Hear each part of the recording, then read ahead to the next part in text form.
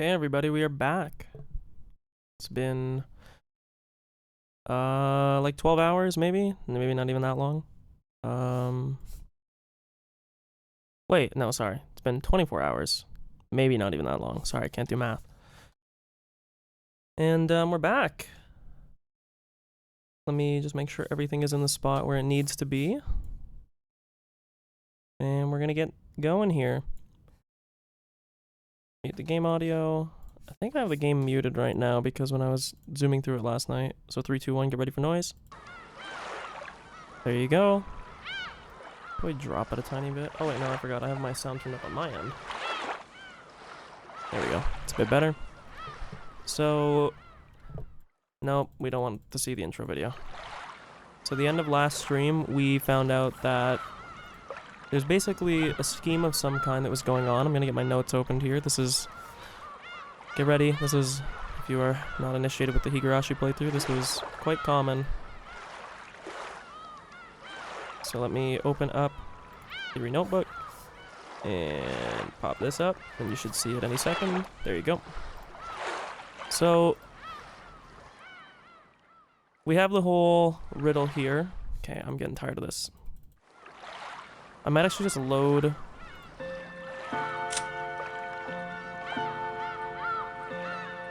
I don't know if that's gonna keep ringing. Okay, no. I'll keep it on this for the time being, just so that I can talk. Or maybe we'll do this. It'll be a more quiet background here. I know the notes are still up. We're still gonna go over the notes. I just don't want it to be...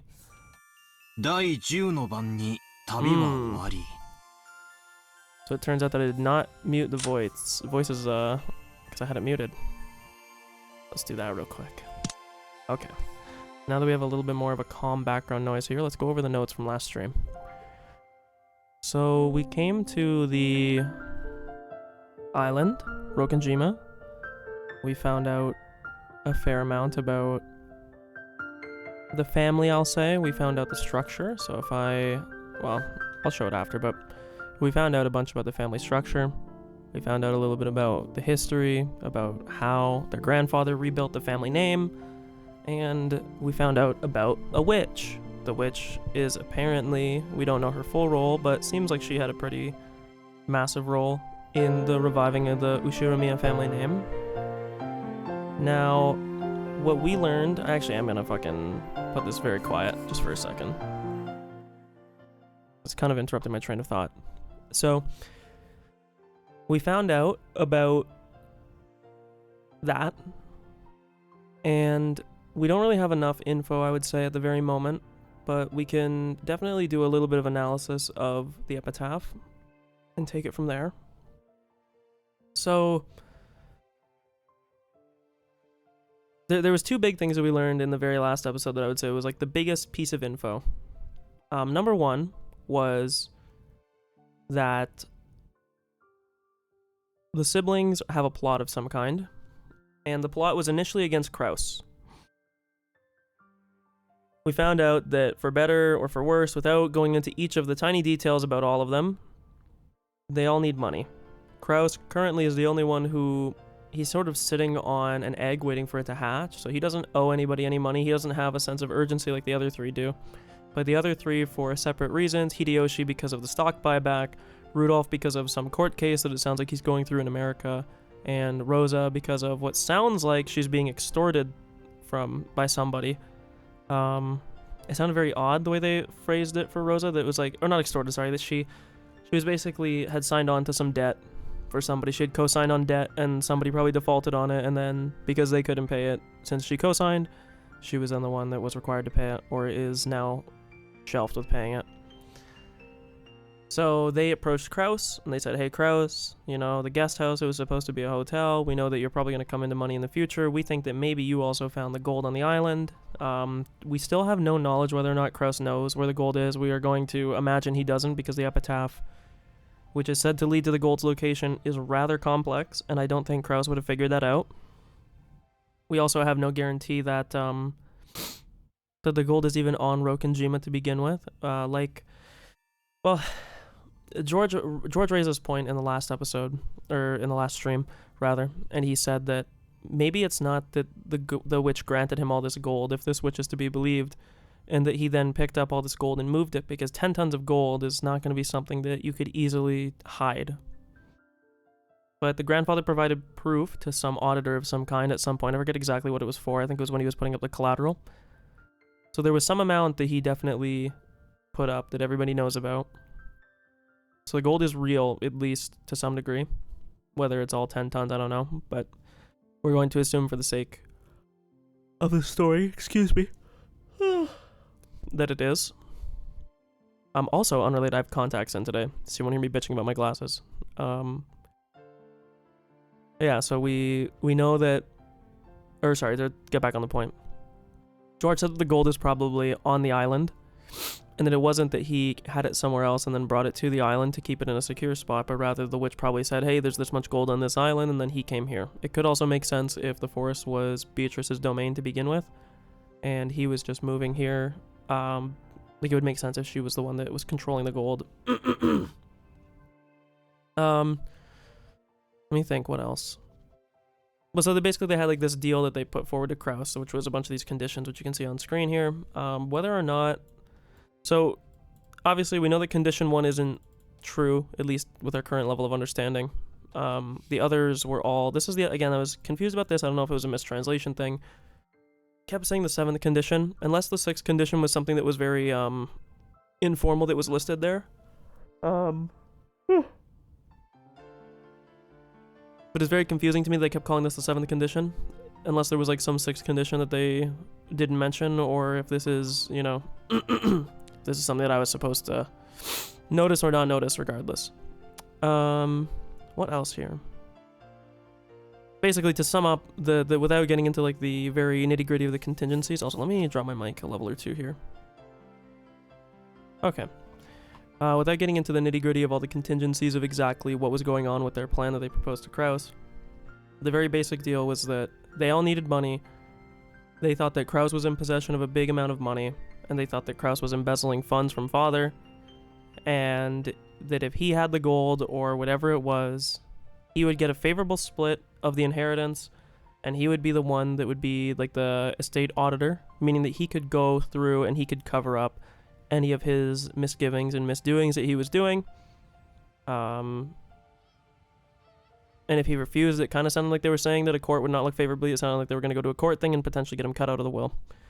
Part of me is still a little bit confused on why the hell they would even offer him this deal, unless I'm misunderstanding one of the stipulations of it.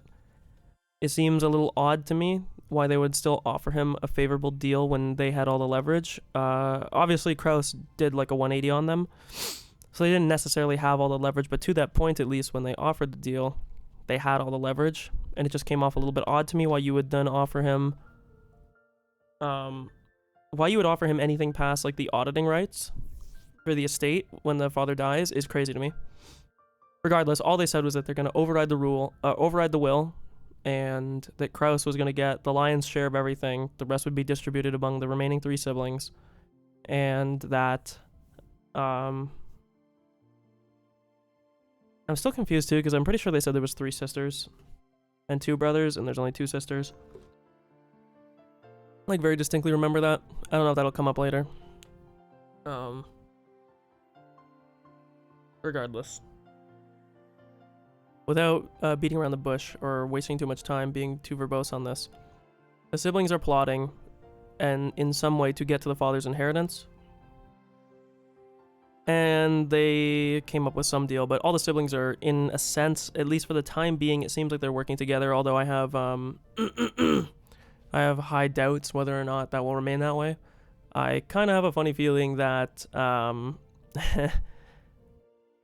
all the siblings are sort of in a self-interested manner, and I think that, I don't think this deal, the scaffolding of this deal will last very long. They kind of all just seem like they're greedy and, like, money grubbing to some amount. And they kind of just want their father to kick it. Like, I initially thought they were kind of proposing an idea like, hey, why don't we whack dad? But regardless, it seems that is not to be. The other thing was just the whole epitaph. I'd say those were the 2 big points outside of, like, introducing to all the characters and a little bit of the background and, like, the layout of how everything is and blah, blah, blah.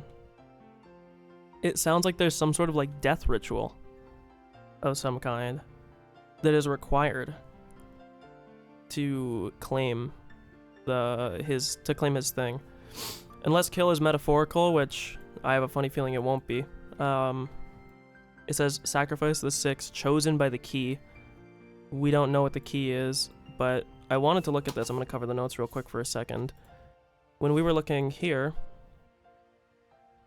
when it says the 6 chosen by the key, we don't know what that means, but how many characters do we have total? We have 10 characters, 15. There's 18 total people here.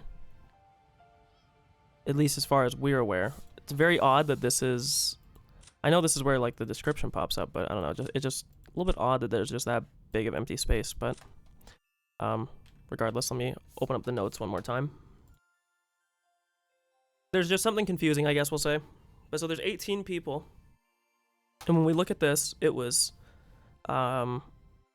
6, 2. So we have 8, 9, 10, 11, 12, 13.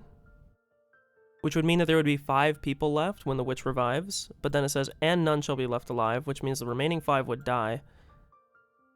The only thing that's a little bit confusing here is it says there's 4 treasures. The Golden Land's gold, so duh. All the people that are dead, which would be all 18 people. All the love they possessed. I don't necessarily know what that means. Unless that also means like children or lovers or we don't, this is sort of vague. And 1 for the witch to eternally rest. And this sounds like to kill the witch. So one of the treasures is to kill the witch. And then rest in peace, my beloved witch, Beatrice. So... I don't really think there's much point, like, to dissect much of, like, the epitaph. I just don't really think there's much we're going to be able to do with it at the current time.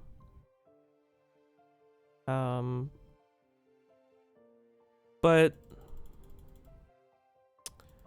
we know that the servants are also closer to... They're closer to him than we thought.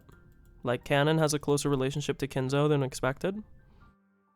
But we didn't really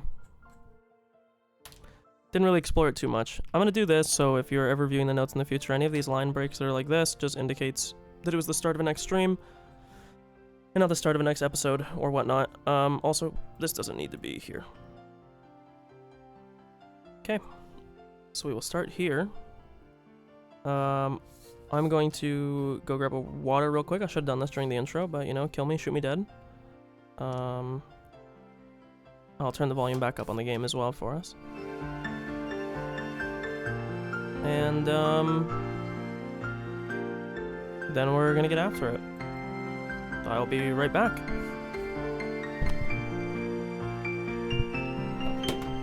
And I dropped my headphones, goddammit.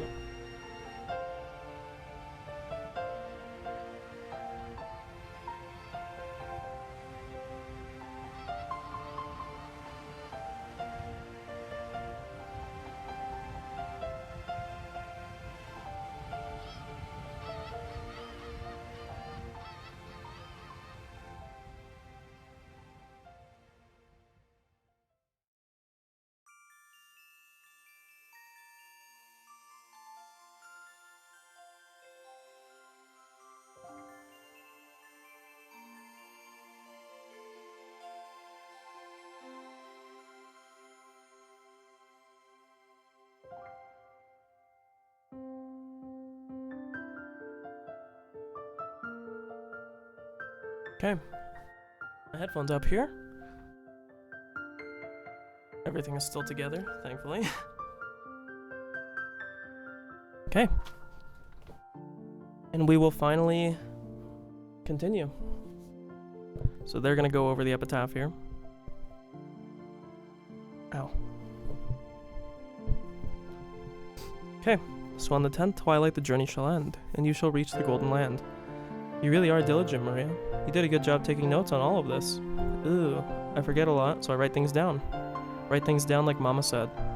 There was a notebook inside the handbag Maria was always carrying around. and Beatrice's epitaph was copied onto it. Thanks to that, we were able to challenge the puzzle of the epitaph while here on the beach. For Jessica and the others, this was a puzzle that they had already tried to solve several times and had already gotten bored with. But it was a first for me, and I was so excited that I couldn't stop. It really tickled my male sense of romance. Let's start with the first line. Behold the Sweetfish River running through my beloved home of old. So, again, this seems pretty straightforward, like find wherever his home village was. Where was grandfather's old home again? I heard that before the war, the Ushiramiya family had a mansion near Odawara. So that said, you'd want to know about a Sweetfish River that flows through Odawara, right? Yeah, because that river's the starting point. And then it's got, you who seek the golden land, follow its path downstream in search of the key. Good lord, this track is loud. It's probably not because of how I set the audio levels, but goddamn, it's loud for me. What rivers are in Odawara?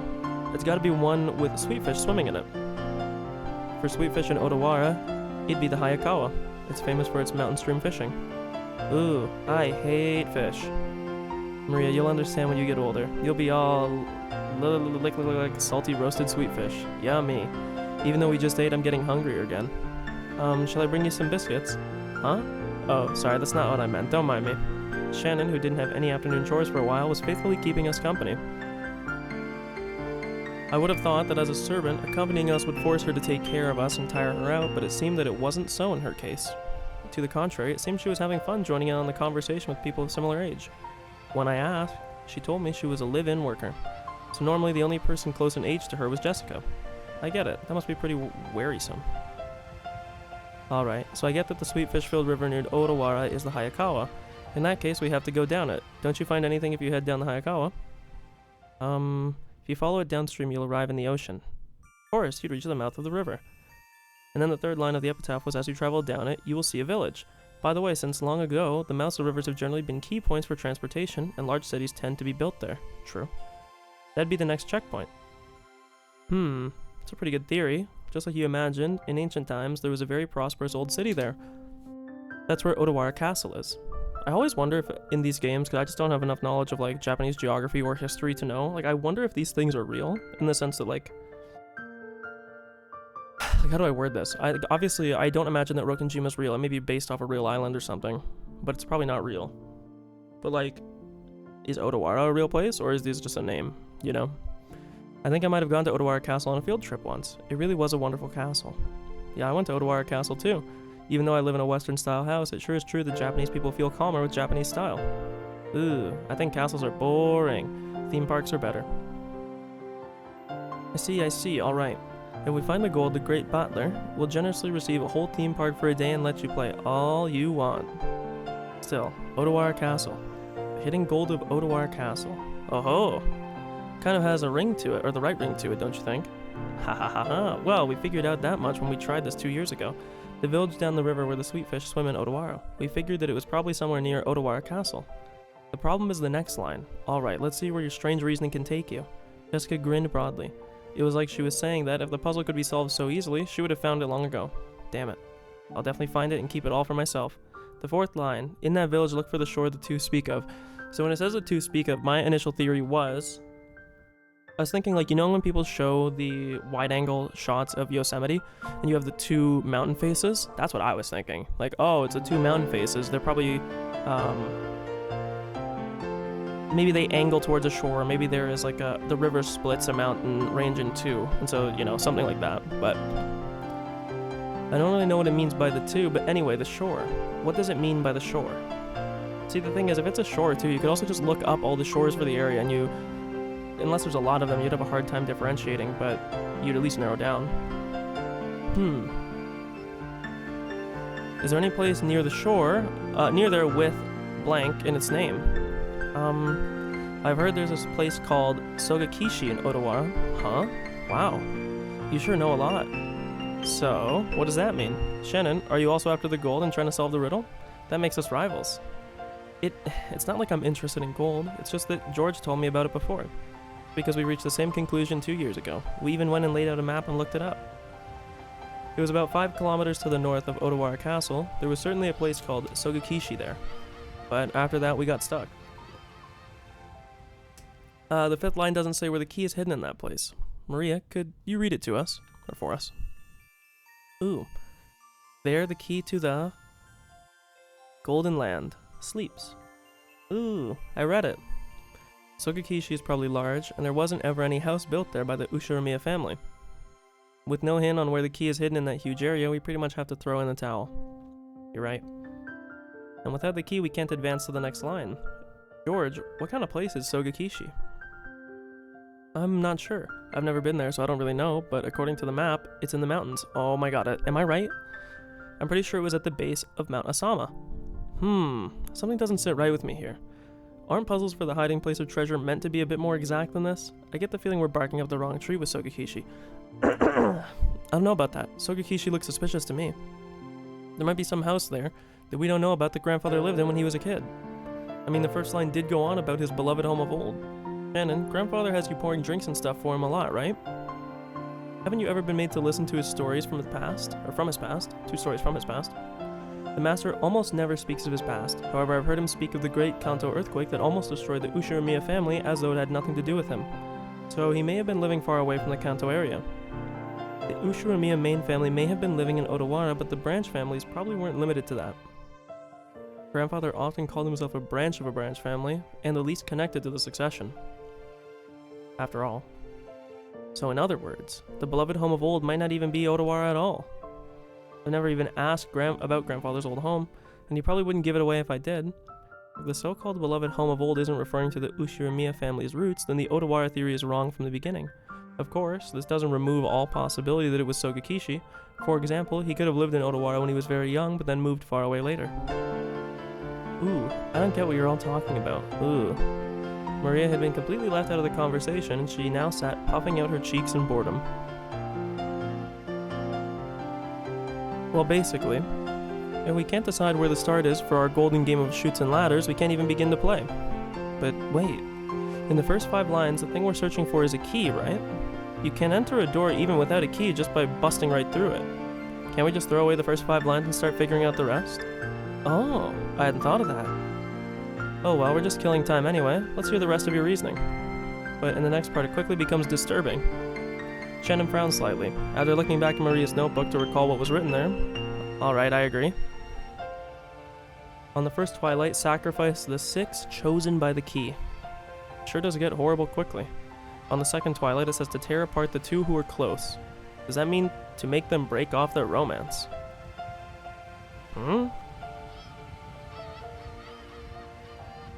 What's that noise? You hear like drums in the... Does that mean to make them break off their romance? Oh, it might not have literally meant kill them, like I was reading it. Or literally tear them apart. I don't know, but either way, it's pretty disgusting. Even if we ignore the meaning of that second line, on the first twilight it's 6 people, and on the 4th through 8 twilights it's 5 people. So at least 11 people must become sacrifices, yeah, depending on if that line about the tearing apart is literal or not. Sacrifices to revive Beatrice. I see, sacrifices to bring back the witch. I guess you can take it that way. As a result, the witch revives on the 9th twilight. The last part is glorious. On the 9th twilight, the witch revives and none shall be left alive. So everyone dies in the end anyway. And then it's got the goal finally being reached on the 10th twilight that follows. Not sure how anyone shall reach to the Golden Land if everyone's dead. That's what I was saying, bro, but I'm assuming one of the treasures is to resurrect, so maybe you could do some weird like setup thing prior. Be like, hey, yo, please resurrect me, please. Seems to allow for different interpretations as to whether or not the traveler who holds the key would be included in the none shall be left alive part. I don't know if there's different interpretations there, man. I think it's pretty clear. There's something pretty interesting written at the end. The lines about how, after reaching the goal, 4 treasures will be given by the witch. One shall be all the gold. Problem is the next one. It says she'll resurrect all the dead people's souls, right? Doesn't it seem like this refers to everyone that died in the earlier lines? Yeah. You put it like that, the next one, the part about even reviving the love they possessed, might be referring... Yeah, you know, that's actually a very fair point. Didn't think about that. So it will rekindle the romance of the 2 that you tore apart. Huh. Right. And the 4th one refers to the 9th twilight. The 4th treasure is putting the witch revived on the 9th twilight back to sleep again. If we interpret it favorably, it's hectic with people dying and being broken up, but it's all made well in the end. The awakened witch once again sleeps, and all that's left is plenty of gold.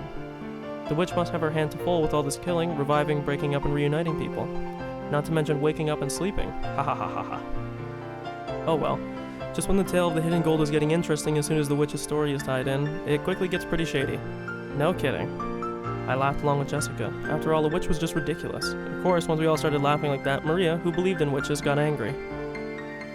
Ooh, witches are awesome. They can do anything with magic, even kill, even bring back to life, even give love, even take it. Can fly in the sky, can become invisible, can even make golden bread out of nothing. Oh no, my bad, it's just a joke. Jessica apologized, sticking out her tongue, but Maria didn't accept it. She grabbed her notebook back out of my hands and, opening to the other pages, tried to prove that witches existed. Pages had colored illustrations of witches drawn on them, and conveyed the fantastical image Maria had of witches well. They were not depicted as the normal sinister crooked-nosed hags flying around on brooms, but as dreamlike people with mysterious powers who could do anything and wore beautiful dresses. Just what you would expect from an imaginative young girl. Dancing through the sky, crossing a rainbow, dancing around all night with magical teacups and teapots that would never get empty no matter how much you poured out of them. With the flourish of their wands, the stars in the sky would become candy and pour down, and flowers that produced sweets would bud by the roadside. To Maria, witches were the sole thing that could give form to the magical dreams that so captivated her, lastly enriching her reality, which revealed more and more of its bland nature to her with every inch she grew. That was why Maria believed in witches. She didn't want that dream to be insulted, and for that very reason, nor did she want the epitaph, which affirmed the existence of witches, to be insulted, because the witch Beatrice is Maria's dream. Maria, this is not something that points to the hiding place of the gold, but magic to revive the witch. I mean, yeah, that's kind of what it seems, and the witch grants all that. So it was the single bridge between Maria and the witch. Maria was very angry and clung onto George. Jessica and I scratched our heads and apologized. We got snatched, bro. We put that corset on, we go, ooh, damn. It might not be possible to smooth things over again like the time she got mad in front of the portrait. Maria didn't want to be easily consoled. As Jessica and I hung our heads wondering what we could do, Shannon timidly opened her mouth in our place. Maria, did you know there's a ghost story about Beatrice that has been passed down among the servants? Yeah, that's right. Shannon, tell us about it. I don't really know, but it's apparently pretty famous among the servants. What's this? A ghost story? Yeah. Seems it's a story from before we were born. I've also heard it from my mother. Yes. It's been passed down since the mansion was built on this island. The servants of that time whispered that the mansion had two masters, one of the day and one of the night. The tale that Shannon told was just like a typical campfire ghost story. If there was a forest with a witch living inside of it, then inevitably the witch was going to pay the mansion a visit. At some point, this ghost story naturally sprouted up between the servants. Doors and windows they were sure they'd shut or locked would be open when they came back around to double check. Lights they definitely turned off would be on, and lights they definitely turned on would be off. Things would disappear from where they'd been placed, and things would appear when no one had any memory of putting them there. Just like me with my wallet and my keys, man. I'm like, where the fuck did I put it? Oh, there's no chance I could have put it there! When any of these things happened, the old servants would say that the witch had visited the mansion, invisible, and played pranks. Ooh. See, she exists! Beatrice exists. Yeah, she exists. I remember often being unable to find my bag before heading to school. Maria puffed out her chest with an ooh, as though this was the final proof that the witch existed. If I said it out loud, Maria would probably be hurt again, so I didn't, but... I mean, you hear that kind of story everywhere. Depending on the place, it might be blamed on fairies or something. It's just that on this island they call it the witch. Of course you would expect that walking around a vast, elegant mansion at night would be a little unsettling. It's an island devoid of people. Since the mansion is so drafty, walking around on the night of a thunderstorm would certainly be eerie. In addition, some servants have also seen will-o-wisps and glittering butterflies dancing around. Cannon also said he saw something like that when he went patrolling one night. And recently the servants have been talking about strange footsteps inside the mansion near midnight. Ooh, I like this. We have whispered together that Beatrice from the portrait sometimes makes herself invisible and walks through the mansion. That would be so cool. Imagine you walk by the portrait and there's no, she's not drawn on the portrait anymore. That'd be fucking crazy. Alright, I have to put chapstick on. My lips are like, I bitch about this. I've bitched about this through all of Metaphor and recently. Man, it is just, Canadian weather, man. It's so... I don't know what the correct word for it would be. It's very temperamental. We'll put it that way. Like 2 days ago, it was negative. It was like -4 Celsius. Apologies, any Americans. And today it was 20 C. So it's like, okay. I really don't know. Other than like deserts, which is kind of like cheating, I don't know if there's any place on Earth that has as crazy of a delta as Southern Ontario weather. Hey, what do I know? One second, let me put this on.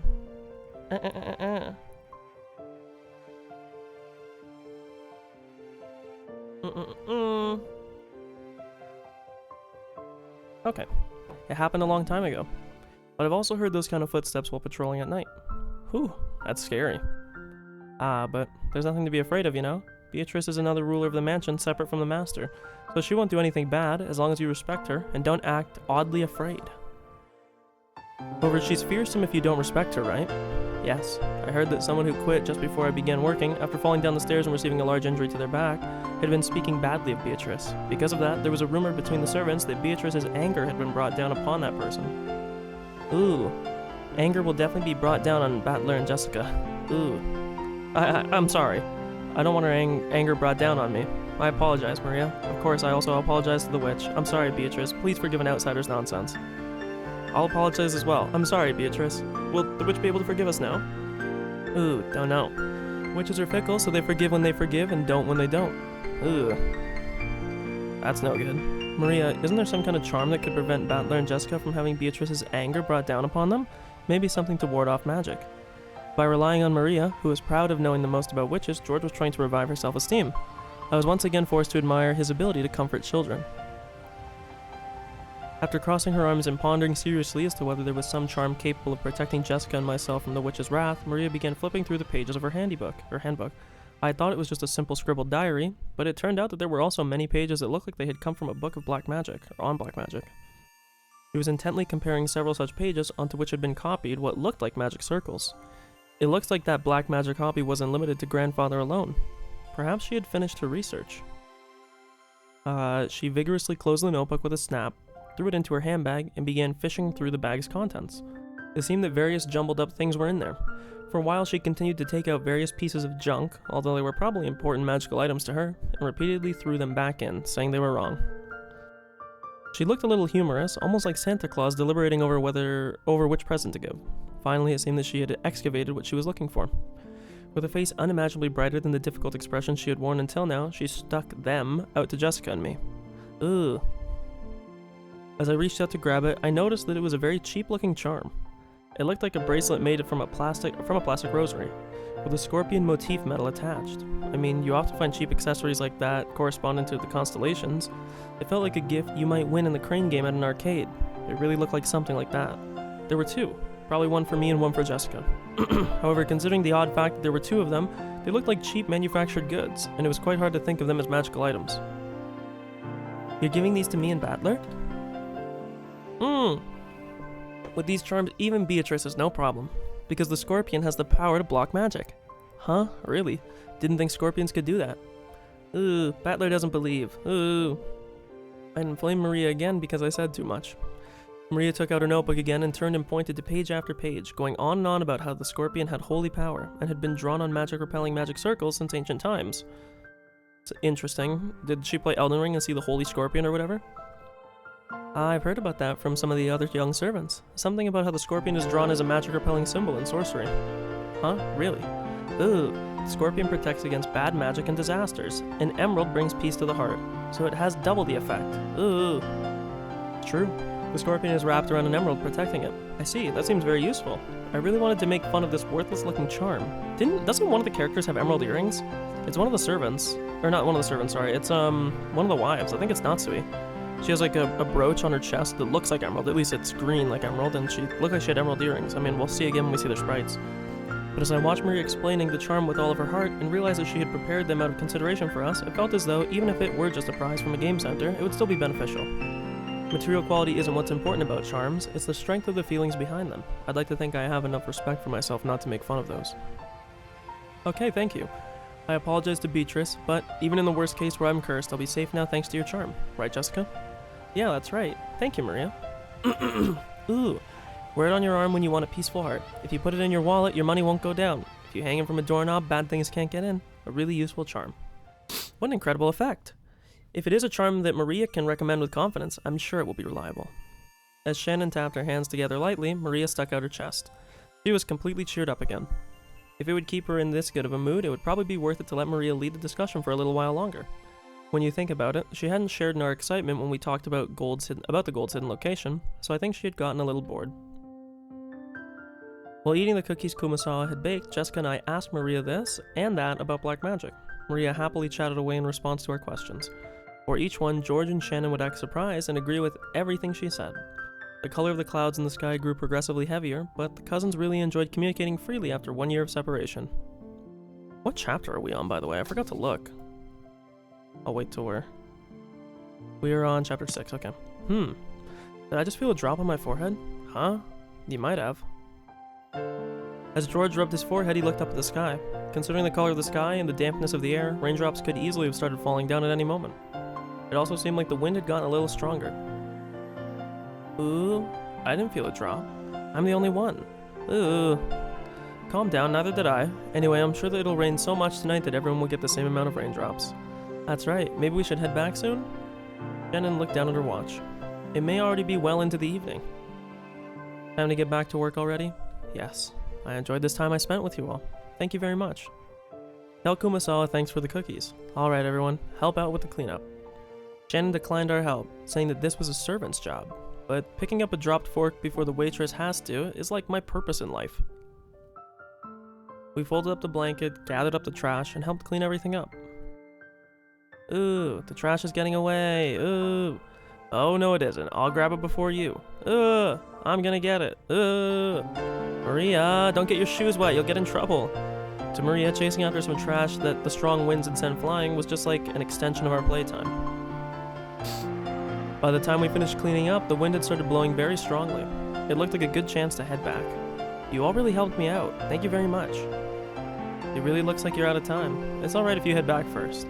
George perceived from her hurried appearance that very little of her free time was left. Genji's very rigorous about time. If you aren't at the right place at the right time, he can be very strict. We'll see you later. Do your best with your work. Yes, then if you'll excuse me. After making a respectful bow, Shannon hurried off in the direction of the rose garden. Okay, let's head back to the guest house. We can watch TV or something and relax a little. Ugh, watch TV, ugh. And then it's decided. Let's all head back and watch TV together. Even Maria, who was still not tired of playing, agreed when she thought about watching TV. We headed up the gentle stairs and returned to the rose garden.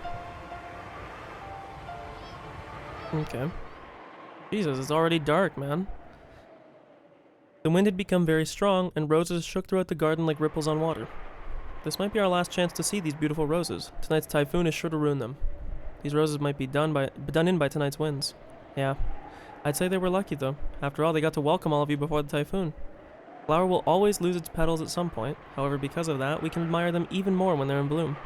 That's right. Okay, bro. Guy's like about to give us a little talk about the value of life and the impermanence of everything. That's right, Maria, burn this image into your eyes. At this moment, they are the best roses of the year. Ooh, burned into eyes. Right then, Maria suddenly clapped her hands. It looks like she had remembered something. Yeah, probably the rose they tied the candy to. My rose. The typhoon will send it flying. Ooh. Oh, you mean that unhealthy rose George marked with a ribbon? It seemed that Maria remembered where the rose was. She ran at full speed. The rest of us followed her. Is she gonna pluck it? Ooh, ooh. Where was that again? I'm sure it was somewhere around here. We searched everywhere around that area, but after all, it was only a single flower amongst all of these roses. Even though we knew it was somewhere close by, it wasn't proving easy to find. The winds that made up the front lines of the typhoon were making the roses throughout the garden undulate. It was almost like it was teasing us by making the location of Maria's rose impossible to find. Maybe it wasn't here. Let's try spreading out a bit in our search. Sounds good. Let's go for strength in numbers. What's up, Maria? As we made the split in search, Maria tugged on my jacket with an unhappy face. It felt like her intention was to stop us from going to another place. What is it? What happened? Ooh, my rose is here. It's here. But it's actually not, is it? Maybe it was on the other side of the flower bed? If we all look, we'll find it fast, right? It's here. My rose is here. Look for it. Look for it. Ugh. Maria stomped her feet in irritation. She was pointing at the spot, saying it was definitely there. I skipped up accident. Yes, I know. Yes, I know. It's because I skipped through, so you're giving me... Yeah, I know! Let me go through! Yet it actually wasn't. And yet if we were going to search elsewhere, she got mad. We were at a loss for what to do. For a while, we'd have to stay with Maria and pretend to search through the rose thicket. Okay. Not here. Not here. Not here. Ugh. Maybe she's saying that it should be here, but it isn't. Maria became increasingly ill-tempered. Oh man, Maria's really losing her temper. Maria sometimes starts to really care about really pointless things. If she gets what she wants, that's alright, but you can't find something that isn't there. That's not good. Just as we were starting to despair for a way out of the situation, Maria shouted out loudly. Mama! In the direction she was waving her hand, Auntie Rosa's figure was visible. Maybe she wanted to look at the garden one more time before the typhoon came, or maybe she had some business at the guest house. Auntie Rosa was coming from the mansion. She quickly noticed her daughter's voice and came over. Oh my, what happened, everyone? Are you looking for something? Look for it! Mama, you look for my rose too. Ugh. Your rose? We found an unhealthy rose around here and marked it. We tied a candy wrapper or something around it tight, but Maria, if I remember correctly, it was growing right in front, and it really stood out, didn't it? Unless it grew legs and ran off somewhere, it must have been somewhere else. Aren't you just remembering it wrong? It is here. It is here. Battler doesn't believe. Ugh. For the umpteenth time, will you please stop that nonsense? Mama will look for it, so stay quiet. I was a little surprised to see Auntie Rosa, who I had only ever seen as gentle, get angry. Auntie Rosa began searching as well, so we went along with her for the time being, but we were already more than sure it wasn't around here. And so Auntie Rosa also realized, very quickly, that it wasn't here. The rose isn't here. Did you mistake this place for somewhere else? There are so many roses around. Ooh, that's wrong. It is here. Mama doesn't believe. I do believe you. That's why I'm searching. But it isn't here. But it is here. It is here, but it isn't. Then someone must have ripped it out. Just stop whining like that. Who ripped out my rose? Who? Give it back. Give it back. How should I know? Stop it. Stop that whining. Auntie Rosa slapped Maria's left cheek with her palm. Damn, bro. She said, fuck you. Rosa, you were on the top of the tier list, and now you're whacking your kid? 1 second. We're going to put this here. The rose, which George marked, that was wilting. I'm writing this in my notes. You can't see this.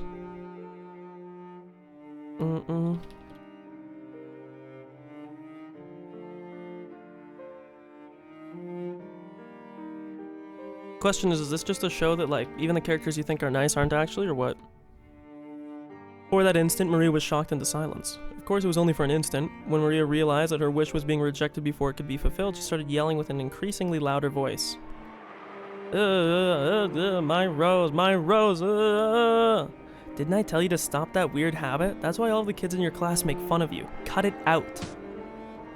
Once again, her palm slapped Maria's cheek. This time, she didn't go silent. She choked as she started crying and began to bawl in an increasingly louder voice. Auntie Rosa was clearly irritated and lifted her hand once more to try and shut her daughter up. Auntie Rosa. Now, she's just a little kid. There's no reason to get so serious. I attempted to intervene with a forced smile and my hands clasped together, but the deadly serious look I was thrown by Auntie Rosa taught me quickly that I shouldn't butt in.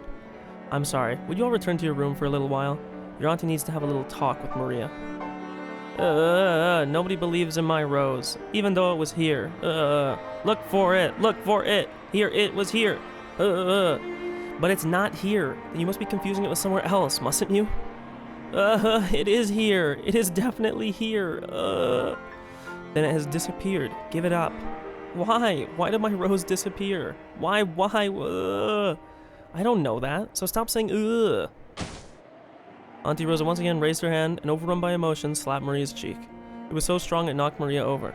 Hey, Auntie Rosa, even if she is your daughter, you shouldn't be violent like that. I stepped between them to protect Maria, who was still on the ground crying. I know the problems between parents and child are none of my business as an outsider, but I wasn't brought up to just silently observe something like this.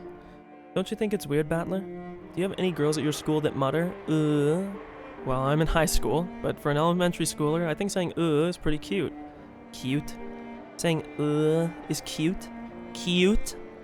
It seemed that my reckless words had brought Auntie Rosa's wrath down upon me. She grabbed my collar with a terrifying expression. Don't say such nonsense. Do you know how old Maria is? She's 9 years old. She's a 4th grader, you know. She's not a kindergartner. And even so, she's still saying during class. Do you understand? This kid, do you know what they say about her when they bully her? Thanks to this weird habit, she still hasn't made even a single friend. Don't turn your eyes from reality and recklessly call Maria cute. Think much, much more seriously about this kid's future. I told you, stop saying Didn't I tell you, stop it? Auntie Rosa struck Maria's quivering head from which an increasingly unsatisfied voice was rising. I tried to stop her, but she thrust me away. My back collided with George. A long time ago, Auntie Rosa also thought of it as nothing more than one of Maria's baby words. But she's now midway through elementary school, so the fact that it hasn't been fixed has bothered her a lot recently. Not like it matters what kind of words she uses. You can't become a proper member of society George isn't, they're both right. So even though it's not a pleasant scene to watch, this is a problem between mother and child. I don't know, big dog. I mean, there's better ways to solve it than this. Well, my mom's always giving me hell about how I speak, too. If you look at it that way, maybe an outsider shouldn't interfere with this, even though it is painful to watch. Adler, didn't you ever have any bad habits as a kid that you couldn't fix and got you in trouble? Well, one or two. On Parents' Day, I got a huge telling off in front of everyone, and it was so embarrassing I couldn't stand it. Well then, you can understand Maria's feelings right now. I'm sure she doesn't want us to be here now. Do you understand as well, Jessica? I don't think anyone likes to be seen when they're being punished. Let's go. Let's return to the guest. Yeah, let's let Rosa beat the fucking brakes off her. We got like John Silva versus Bryce Mitchell shit going on. She's got Maria in like a front choke. Like, okay, yeah, sure, man, let's just walk away. Then after Maria comes back, let's welcome her as if nothing happened. That's probably for the best, isn't it? Okay, well, Maria threw a tantrum, and Rosa came out and smacked her around. Tier list being shuffled as we speak. Or I should say, as I type. Man, I liked Rosa. Are they just trying to find a way to make all the siblings like irredeemable in some way? I shouldn't say necessarily irredeemable, but I mean, definitely not good. We thought that George's point was probably correct, and if we could use that correct sounding reason to justify our retreat from this painful scene, that was probably enough for us. Jessica and I nodded at George and we all left. We called towards Maria that we were going to head into the guest house, but since it didn't seem to reach her ears, we felt guilty and shameless even saying it. And yet, in that case, look by yourself as much as you want. Mama doesn't care.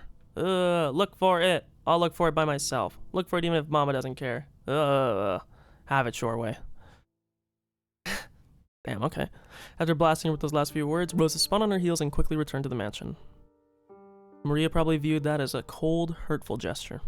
But from Rosa's perspective, that was not her intention. And it doesn't matter what your intentions are, bro. I mean, it depends more on the outcome of what you're doing. Like, I don't know. Intentionality matters a little bit, but it doesn't matter depending on how far of the outcome, like how far you're going to do it. There's a lot of ways that you could have something that you could say like, oh, well, the end, my intention, man, the thing that I was trying to achieve, I had good intentions with what I was trying to do. And it's like, okay, well, the road to hell's paved with good intentions, bro. You can't just constantly excuse bad actions just because you had good intentions. But hey, we don't need my soapbox about parenting from someone who doesn't have a kid and who is not even 25 yet. But what I will say is, I think there is probably better ways to get things across to your kid.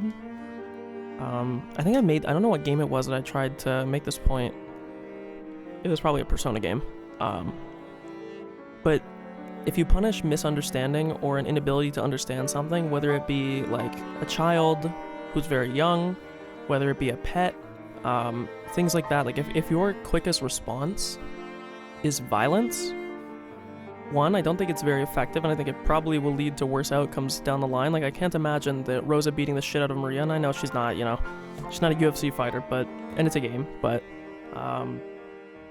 there are probably better ways that you can go about it. It's not to say that, like, all discipline, all, like, physical discipline of this kind is exactly the same. Of course it's not. Of course there's much more serious things, like, but this would be like having, like, a domestic abuse situation, be like, hey, bro, it's not domestic abuse if it didn't leave a mark. It's like, okay, well, I mean, you still hit him. It doesn't matter if, like, the kid's not fucked up for life because of it.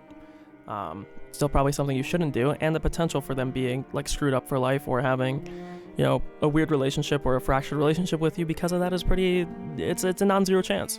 There are very few situations where I would say that you could justify physical discipline, and that's not to say that you can mentally torture your kid either, but that's just to say that I don't think hitting your kid is the answer, especially if it's due to a lack of understanding on the topic. I won't belabor this point too much, but it's always something funny when you see, like, people who, like, let's say, like, your dog is doing something you don't want it to do, and so your response to that is to, like, hit your pet. And it's like, they don't speak English, bro. They don't understand you, or whatever language you speak. Like, they don't understand the words that are coming out of your mouth. They're, like, they know patterns. To punish something that doesn't, like, a creature that doesn't understand you with violence is just, I don't know. It's a very... If anything, it just shows your inability to be a good communicator. And again, like I said, I'm sure there's certain very out there examples you could give that would be... Like, I'm sure that you could probably devise some hypothetical where I would say, like, then... I would say that even if there's, like, physical discipline, there's, like, levels, right? Like, you don't need to smack your kid. But again, let's not get... I don't want to belabor this point too much. I'm not a parent.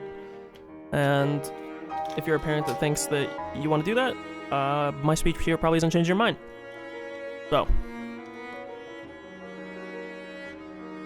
It was because the hand which she had so emotionally struck Maria's cheek with was still numb. It was because if she stayed there screaming, she might again be taken over by her emotions and continue slapping her daughter's cheek over and over. After Rosa left, only Maria was left in the garden all alone. The wind began to blow stronger and stronger, and every once in a while, a raindrop would fall on her forehead. However, Maria couldn't leave that place, not until she found that poor withering rose. It had definitely been there, and yet it wasn't there. Even though she knew the place, and even though this was it wasn't there. Maria, while bitterly staring at the place it was supposed to be, thought frantically, maybe the angle I'm looking from is wrong. Maybe the height I'm looking from is wrong. While gazing at a single point, Maria repeatedly changed her position and continued to stare. The wind was getting increasingly stronger. Maria kept looking for that rose in front of the flower bed. End of chapter? Maybe? No? It's downpour. Bitrate on the stream is probably dying because of that. Kinzo noticed the sound of the raindrops beating on the window. It had finally started to rain. It had begun later than the weather report had predicted. Kinzo, as if being summoned by the sound of the rain, approached the window. The sound of the rain is the sound of silence. That sound feels quieter than any silence. It makes humans remember that in the end, they are alone from when they are born to when they die. You're late, Beatrice. Were those words directed at the rainy sky? No one could be seen in the direction of Kinzo's gaze. So, shall we begin? Our banquet of miracles. In this very moment, the island has been cut off from the world. Now there are none who can interrupt my ritual. There are many fitting sacrifices for you. 4 of my children, 3 of their companions, 4 of my grandchildren, me and my guest and my servants. You may eat up as many as you please. The key of fate will select the sacrifices in accordance with the demon's roulette. If that roulette chooses me, even I will become your sacrifice. However, because of that, because I will bet on that madness, I will definitely create a grand miracle. Come, devour as much as you wish. I will overcome that roulette. Yes, I'll put everything on the line. First, I will return the headship to the Ushiramiya family. Take it. As Kinzo violently opened the window, he ripped the golden ring from his finger and forcefully threw it away. Maria's still out there. At that moment, thunder resounded, giving the illusion that the lightning had accepted that ring. And, when you are resurrected, it will be me who stands there. I will live until the end and watch over you as you awaken. Now come, Beatrice. Welcome to my banquet. In exchange for all that I have created, show me a miracle, one final time. Oh. Beatrice. Is that it? Okay, there we go. That's the end of the chapter.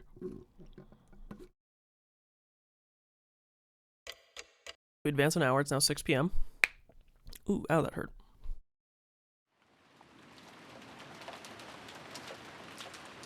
Okay. A news ticker popped up on top of the TV program we were watching. The disaster report told how municipalities all over were continually sending out rain, flood, and wave warnings. Of course, the harshly beating raindrops on the window were much more convincing. This rain's incredible. Still, when it's raining this hard, it feels like it's going to stop soon. You wish. They said the typhoon's moving slow, so it could be like this all day tomorrow. And even a little weather'd be enough to stop the boats. It looks like we won't be able to head out on Sunday after all. I'm glad I was cautious and didn't make any appointment for Monday with the outside world. I guess this means, it looks like we'll be skipping school Monday. Living on an island's starting to look pretty good. Come to think of it, Jessica, you have to take a boat to school every day, right? What do you do when the boats are closed down? Do you stay home when it rains and show up late when the wind's blowing, like King Kamehameha? Or King Kamehameha, if you want to be a troll. King Kamehameha. I'm sure there's probably a better way to say that. That's probably like a very like English pronunciation, but if the boats don't come, I stay home. Still, it's not as good as it sounds. Most of the time I get ordered to do private study, and they're super anal about checking it, so it's not like I can take it easy. Yo, shout out Jessica, okay? Jessica's top of the tier list right now. During the rainy season when the weather stays bad for a long time, you must be forced to miss a bunch of days in a row? Yeah, that happens, but then every single day I'll get a call from my homeroom teacher, sourly instructing me on what to study and what to turn in. You can't slack off as easily as you're thinking, Badler. She has to follow the rules for people that don't travel to school by boat and get a good amount of studying done. It'd actually be easier to just go to school. In my own room I get distracted and can't concentrate. Plus, being made to do nothing but workbooks for several days straight is really mentally stressful. When I'm ready for college, I really just want to go someplace with dorms and say goodbye and good riddance to this pain-in-the-ass island. Huh. So, by the way, what do you think when the weather's good in the morning, but then gets so bad on your way home that the boats are closed? Or what do you do, sorry? No, what do you think? Do you spend the night at school? That actually happens a lot. So they have some lodgings there for people who can't get back to the island. I stay over there. Sometimes when it gets really bad, I can't get back home for a few days at a time. If you just look at it from the perspective of those people who have to go to school every day on a train packed to over 200% capacity, it's easy to irresponsibly think that going to school on a boat seems pretty interesting and fun, but it's actually hard work in a lot of ways. Inconsiderate tourists say that kind of thing all the time. I've had enough of island life. I want to finish high school quick and leave this island behind. There must have been a full boarding school you could have gone to. Why'd you go and choose the school on Nijima? Probably wasn't a choice. That's what I wanted from the very beginning. It's Mom. She's always going on about how I need to learn manners and discipline as a successor to the head. In the end, I got stuck with a high school close to home. Man, I hate this island. I just want to go live in a city. A city where it doesn't matter if rain or even spears fall from the sky, because as long as you stick some casual clothes and sandals on, you can still get to a shop in less than 5 minutes. Dude, I agree with her 100%. Ha ha ha ha. Ha ha ha ha. Hold out just a bit more. It's only a little longer until you graduate high school, right? I can't wait a little longer. Jessica stretched out and reclined on the sofa. Maybe because now was a bad time slot, there weren't any interesting programs on. So we had nothing to do but languidly kill time until we were called out for dinner. In the end, Maria had not returned to the cousin's room. She had probably been brought back to the mansion by Auntie Rosa. It had to be pretty boring for Maria, all by herself while the adults are having a confusing conversation. We thought we might head over to the mansion to see her, but after all, there was this lousy weather, and there wasn't much time until dinner, so we stayed where we were. Got a knock. At that time, we heard the sound of a humble knock. Jessica answered. Hello?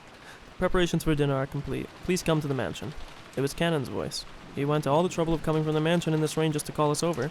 Couldn't he have just called us on the telephone? Oh, well.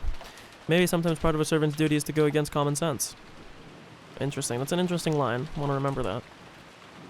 Just when I was getting hungry. Let's go. George turned off the television and stood up. My stomach's been growling for ages. Main family dinners were always fancy as hell every time. Okay, so let's remember this too, because if this is, let's say that he's starting the ritual tonight, right? If this is like a ritual thing that he has to do,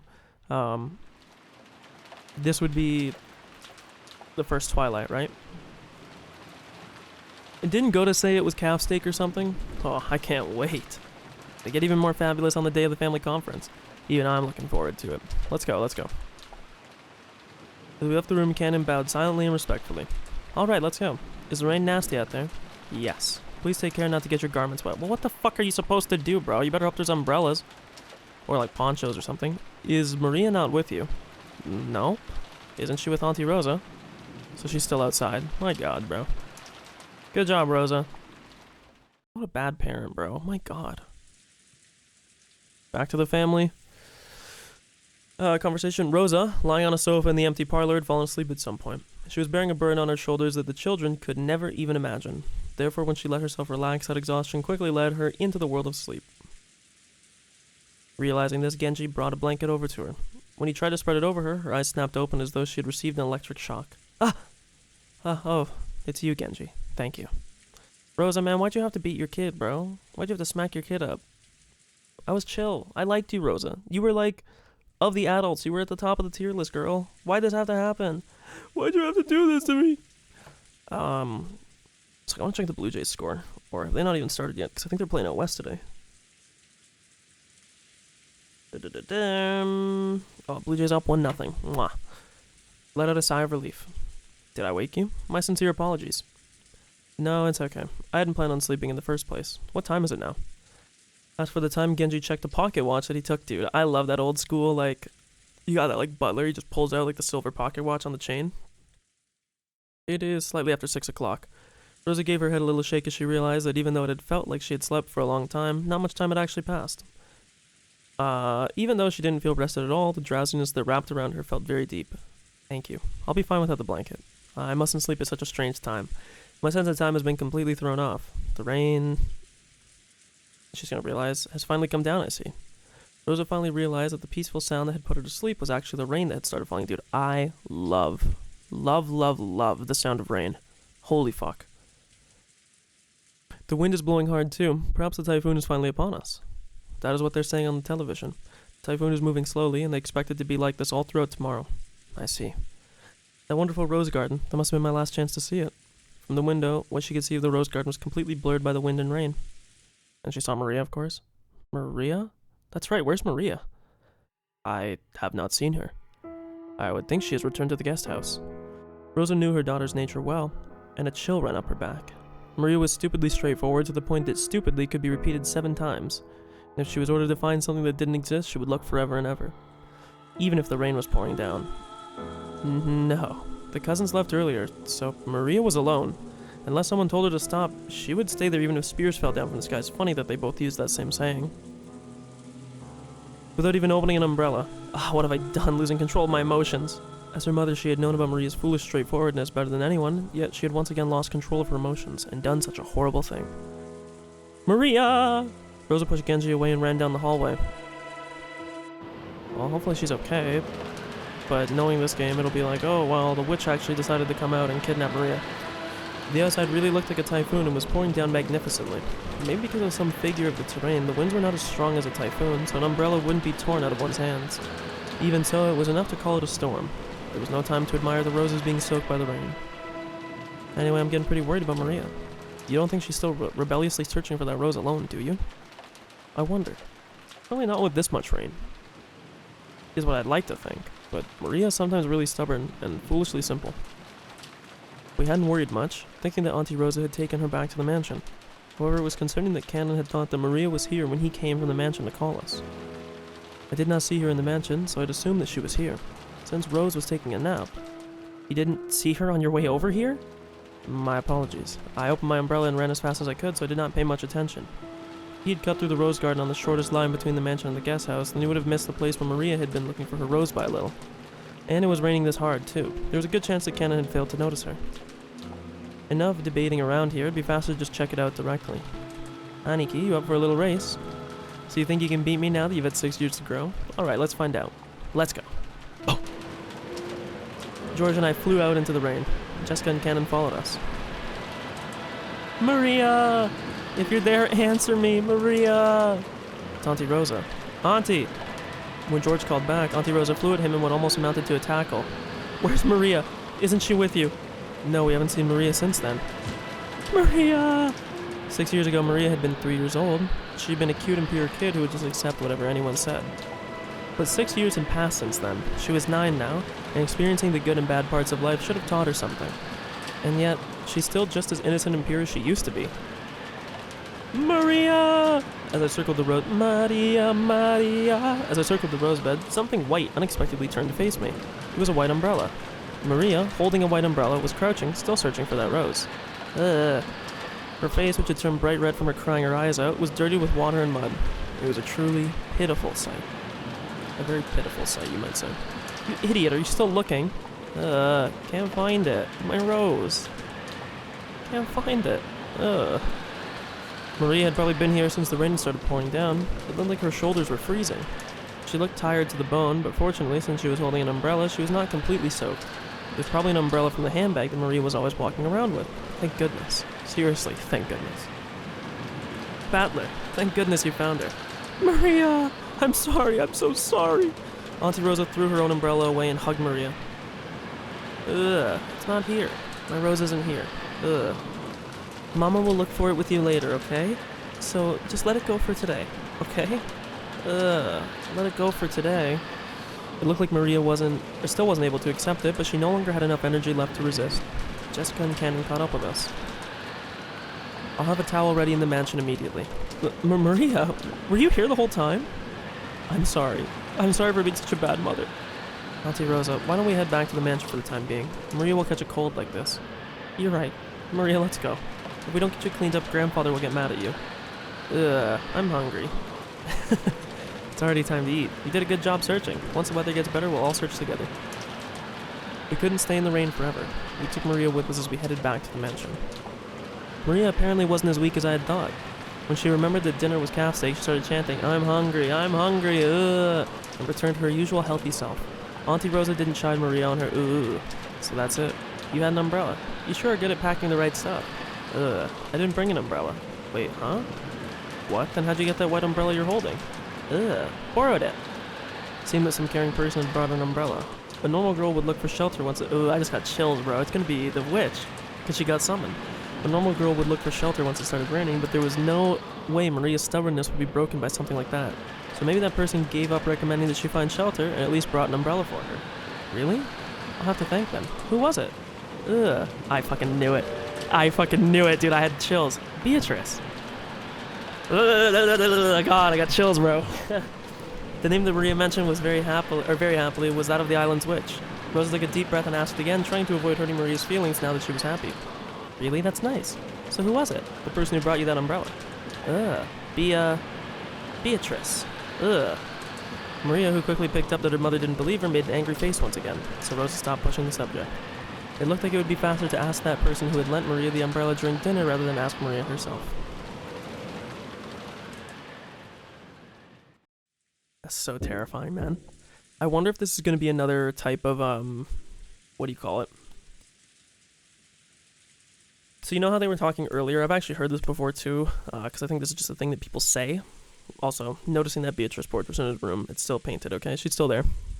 Is she gonna be like, is it gonna be like some Mario 64 painted world shit? She just like steps out, or like Dark Souls like painted world shit? She just like steps out.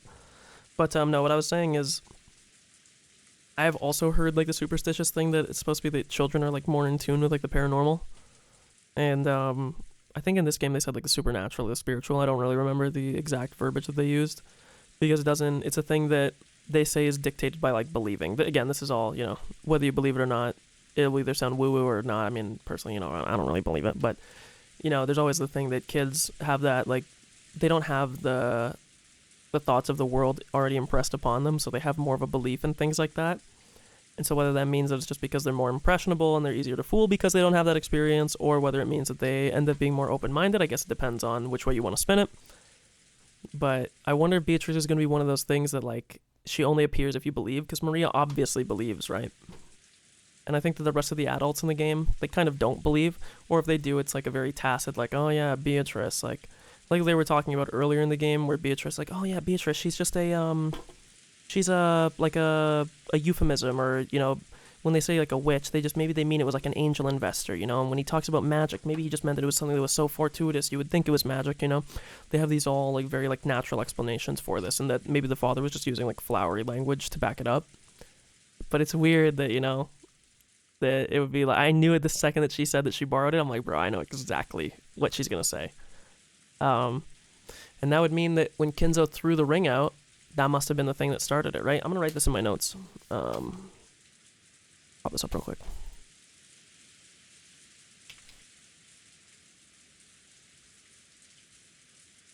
We'll write it in the order that it appeared.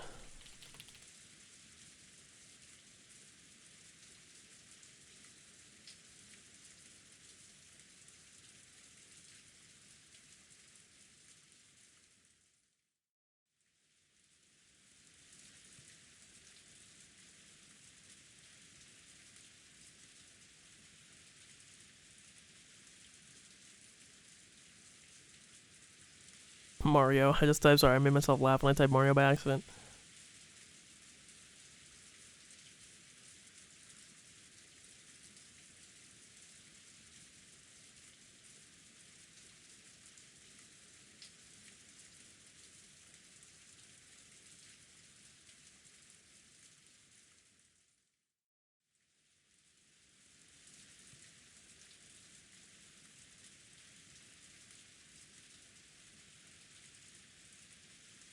Hmm.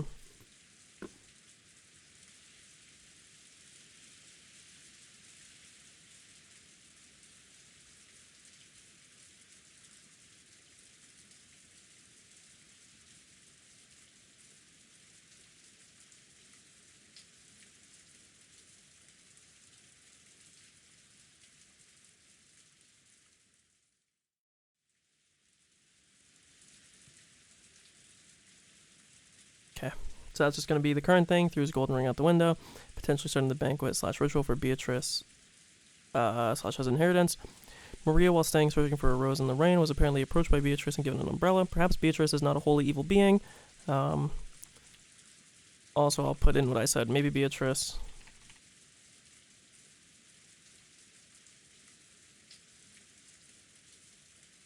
That's not useful revealed.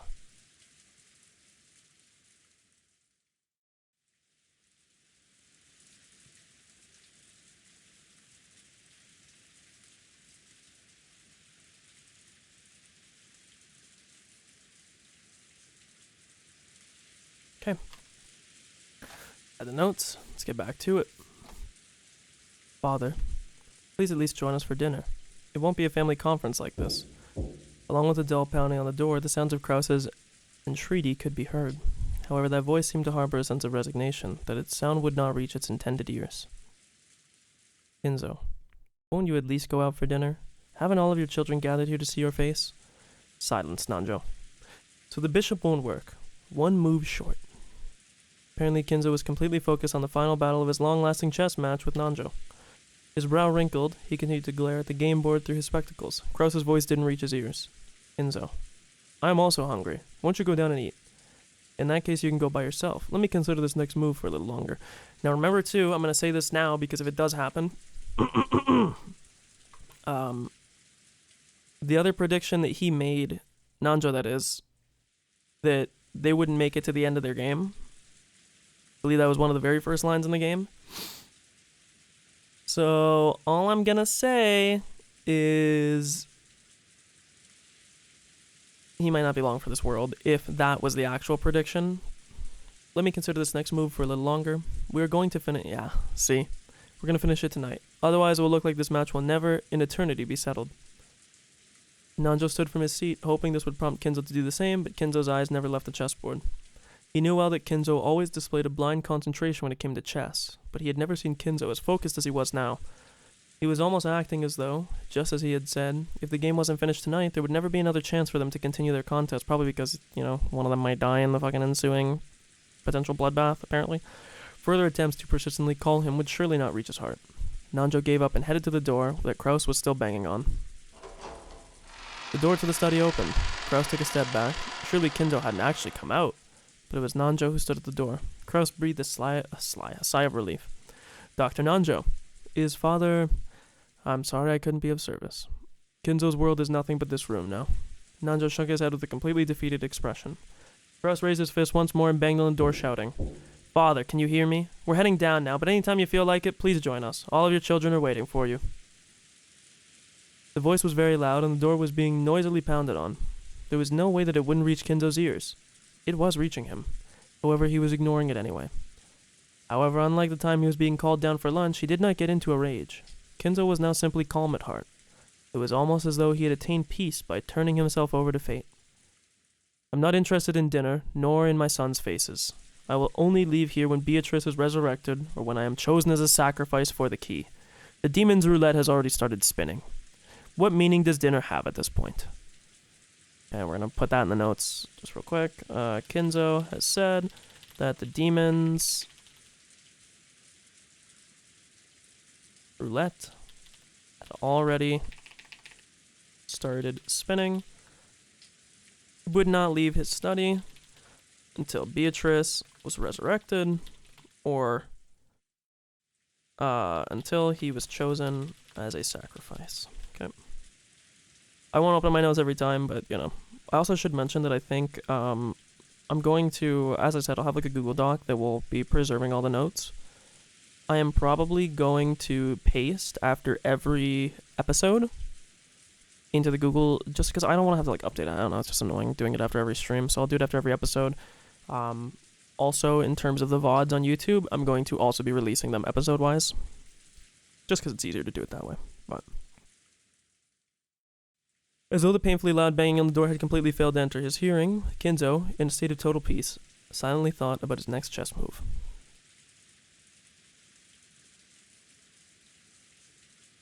Just as always, Kinzo was the only one missing from the dining hall. Krause, wearing a bitter smile, returned with Nanjo. Just as always.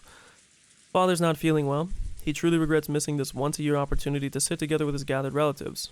Ava and Rudolph snickered. Judging by Kinzo's character, he didn't regret it at all, and none of his relatives regretted that he hadn't appeared either. Then why don't we start dinner? Goda, get it started.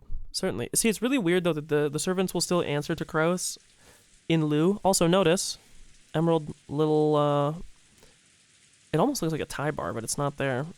I don't know what you would call that. I'm not very well versed in like men's fashion, especially in this kind of. You see, like it's like a lapel pin. Let me look up what a fucking lapel pin is. Wait, is this game still going on? 1 second. Oh no, it ended. Diamondbacks Cubs 13-11. My God. Okay. Lapel pin. I just want to know if I'm using the correct term. Okay, this is the little shit that bothers me.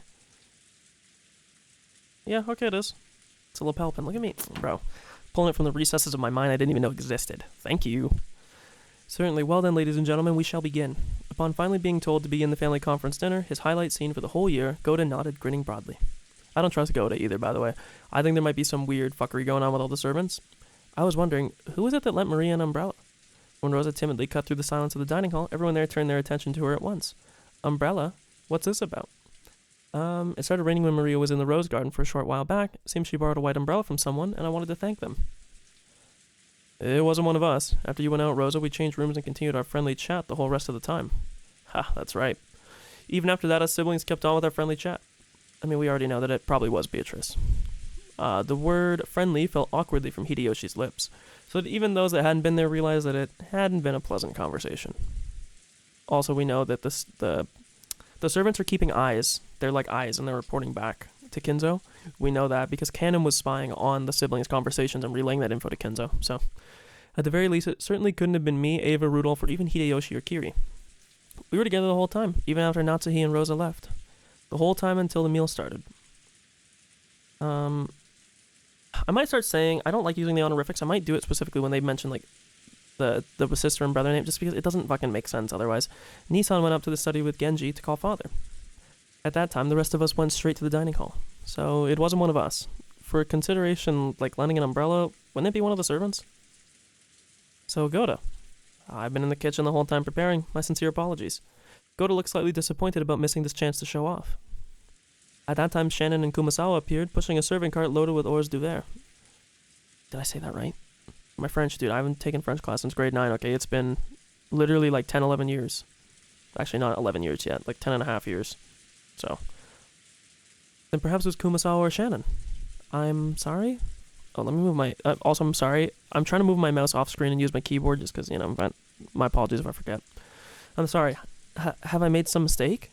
Shannon shrunk, mistakenly thinking that she was being accused of making some error having come in part way. No, you haven't. When Maria was alone in the rose garden, it started to rain. Someone gave her an umbrella. Auntie Rosa said that she wanted to thank that person. Ugh, Beatrice. Maria, her mouth a thin line, said the witch's name in a small voice. Auntie Rosa explained the situation one more time. As she did, Kumasawa cackled. Oh ho ho. It wasn't us. Shannon and I were preparing the rooms together, so we did not go outside. Yes, I apologize for not being able to help. Preparing the rooms? What do you mean by that? Because of this rain, I thought that it would be difficult for all the guests to return to the guest house, so I ordered the servants to prepare the guest. So we're all gonna be in the same fucking thing. Also, she is wearing emerald. That's who it was. She has like a brooch and she has emerald earrings. So just to keep that in mind, okay? It could be a reason, you know, it could just be happenstance, but there also could be a reason.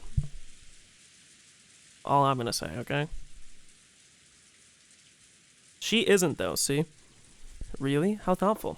Because remember, these two live on the island, or at least they're there most of the time. They're like the heads of the house, basically, the de facto. Really? How thoughtful. That's right. It would be rude to chase us outside in all this rain, wouldn't it? Did you give it a rest? I agree. Shut the fuck up. Yes, we received the order from Madam, and I, Kumasawa, and Kanon were preparing the rooms. Then it became time for dinner, and since we had received an order from Genji to go to the guest house and call the children, Kanon left on our behalf. Yes, in that case, did Kanon find Maria on the way to the guest house and hand her the umbrella? Ugh, that's not it. The person who had actually received the umbrella denied it. Rosa was troubled. All she wanted to do was give a word of thanks to the person who had lent the umbrella, but she couldn't find them. And she had thought that asking like this with everyone gathered for dinner would work immediately. Then Natsuhi? Actually, I want to see how they say her name. I think I'm saying it right, but I don't know if it's like Natsui or Natsuhi, if you specifically... I'm assuming it sounds very similar regardless, but we're gonna find out, okay? You know, why not? Voice marks. Exit. Up. じゃあ、夏日姉さん Natsuhi. Yeah, so pronounce or enunciate the last part. Natsuhi-ne-san. I'm sorry. After my friendly conversation with everyone, my headache was so bad that I've been resting in my room. Therefore, I did not go outside. Then who? George and the kids? That can't be right. No, it wasn't us. We were watching television in the guest house the whole time. Actually, we thought that Maria had just gone back to the mansion with you. Then Cannon came and he asked whether Maria was with us. That was when we first realized that she wasn't in the mansion. In the first place, if it were me, before lending her an umbrella, I'd have grabbed her hand and pulled her under a roof. Beckoning. Uh-oh. Rosa was completely baffled. One by one, the relatives and servants were claiming that it wasn't them. Also, I found out that, the reason why it kept not saving, it was an engine thing. So I just switched the engine that the game was in. You probably might have seen it in the settings when I swapped there, but just as an aside, it kept crashing every time I tried to save with that one engine or whatever it was.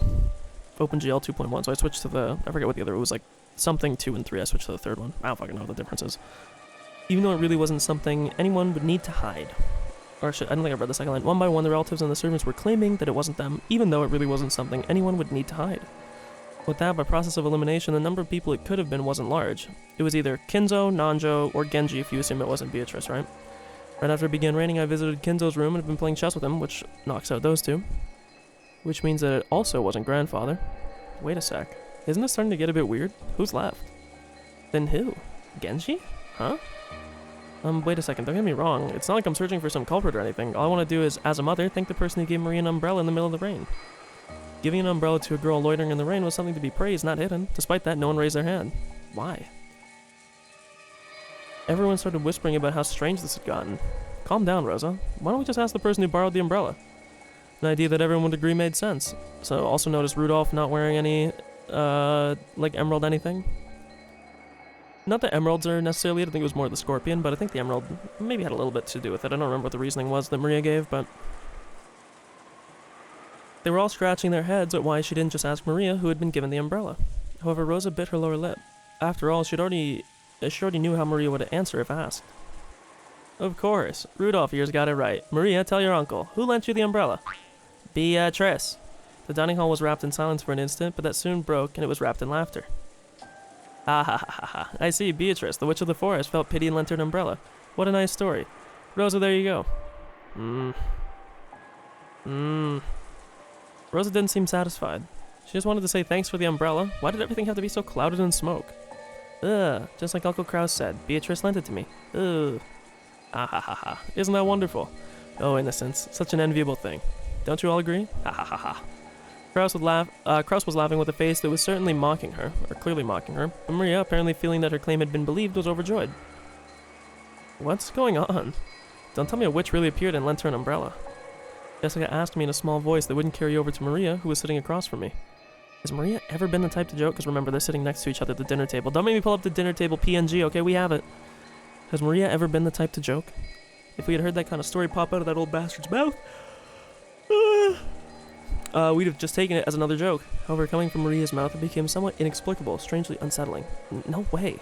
She's always been frank and serious. Hasn't she always just swallowed up jokes that were supposed to be obvious lies? I've never even heard of her cracking a joke. Auntie Rosa probably knew that better than anyone. It appeared that because of this weird situation, she had no idea what was going on anymore. If Maria says that she borrowed an umbrella from Beatrice, that definitely was Beatrice? We're talking about Maria here, so I can't imagine it was some kind of metaphor or joke. Oh, metaphor re-fantasio. It might be best to take what she says at face value. Then what's going on? Are you saying that Genji or someone put on that fancy dress from the portrait and gave... Yeah, they pulled it out of the portrait, you fucking dingbat. What the fuck do you... Like...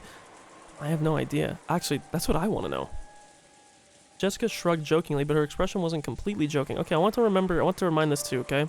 There's two possibilities. I'm assuming that Beatrice actually is real, right? If she is real, at least with our current understanding, bar somebody using a wig or anything like that, there's only two characters that are present that could, like, cosplay as Beatrice. Which would be Jessica and Rosa. They're the only ones that have anywhere close to the proper, like, hair type and hair color. I shouldn't say hair type, hair color, to be able to, like, masquerade as her. But I don't think anybody is. I think Beatrice actually is probably a character, just, you know, as an aside, if we want to take the non-supernatural path. Once the hors d'oeuvre were set out and Yoda showed off his vast store of knowledge, the meal began. Hors d'oeuvre? I don't know how you say that. Sorry, we're googling this. This is important. This is the most important thing. I know it just means like entrees, but... or appetizers. I think I can probably do this on Youglish. 1 second. We're gonna find out. Ready? Boom. Unmuting desktop audio. Be ready. Here it comes. I'm gonna mute game audio for a second for you guys, so you're just gonna hear my beautiful voice. Glide by with silver trays of hors d'oeuvres. Hors d'oeuvres. I'm so stupid. I'm overpronouncing it, man. Hors d'oeuvres. Hors d'oeuvres. Hors d'oeuvres. That seems too... Can I do it for French? Let's see. This is actually in French. Hors d'oeuvre? Yeah, no, it's just hors d'oeuvres. Or hors d'oeuvre. Oh, bonjour, comment ça va? Ça va bien. Merci et toi? Comme ci, comme ça. Sorry, this is the extent of my knowledge. Okay, unmute this. I don't know if I unmuted desktop audio. I don't fucking know. Who cares? Hors d'oeuvres. A couple casual chats broke out here and there, and they seemed somehow distant. It was a quiet dinner, granting no respite from the intrusive sound of rain that was creeping into the dining hall. Sorry if you hear me tapping this. I have a pen, or actually it's a Sharpie, in my hand. I'm just playing with it. Playing with my willy. That's what I call a pen, of course. Kumasao and Shannon, pushing the serving cart, ran into Genji and Kanon on their way to the kitchen. Genji, were you the one who lent Maria an umbrella? Umbrella? What are you on about? Right. I heard that when it started raining, Maria was alone in the rose garden. And it seems that she borrowed an umbrella from someone there. But we don't know who it was. It wasn't me. Wasn't me. After all, I thought that Maria was in the guest house. When Battler first found her, she was already holding a white umbrella. My apologies, but it was not me either. You don't think it was... the master? Possibly? Everyone in both the dining hall and the place where they were standing now had stated that it wasn't them, which meant that only Kinzo was left, but they already said that Nanjo was playing chess with it. Come on, process of elimination. Oh, we've dropped 64 frames in this stream, just thought you should know. Good number, it was 69 last stream. Maybe he went walking down the corridor for some reason, when by coincidence he saw Maria in the rose garden without even an umbrella. The master does not particularly like Maria. I agree. I can't imagine that just for Maria he would trouble himself to go all the way down the stairs to carry an umbrella to her directly. Because she's technically, I don't want to say out of wedlock, because we don't know. They could have been married and divorced, but the way that he had described it was that Maria was born from a commoner with Rosa. So... oh my, how troublesome. Although that's another weird thing to say. A commoner? Because... unless he's trying to say keep it in the family. Which, you know, I don't want to stereotype. It is a Japanese game, okay? I wouldn't be surprised if that's something that they reveal, but... I can't imagine there's that many noble lines that are still kicking, but... oh my, how troublesome. So that means that the one who lent Maria an umbrella really was Beatrice? Ho ho ho ho ho! Kumasawa laughed just like the relatives in the dining hall had laughed it off. She couldn't think of any other way to break through the smoke. I want to know the smoke of the current situation, or veiling the current situation. I want to know how she sounds.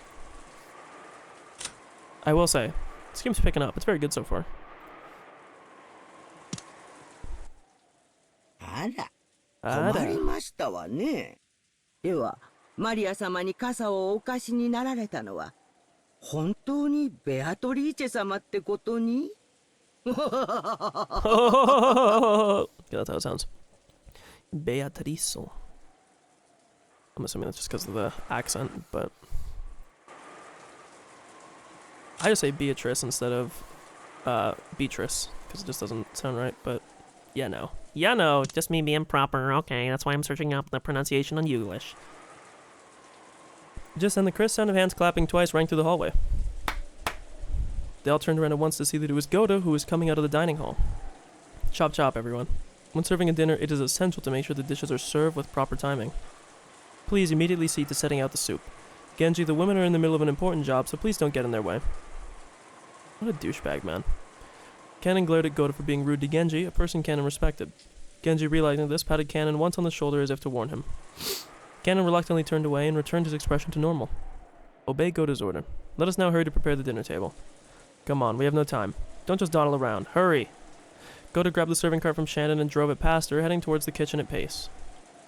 And please allow us to return to the kitchen. After all, Goda's patience is very short. Ha ha ha.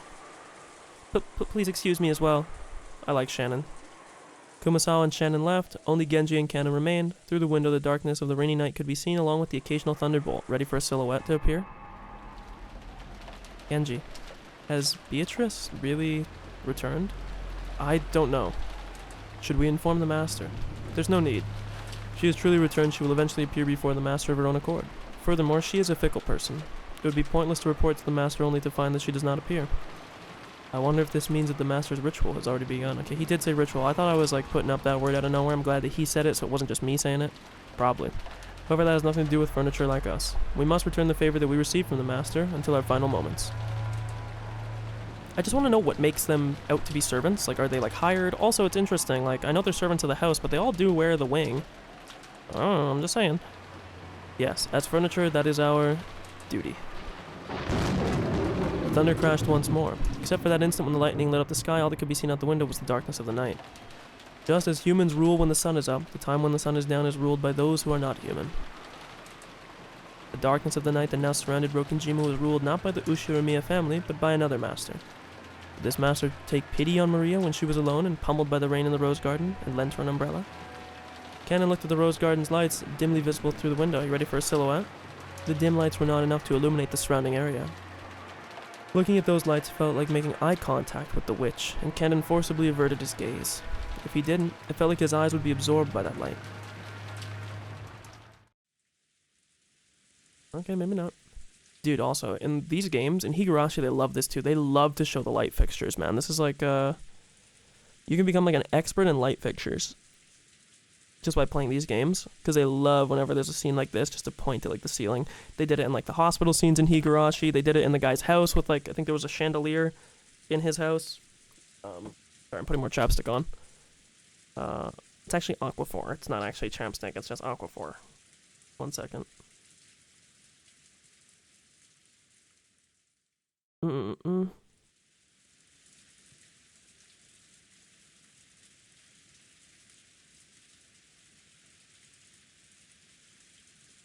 Okay. Perhaps the weather was also a factor. You often hear stories about how things like atmospheric pressure can influence people's moods and physical health. For some time now, everyone had been making periodic attempts to clear the gloomy atmosphere, but any conversation was quickly cut off, and in the end, the dining hall was simply buried by the sound of the rain. Dessert was some kind of chocolate cake accompanied by pear sherbet. Or sometimes people say sherbet is sorbet, but we'll say sherbet, okay? Goda enthusiastically explained the recipe as if delivering the coup de grace, but I quickly forgot the details. The guest of honor, grandfather, was absent. The weather was horrible, and the person who had lent Maria the umbrella was still a mystery. When dinner ended, no one felt even one bit refreshed. It was too late now, but I realized painfully that taste wasn't the only important part of a meal. The whole atmosphere was also critical. Goda, the supposed conductor of the performance called dinner, did his best to enliven the place, dropping little jokes left and right, but it seemed they didn't quite get there. After taking orders for after-dinner coffee, tea, and orange juice, he left for the kitchen. As soon as he disappeared, Uncle Kraus spoke. My. How truly irksome that this dinner, which Goda worked so hard to create, has been poorly received. So poorly received. Yeah, seriously. Feels like nothing would taste good today. It's just that kind of mood. Oh, I'd love to hear why you feel that way. Sometime later, allow me as your older brother to help cheer you up. Auntie Eva grimaced slightly. Love grimace. I'd already heard that she was not on good terms with Uncle Kraus, but now I could clearly feel it. When I looked around, I noticed that my dad and Auntie Rosa were also grimacing. Anyhow, it looked like there was something besides the weather that was troubling all of them. Auntie Eva and my dad, they both look like they're in a bad mood. Really? I don't think so. I asked Auntie Natsui, who was sitting on my right, but it looked like she was also in a bad mood. She snapped back as though she was absolutely not interested. Well, our adult conversation got a little complicated. It's not something kids like you need to worry about, Battler. Ah. Right, Natsuhi? Kiri? Uncle Hideyoshi laughed as he spoke, but without his usual brightness, so I could vaguely imagine just how complicated their adult conversation had actually become. On top of that, even Aunt Natsuhi and Kiri, the people he had directed his comment to, ignored him as though they hadn't heard anything. I didn't know what kind of conversation they had been having while we kids were away, but it reminded me of how Dad had said he had stomach cramps when he had arrived at the mansion. The family conference might have been a playful reunion to us kids, but it was definitely different for the adults. After Uncle Hideyoshi was ignored by the other adults, an awkward silence fell over the room. Kiri spoke up. We were talking about how the kids' careers would turn out. What will you do in the future, Battler? Just drift on to college? Wouldn't that be a little disheartening as a starting line for the long race of life? Hey, wait a sec. Kiri, if you start talking about something like that right in the middle of the meal, it won't digest well, and we'll all get constipated, right? Ah, that's right. We were talking about Battler and Jessica's careers. You can't take the future too seriously. Hideyoshi heartily agreed, as if they had really been talking about that, but they probably hadn't. Kiri had obviously just been trying to avoid talking about something. However, Kiri, because I'm fucking hiccuping, had determined that this was the best course of action for now, and she was probably right. Taking this into account, I decided to cast aside my suspicions as to the cause behind Auntie Ava and Dad's bad moves. Maybe they can't dance. At long last, the serving cart had returned, filled with coffee and tea. Kumasawa and Shannon served it to everybody. Everyone. You gotta get used to me, okay? Sometimes I add words and sometimes I change them up, okay? It's just part of my own flair. Get used to it. Goda then explained that, with this, tonight's dinner was over. If I had been able to eat in a more cheerful mood, it might have been the best dinner of my life. It was a shame that this greatest of dinners couldn't have been had under the greatest of conditions. Ugh. George, is dinner over now? Over? Yeah, we're all done now. That's not ladylike. Stay in your seat and calmly drink up. Ugh. Maria looked like she was really excited about the occasionally crashing thunder. Maybe she wanted to quickly finish eating and run over to the window. She had been fidgeting for a while, waiting for the meal to end. Some people are afraid of thunder, while others find it interesting, and Maria was apparently one of the latter. Yeah, my mom loves thunder. Thunder and lightning. I think, I like thunder until you're chilling and it's like the ear-splitting thunder that literally like makes you jump. It's like 200 decibel thunder because it's like right above you. And then I don't really like it. But I like it 98% of the time. Hated it as a kid though. So when she heard from George that dinner was over, a huge smile broke across her face. She then stood from her seat, took out her handbag, which was sitting under her, which she had set under her seat, never having left it even while she was eating, and began fishing around inside of it. No one seemed particularly concerned with this behavior. What's that? Where did you get that? Where did you get it? George was the first to notice it. As he spoke, Battler also noticed. Oh, with the insignia too, and a little wax seal. When they looked, they noticed that Maria was now holding a beautiful Western-style envelope. On the front of the envelope, the Ushirimiya family crest, the one-winged eagle, was done in gold leaf. Furthermore, it was sealed with dark red wax, imbuing a level of class upon it that made it clear this was not something that Maria should be carrying around for fun. Maria, what is that? It seemed that Natsuhi had also noticed the strangeness of the envelope that Maria was holding. Because her voice sounded too serious to be admonishing a small child, the other relatives around her finally noticed. What's up, Natsuhi? What is that? Maria, where did you pick that up? That envelope has Kinzo's... As Nanjo muttered that, even us kids could understand why everyone seemed to be frozen solid. The envelope that Maria held was one of the Ushirimiya family head's custom-made envelopes for private use. Yeah. It was definitely Beatrice. In other words, it could only mean one thing. The envelope contained a message from Kinzo. Oh. What is an envelope like that doing here? It looks like something interesting has jumped out at us. Just let me have a peek. Ugh. No, I'm reading it. I was told to read it to everyone. Oh, God. Uncle Hideyoshi tried to snatch the envelope out from Maria's hands, but she protected it as though hugging it and didn't let it go. Hideyoshi, you shouldn't take something from a child by brute force. Maria, where did you get this envelope? Ugh, got it from Beatrice when she gave me the umbrella. She told me to read it to everyone after the meal was over. I'm the witch's messenger. Yep. I was literally about to say, do you think she was using her as a messenger, but she basically just said it. Ugh. Messenger? Hahaha, the Witch of the Island sure likes to mess around. Battler tried to joke about it, but no one went along with him. It's also really weird. You notice in this game how sometimes... I don't know if this is like a writing critique, or if this is a style. Maybe I'm being a bit slow. But you ever notice how we switch from Battler's perspective to sometimes being like a third person, like, narrator perspective? Because this is a narrator perspective. Because normally if it was me, it would be like, I tried to joke about it. It's weird. But to be fair, I think it does jump from character's perspective to perspective. Higurashi did this from time to time. I don't think it's necessarily bad, just pointing it out. I just don't know if it's intentionally done like this on purpose to imply that we are in the perspective of somebody else, or if it's just a switch between, you know.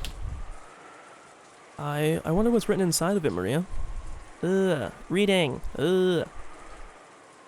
Maria casually opened the envelope. It was sealed only with wax, so she just had to remove the sealing wax to open it. That sealing wax fell onto the desk. Hideyoshi hastily picked it up and stared fixedly at it. He then set it in the center of the table, where Natsuhi, Kiri, and Nanjo glared at it. Imprinted there in the sealing wax was the one-winged eagle, which was the Ushiramiya family crest, and also Kinzo's personal crest. This is the family head's personal crest. I know because I have received letters from Kinzo before. Without a doubt, this is Kinzo's wax seal. But in this mansion, couldn't there be several identical seals? For example, if there was some kind of stamp for wax seals, couldn't someone other than Kinzo have sealed it? No, Kinzo would always use a ring on his finger. Oh, the ring he fucking threw out! That's how it got sealed. Oh, brother. Would always use a ring on his finger, his proof of the Ushiramiya family headship when he sealed the wax, and he said that he cast that away when he started the ritual. The shape and complex design is definitely Kinzo's seal. That is not necessarily so. Anyone in the family must have received a letter from Dad at least once. We can't eliminate the possibility that someone using that wax as a model created a fake seal to pass themselves off. I guess you could also say that they used the exact same wax. That's more what I thought you were going to go with. That they had taken the wax that they had received and reheated like the bottom of it or something. I agree with Aniki. No matter how the seal resembles Dad, we can't prove that it is the real thing. Therefore, it doesn't prove that this envelope came from Dad. I feel the same way. It cannot approve of arbitrarily deciding that this is Father's letter only by the seal on the wax. Dr. Nanja, would you mind refraining from speaking such vague words? I apologize. I said too much. I just dropped my fucking Sharpie. I need it. I'm fidgeting. I need it. Okay. One after the other, all of the siblings from Kraus on downwards rejected Nanja's statement, saying that the envelope that Maria was holding had not necessarily been sent by Kinzo. They were afraid. Kinzo's intentions were written in there, and they had feared from the bottoms of their hearts that it might be some decidedly unfavorable announcement regarding the inheritance. Why would that bother you guys? That doesn't matter at all. You guys already said that you were going to work together, and you didn't give a fuck. I'm trying to think here. If we include all the if we include all the siblings and their spouses, there's 6 of them, but there's not. There would be 7 of them. If you don't include Rudolph's first wife. Simply because you would have Eva Hideyoshi, Rudolph Kiri, Kraus, Natsuhi, and then just Rosa. But Maria, the person who gave you the envelope was the same person who lent you that umbrella, right? Ooh. I don't know what ooh means. Is it true? Yes. Ugh. So in other words, the witch, Beatrice, gave you that envelope along with the umbrella? Ugh. Maria nodded forcefully. I agree with my husband. It's a dubious letter handed over by some suspicious person. It's not even worth reading. What do you mean suspicious person, bro? People don't just pop up on this island. Oh, go on. What's the worst that could happen, right? Battler said it to Jessica in a small voice, pretending to stir things up, but Natsuhi heard him clearly and glared at him with threatening eyes. And then... Beatrice told you to read it after the meal was over, right? Ugh. Why not, everyone? This isn't grandfather's envelope, it's Beatrice's. Who cares who wrote it? Why can't we just hear what's inside before passing judgment? That's right. Even if father didn't necessarily write it, I'm still concerned about its contents. Maria, I'm sorry if I tried to take it from you by force earlier. I'm sorry I tried to. I apologize. So will you read it aloud in front of everyone? Maria, read it. Ugh. As all the relatives stared fiercely at Maria, Jesus, sorry, she spread the letter open with a rustle. Do you think it really is Dad's letter? You notice the clock starting to tick in the background? Impossible. Whatever father has announced something to us in the past, if he didn't do it directly, he would always send Genji, right? I can't believe that he would use such a joke-like approach. That's right. Maria, a messenger? That's seriously not his style. Rosa, this must be Maria trying to surprise us with some kind of hidden talent, right? Maria's not a kid capable of something so clever. It's fucked up. Reading. Ugh. The words came out of Maria's mouth, but for some reason it felt like her voice was different than usual. Is she like channeling Beatrice's voice? Everyone went suddenly silent. Welcome to Rokenjima, ladies and gentlemen of the Ushiramiya family. I am Beatrice, the alchemist for this family, under the employ of Kinzo. How absurd. Quiet. I have served him for many years in accordance with our contract, but today, Kinzo has announced the termination of that contract. Therefore, I ask that you acknowledge my resignation from the position of family alchemist as of today. How foolish. What nonsense. I can't stand to listen to it. And now there is one part of the contract that I must explain to you all. I, Beatrice, lent Kinzo a vast quantity of gold under certain terms. One of these terms specifies that all gold is to be returned to me upon the termination of the contract. Ooh, okay, pause. I'll write this down.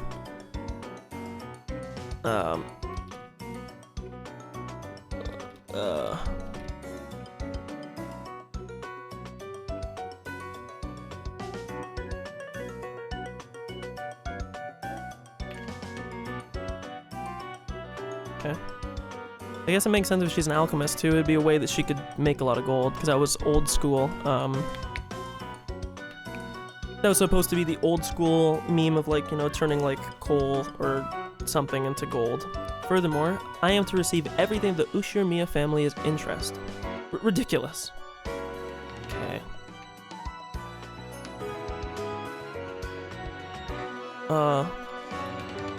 Sorry, I'm just...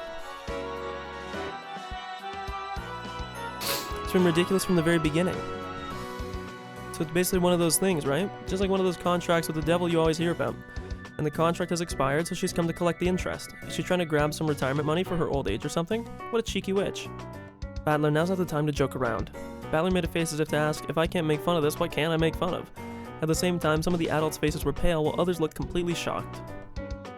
After hearing this, you may feel as though Kinzo has been savagely ruthless. However, Kinzo did append a special clause to the contract so that you would have a chance to preserve your wealth and honor. If and only if the special clause is fulfilled, I will lose my rights to the gold and the interest for all eternity. A special clause? What is it? Special clause. Beatrice has the right to collect the gold and accumulated interest upon the termination of the contract. However, if someone is able to discover the hidden gold of this contract, Beatrice must abandon these rights for all time. The collection of the interest will proceed shortly, but if any one of you fulfills the terms of the special clause, I shall return everything, including the portion that has already been collected. Okay, pause, we're writing this down.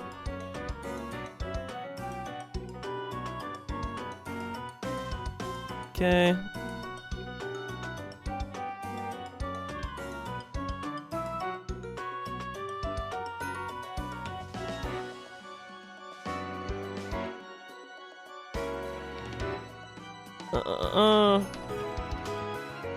Kinzo included a special clause which basically says that if someone finds the gold,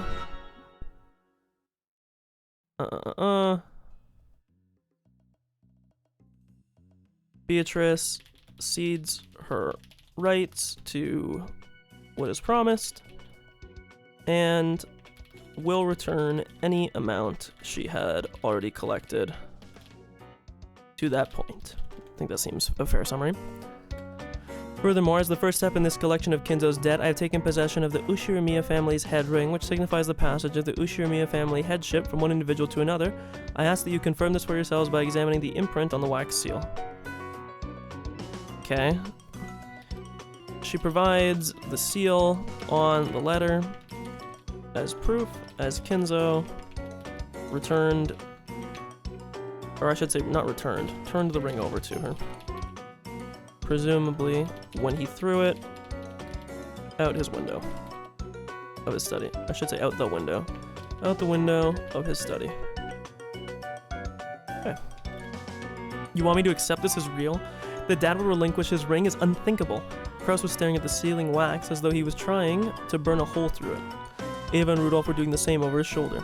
I did have the odd feeling that something was missing from Kinzo's finger when we were playing chess. Dr. Nanjo, don't say something so careless just because of a vague memory. We can't prove its authenticity here. The question of whether Father really has handed over his ring, and whether this letter tells the truth, we can determine simply by asking him directly. But that's right. It's just as Kiri says. Well, now I wonder, will Kinzo answer you? After all, that person's thoughts are sometimes impossible to predict using common sense. In any event, this does not leave the realm of nonsense. In the first place, the fiction of the gold is itself a deception by Father. If you want to talk about non-existent gold, leave me out of it. But you have heard what the witch is saying, right? About how the headship and all of the assets would be handed over to the one who finds the gold? So could this mean that Beatrice, his father's legal advisor, or maybe in charge of his funds? But we can't possibly trust the kind of strange person who would entrust such a suspicious paper to a child. Aniki, time for you to open up. Is it possible that someone you don't know is actually handling Dad's assets? No, that's impossible. As the agent to the head, I have total knowledge of all Father's assets. There shouldn't be anyone who can manipulate them without me knowing it. And there must be some assets that you do not have full knowledge of, mustn't there, Kraus? Absurd, there's no such thing. Oh yes, there is. One asset of Father's that you know nothing about. There is no way that something like that exists. No, it does. That'd be Father's. No, Beatrice's hidden gold. Let's put things in order. In short, Dad is some trusted confidant that not even Aniki knows about. Furthermore, this person has always been in charge of watching and managing the gold. It's possible this person is a dilettante of a very rich family who provided his financing in the first place through a mock devil's contract. That was dilettante, I think I added an N there. Could it be that this confidant, this Beatrice, is trying to test which of the sons and daughters is most fitting to be financed by her gold? What Kiri said was something that all of the siblings wanted clarified. Upon reflection, they realized that during the time Kinzo's strange epitaph had been displayed in the hall beneath the portrait of the witch, they had always whispered that the one who solved the puzzle would receive everything, yet no one had ever clearly stated it. It was just something that everyone had hoped might be true. That had, right here, right now, been clearly expressed by Beatrice's letter.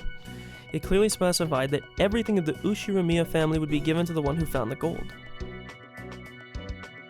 Kinzo has already publicly displayed the location of the hidden gold within the epitaph under my portrait. The rules apply equally to all who can read the epitaph. If you discover the gold, I shall return everything to you. Tonight I ask that you enjoy your battle of wits with Kinzo to the fullest. I sincerely pray that this night will be both intellectual and elegant. Beatrice the Golden.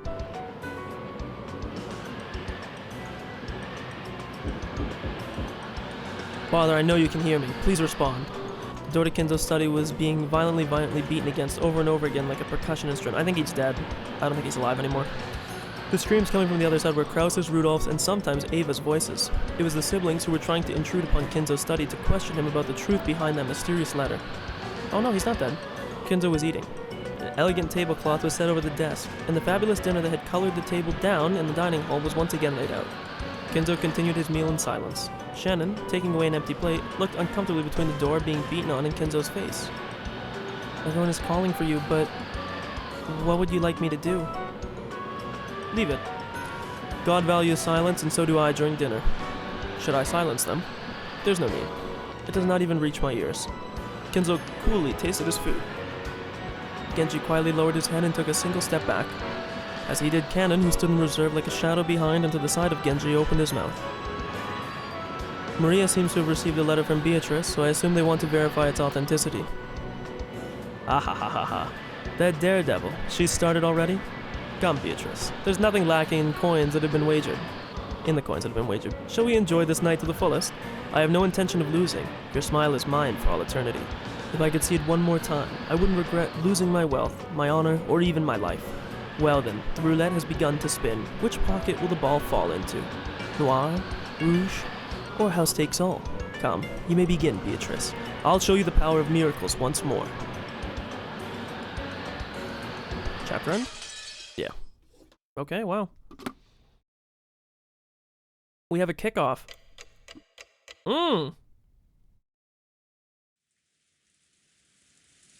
2 hours later is pretty wild. I'm gonna get water real quick, because I just ran out. I'll be right back. One sec. Let me mute my mic. I'll just put a thing up on screen, so in case anyone's getting drink burb. Be right back. One sec.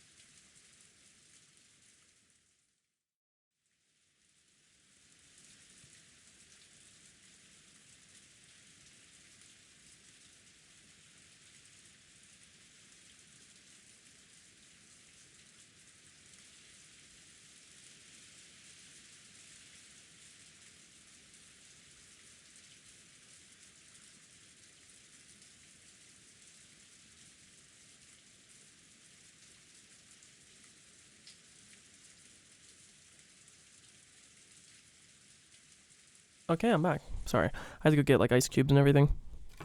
Hide this. Strange letter that the witch... Sorry, I have to... There we go. The strange letter the witch had entrusted Maria with had wiped all memories of dinner from our minds. Maria had been repeatedly barraged with questions by Auntie Rosa and the other parents, and was now in the worst of tempers because no one would believe her. Even when we kids tried to talk to her, she would just ignore us. Our parents were all stirred up over the gold, firing back and forth about the distribution of the assets, and completely forgetting that we children were even there. Even though I'd already figured out that they had been talking about this in the shadows, I never thought they'd be this blunt about it, and at least to us kids it was a considerable shock.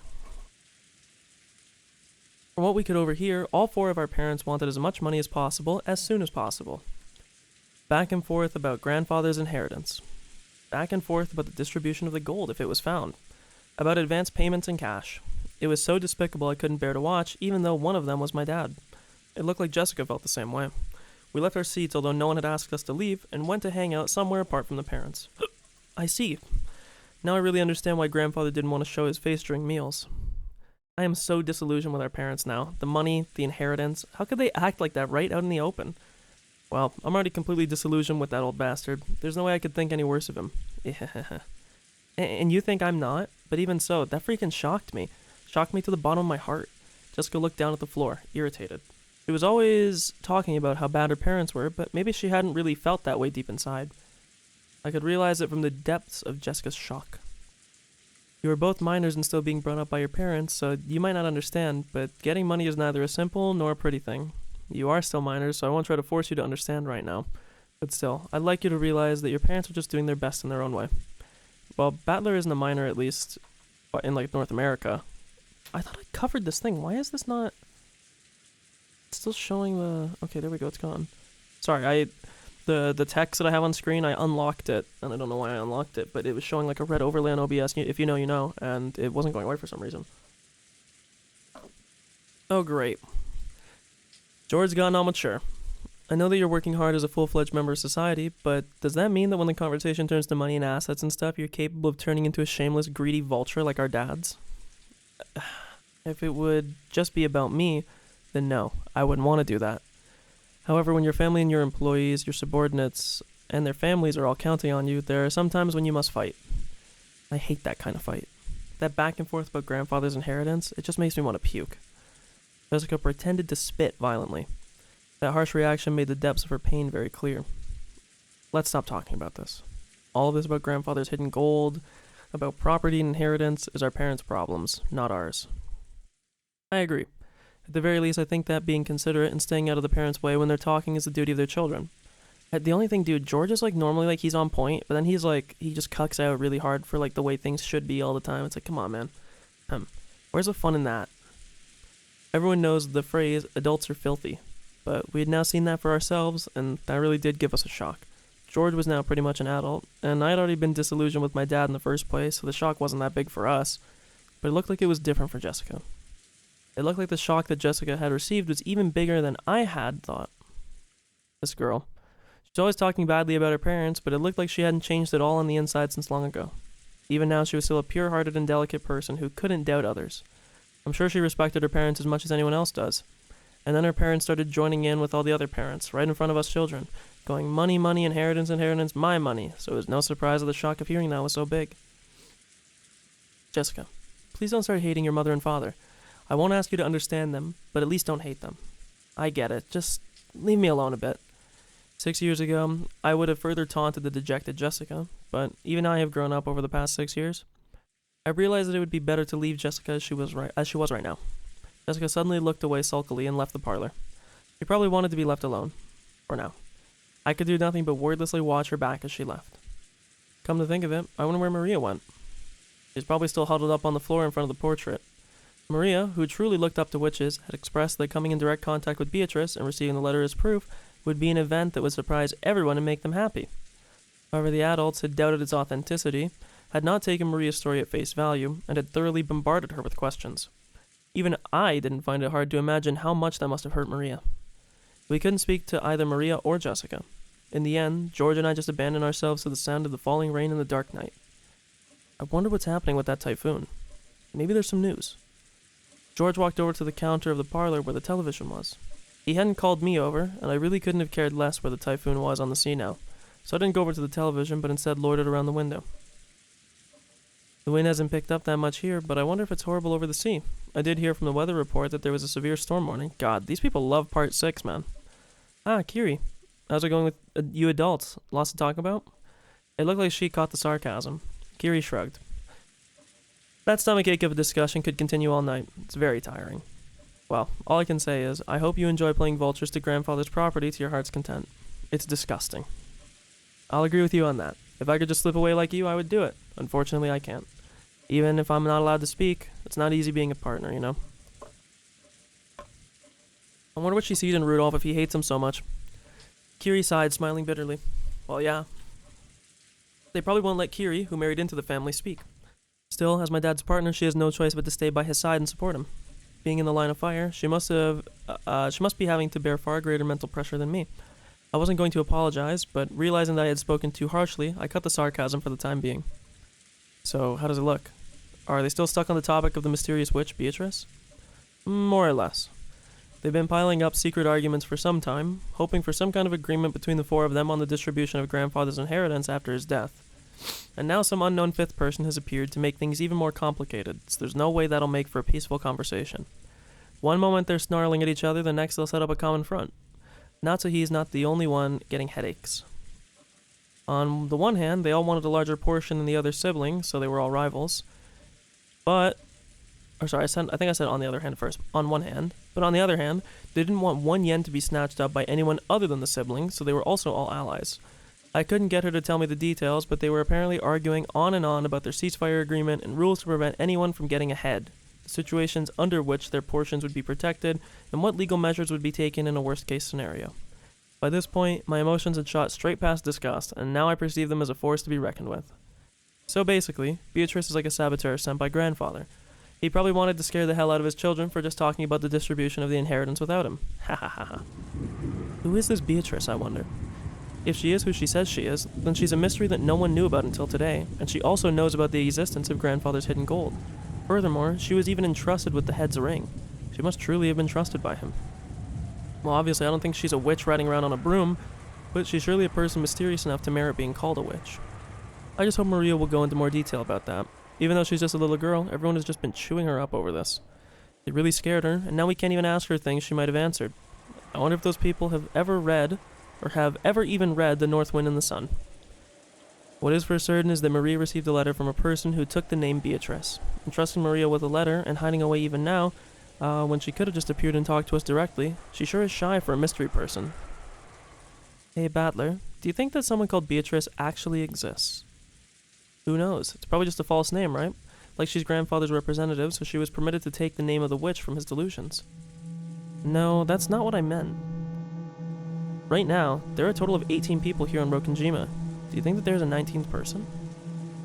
Are there really a whole 18 people on this island? Wondering about that, I began counting on my fingers, and it really did come out to 18 people. This track is fire, by the way, right now. Do I think that a 19th person exists, you say? What exactly do you mean? Just what I said.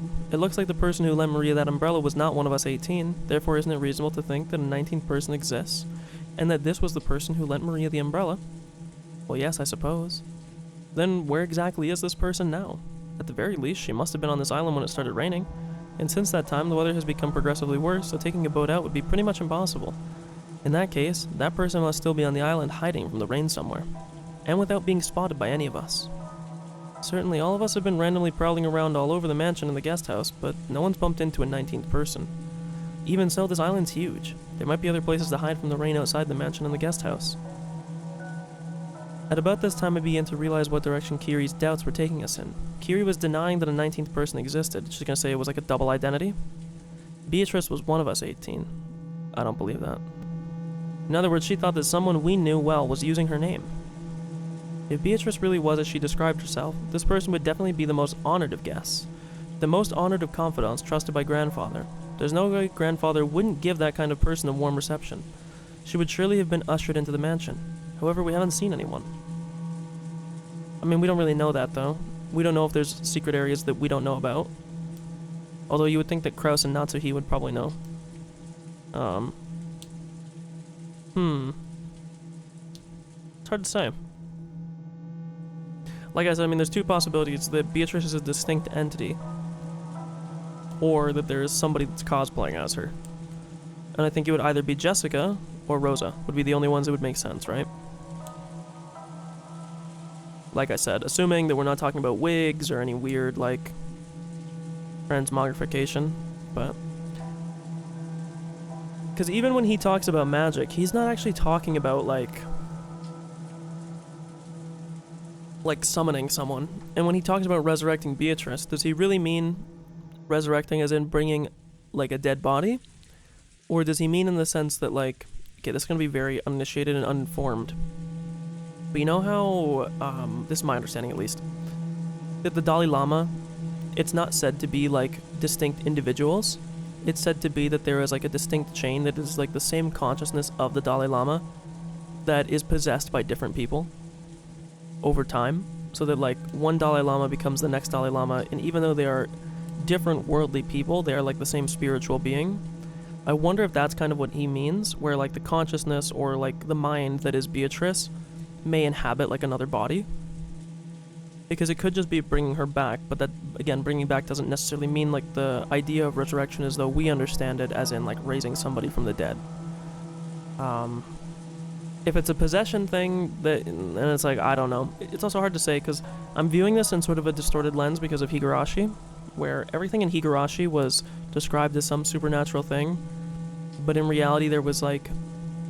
Also, I will say, big spoilers for Higurashi if you haven't played it, so, you know, I'm going to keep it vague, I'm not going to mention many specific things, but, I mean, I can't not spoil it. It makes me think about towards the end of Higurashi, where everything in the entire game is presented as supernatural, and every single time that something supernatural gets brought up, it gets knocked down like a tin can. You end up finding out that there is some, like, very real-world natural description for something, and there was in reality just, like, some weird supernatural bluster that was built up around it instead. But I think that when you look towards the end of Higurashi, you find out there actually still was some, like, supernatural things that were happening. You still had Hanyu, and you still had Rika, who was doing this, you know, time warping, fucking world looping thing that was going on. So, to a degree, it makes me wonder, I'm leaning towards there being a natural explanation, but there still was supernatural at a given point in Higurashi. It's just the scope of the supernatural wasn't as wide as what it was initially believed. Regardless, I will continue. Wait a second, isn't this line of reasoning a little too hasty? Yes, no one spotted them, but that doesn't mean that you can deny the possibility that a 19th person exists, right? Maybe for some reason they landed on the island stealthily and have been hiding ever since. Maybe they came here before everybody else did. It's what they call the devil's proof. It's easy to prove that something exists. If this Beatrice appears in front of all of us and says hi, then everything is resolved, but it's impossible to prove that there is no 19th person. He's basically just talking about, like, the... you can't disprove a negative. Or sorry, you can't prove a negative. You can disprove a negative, definitely. You can't prove a negative. Like, if I say, I'm in possession of the 10 tons of gold, and then you say, well, I want you to prove that you're not in possession of the 10 tons of gold, or that I'm not in possession of 10 tons of gold, well, I can't prove that I don't have something, because by definition, I wouldn't have it. So, what do you want me to prove? I have no proof to provide you. It's the whole Russell's Teapot meme.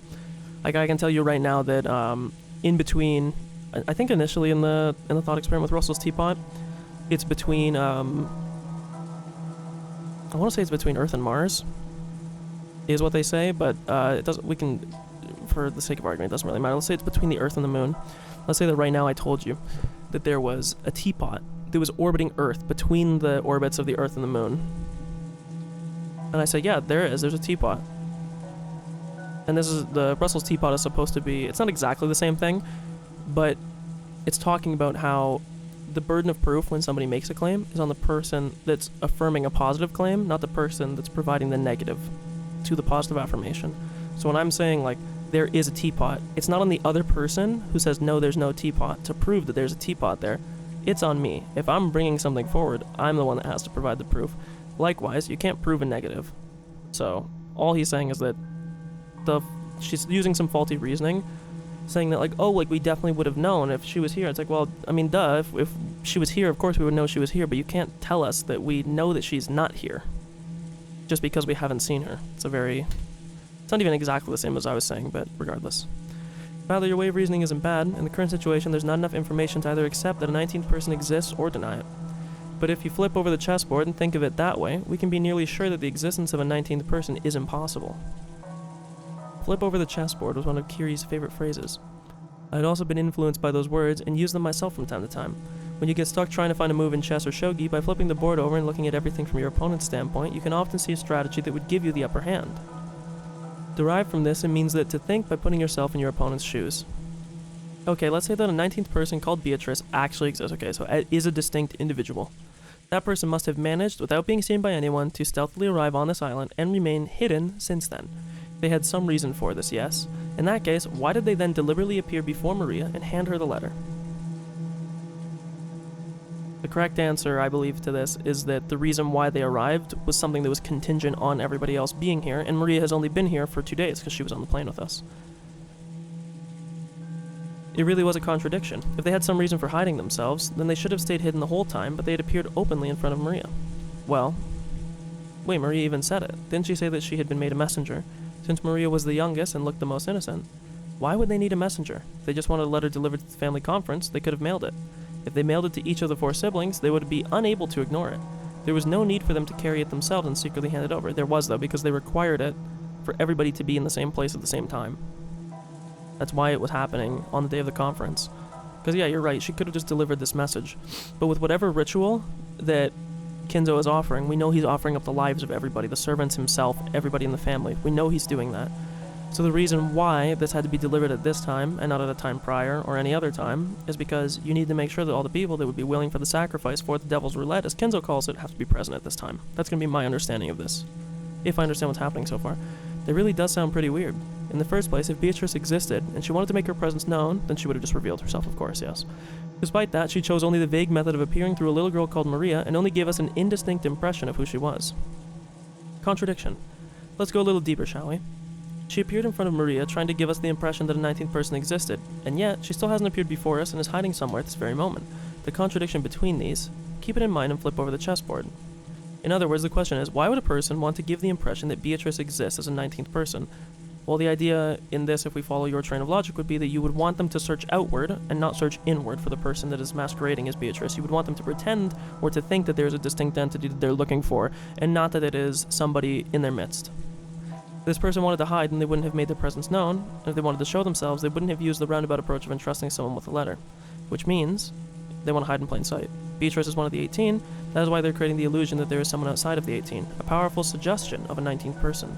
The only person who could profit from this would not be some 19th person in hiding, it would be one of the original 18. Of course, this reasoning is full of holes, of course, yeah, because you're assuming a lot to make it work.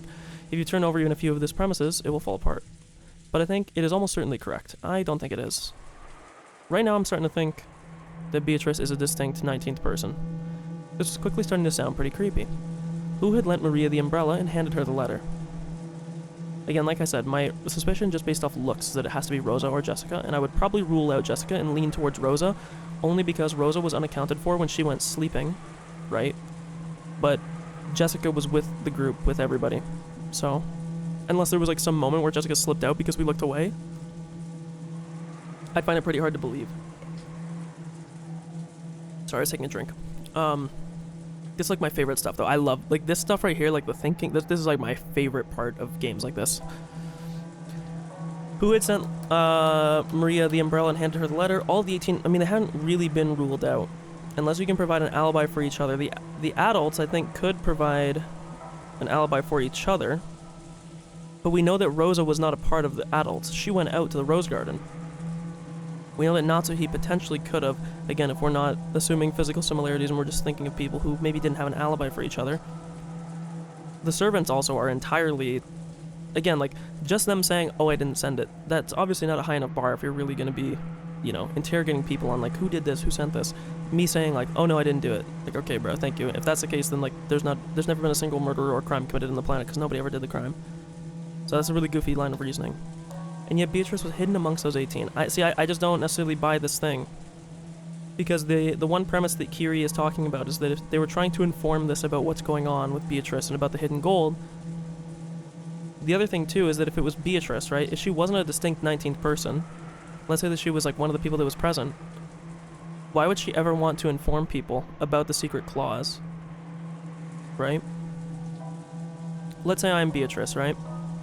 And everything that the Ushiromiya family has known is entrusted to me. Or is owed to me, I should say, rather. Why would I then give everybody basically concrete directions on how to potentially remove it from my grasp? That's stupid. Why the fuck would I ever do that? I would just keep it secret. So the only way that you could think is that it had to be somewhere that was outlined in the contract that she had to give this notice. And we know that Kinzo has some ulterior thing that's happening at this very same time. On top of the inheritance, he is purposely putting people forward. He is giving these souls forward in this ritual, as many souls as possible at the same time. He wants as many people as possible. I imagine if you ask Kinzo if he could shuttle in people from outside the island to get them to read the epitaph and try and solve the puzzle and fail, he would do it right now. Because having more and more people to stack up, they want that. Or I shouldn't say they, he wants that. Because when he has that, that's more and more people that he's putting up on the gamble for the Devil's Roulette. And if all of them fail, the miracle of magic will happen and he'll be able to see Beatrice again.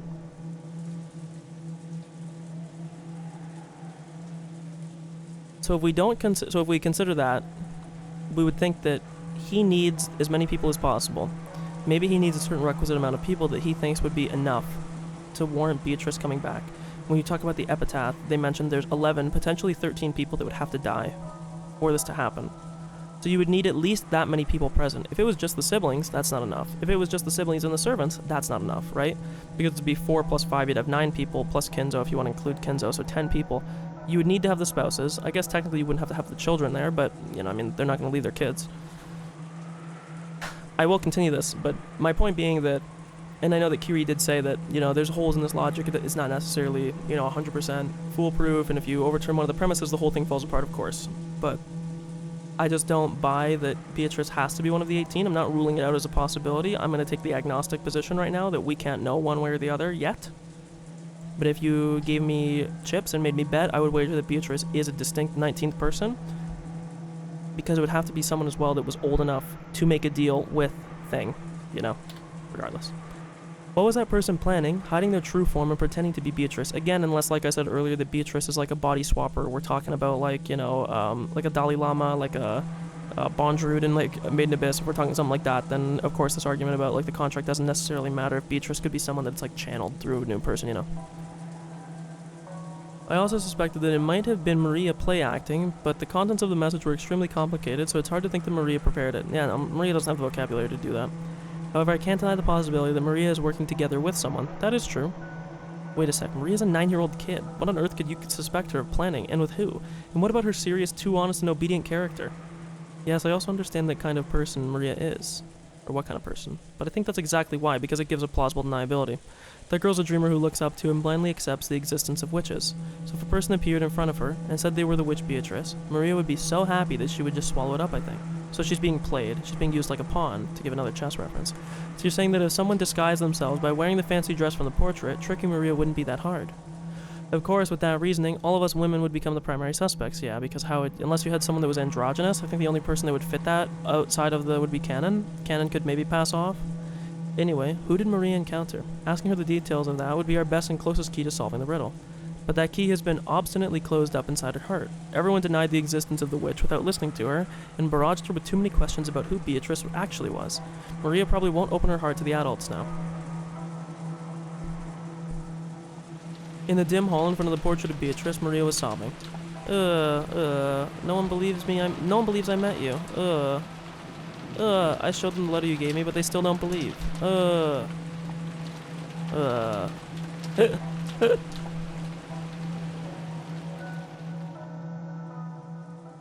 Anyway, Maria's holding the key.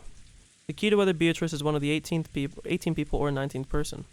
Maria's stubborn, you know. That girl, when she gets angry, is pretty hard to make her feel better. Now, I want to make a very quick notice here. We're going to open the notes real quick. I'm not going to write anything. There's nothing to write right now.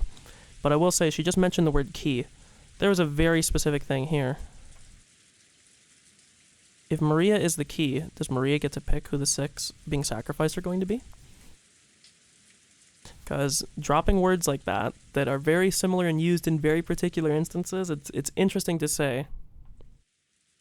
The only thing is, it also mentions in search of the key. The only thing is, there could be two people. This could be a metaphorical key, like an answer key, versus a literal physical key to unlock something. So it could be referencing two separate keys here.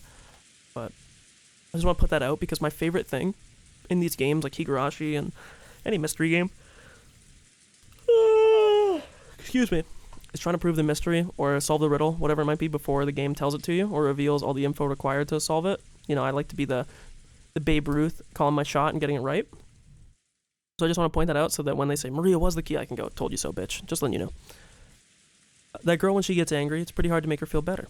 Oops, I just threw my fucking thing, and I wasn't bad there. I think there's a higher probability of a kid like you. That's what I thought Kiri was going to say when she was saying, oh, like, none of the adults are going to be able to get through to her. Interesting. I think there's a higher probability of a kid like you cheering her up than an adult like me. After she feels better, try asking her. I know you don't care about all this back and forth on the distribution of the inheritance, but don't you think this classic Western Mansion mystery situation is exciting? Who in the world is this person who gave Maria the letter? It makes my intellectual curiosity tingle. Even while being made to sit through those boring money talks, you can call this exciting? You really are tough. Adults are something else. Okay, I'm gonna do my theory real quick the earliest theory so far in the game with barely any time played. On if Beatrice is is a 19th entity, or if she is one of the 18th present.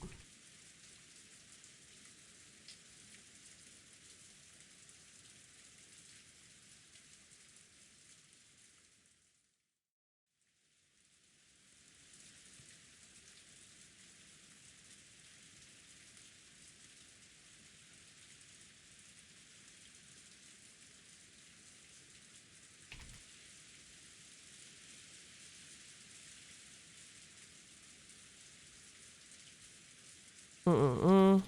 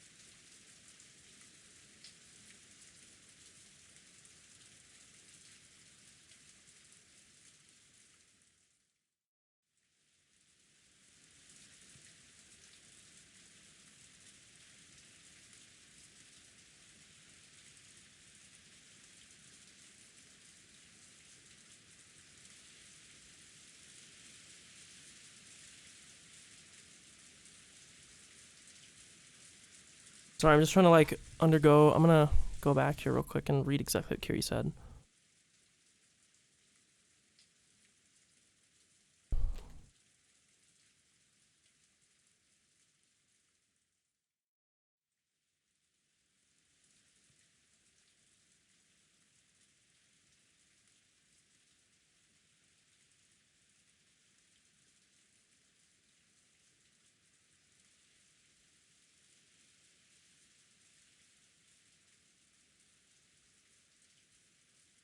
I'll read this after I'm done typing. I'm sorry, I know this is a bit quiet and boring while you hear me typing this, but it's just I gotta get the stream of thoughts into it as I go.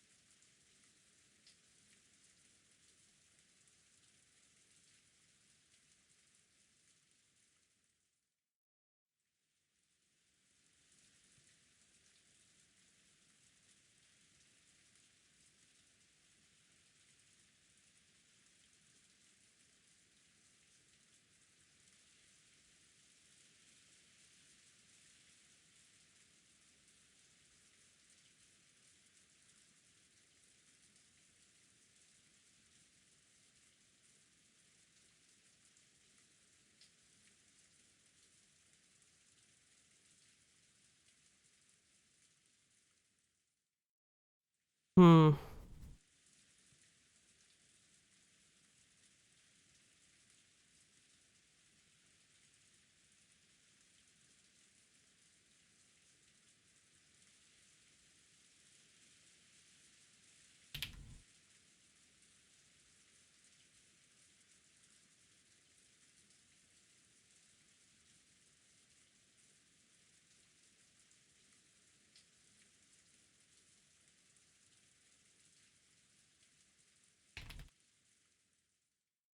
Hmm.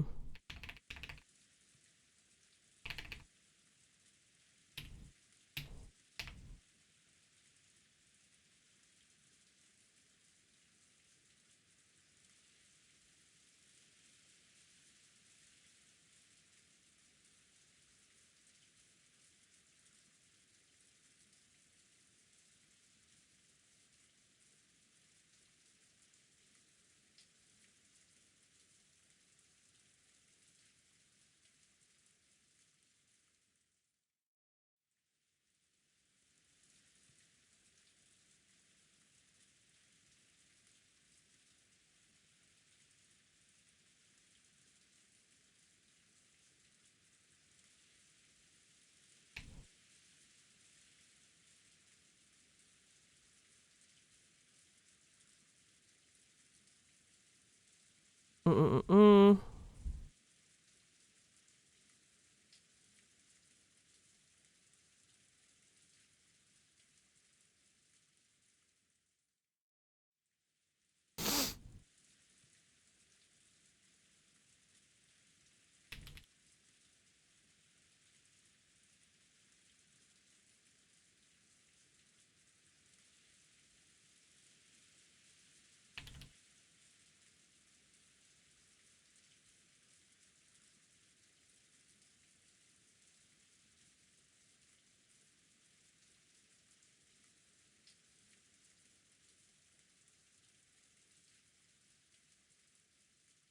Hmm. Sorry, I'm making sure that all this is done. I'll read all this.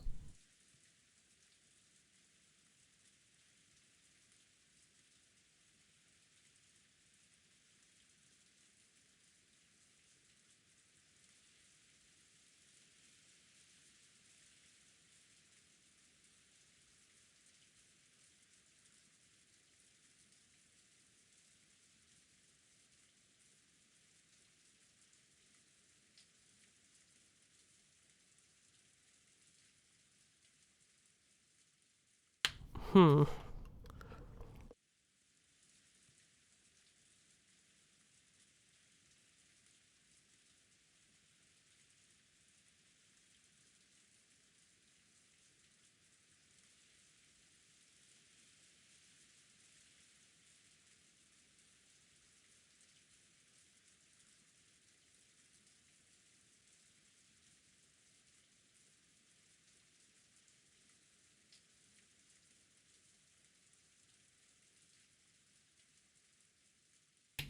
Okay.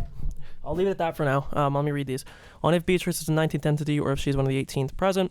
If she's one of the 18th, I would wager she has to be either Natsuhi or Rosa, and I would wager it's Rosa. I actually disagree with this.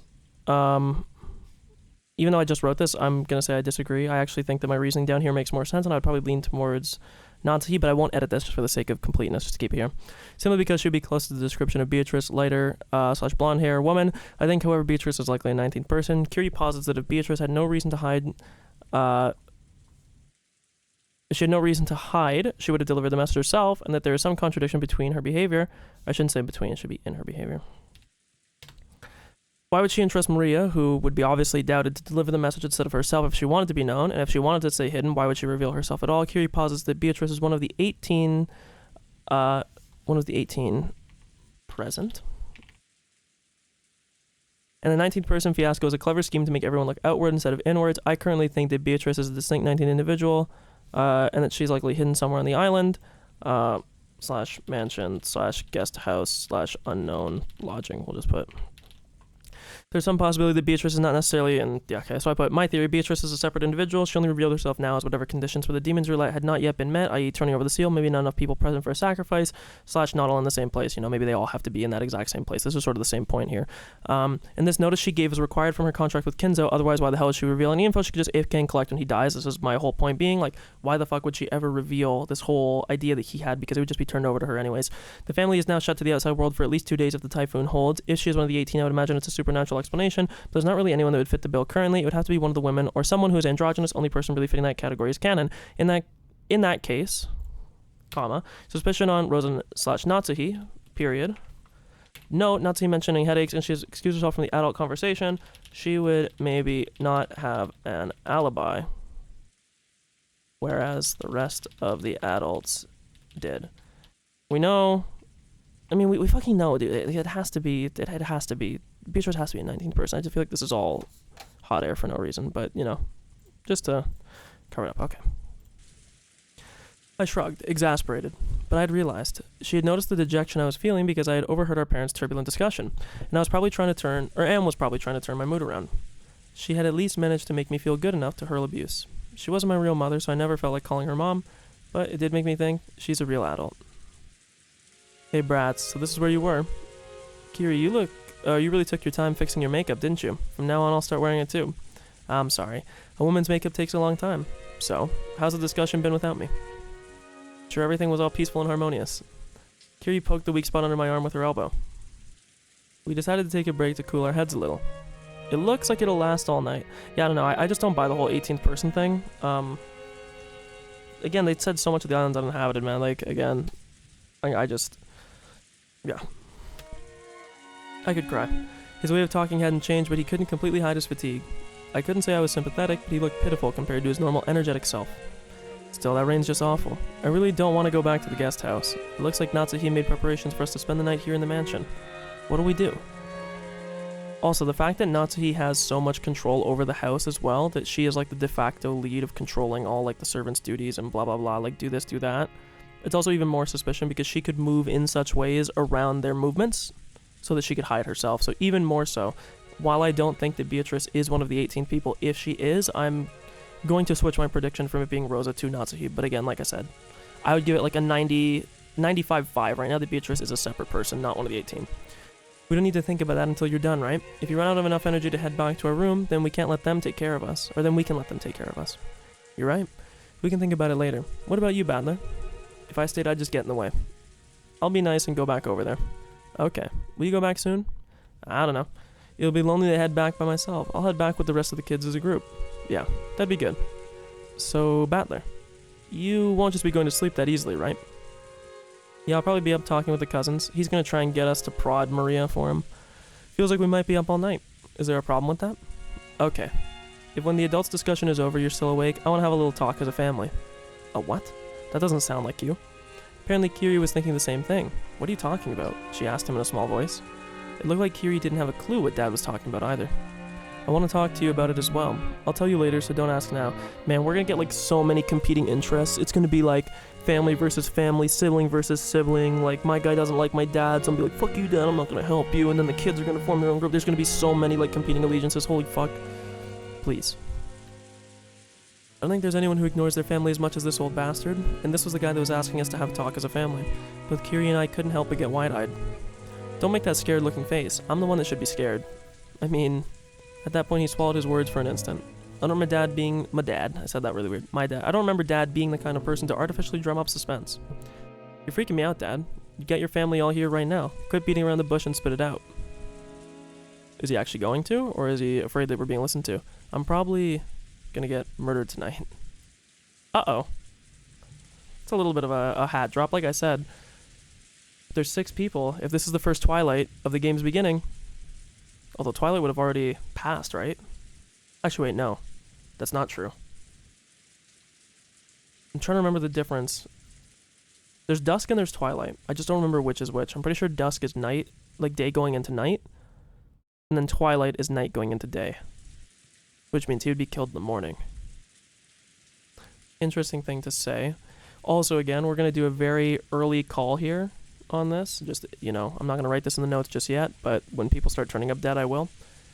high suspicion on if the people who get murdered, that there's some fuckery about with them, for the simple fact that these people, JRPGs, not JRPGs, just like these mystery games, especially by the Japanese devs, it seems to be, they love to do the double fake of like, oh, it was actually the person who was murdered first that was the, so, I'm just, There's a huge crash of thunder. It must have been really close. Dad's expression, brightly illuminated by the lightning, was burned into my eyes. Dad's face, which always looked so sure of itself and which always wore a taunting expression, was for some reason that I couldn't explain, strangely frail. It was so worn out that he looked like a different person. What? What are you talking about? That doesn't sound like you.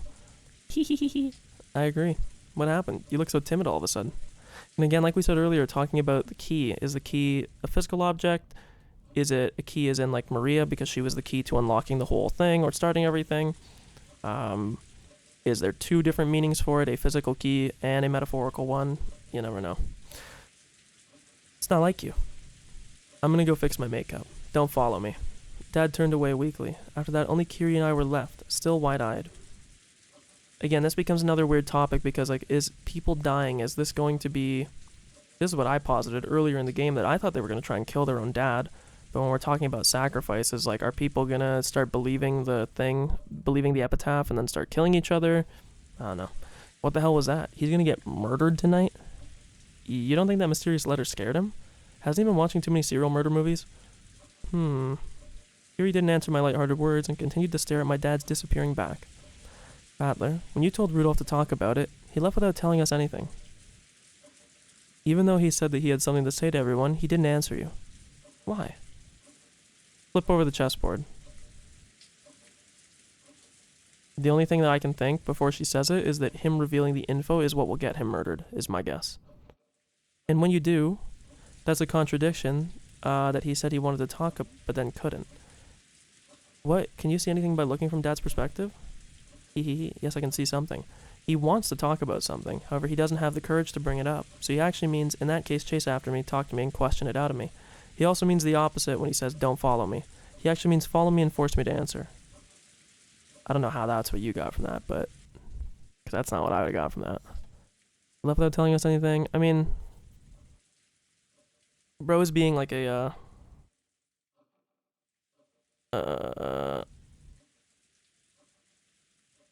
what is it? Sorry.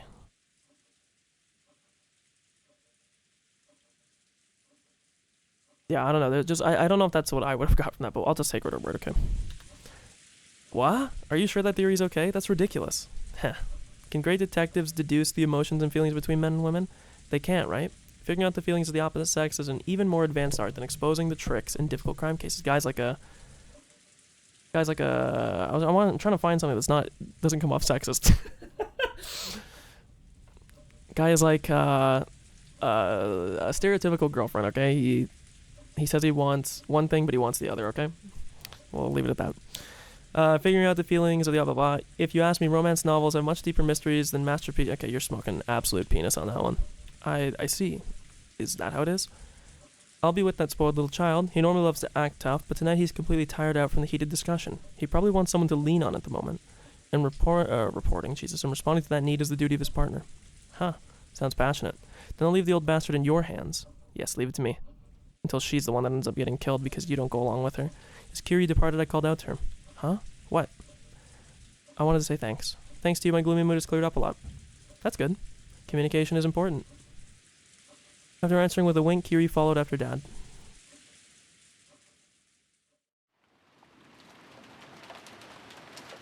Natsuhi could be found in the dimly lit hallway.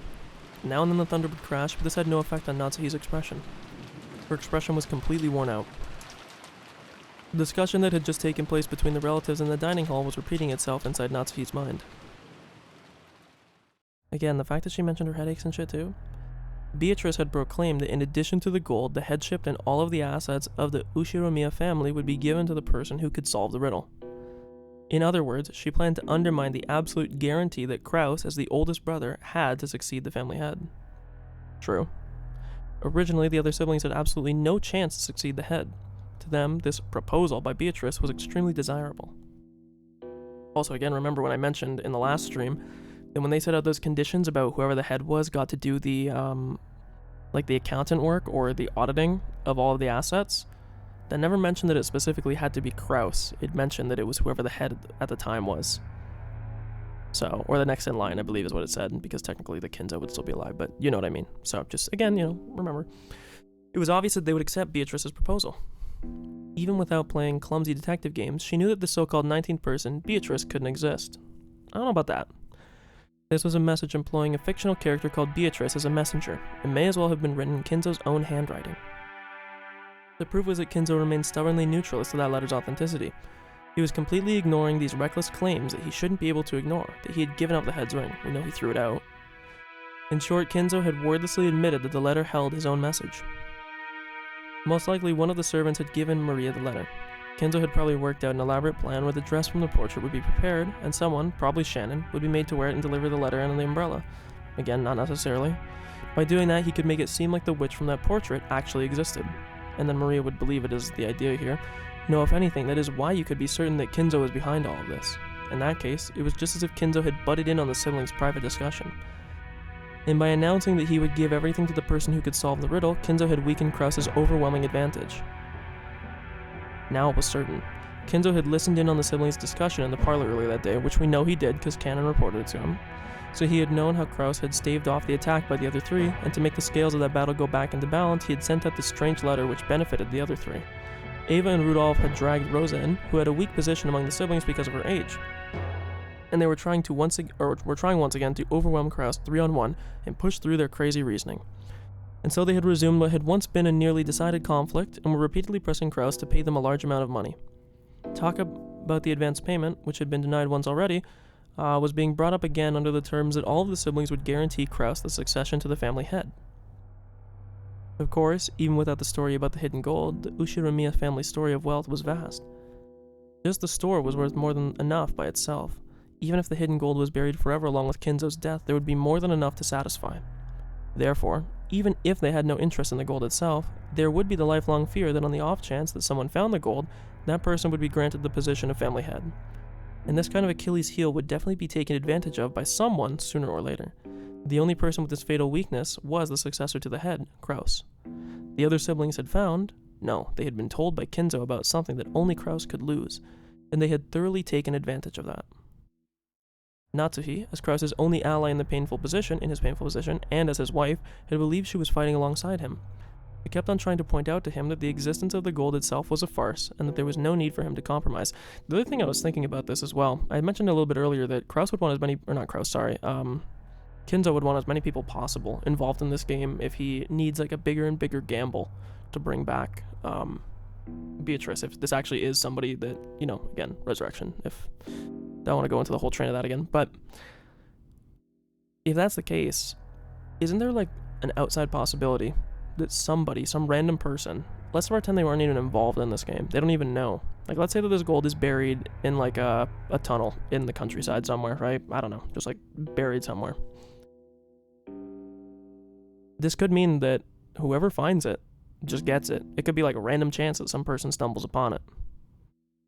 That's what Beatrice's proclamation outlines. So again, it's almost certainly, going to be contained to the people that are currently on the island, whether that includes, people that we don't know about yet, or just the people that we do know and there isn't actually extra individuals, who knows, but just...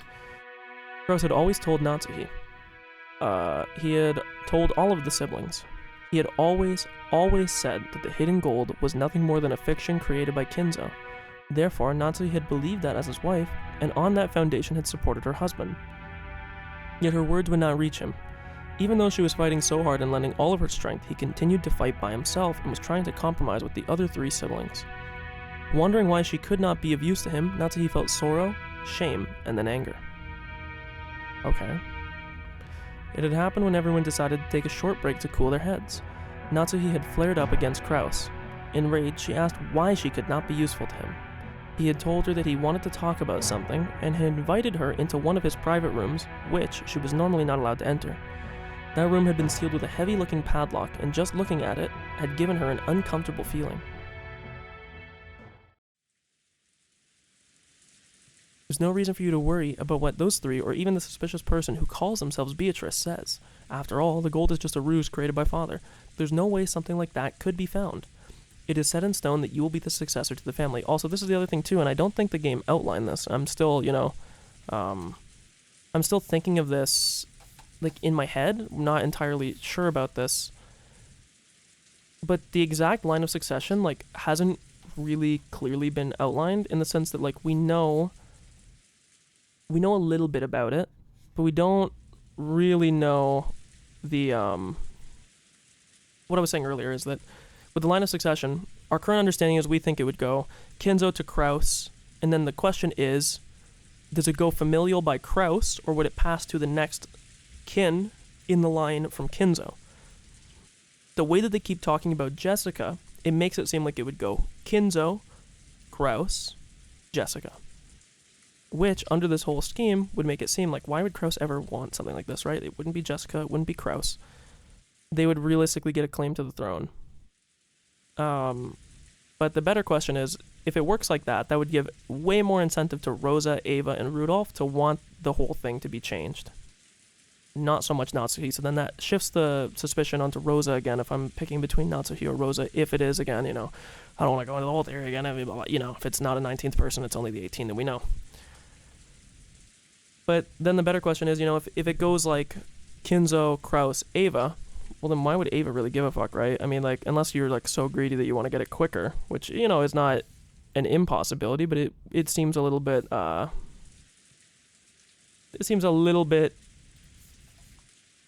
don't want to say advanced to do that, or to be like premature, but regardless, it's something that's a little bit hard to nail down regardless.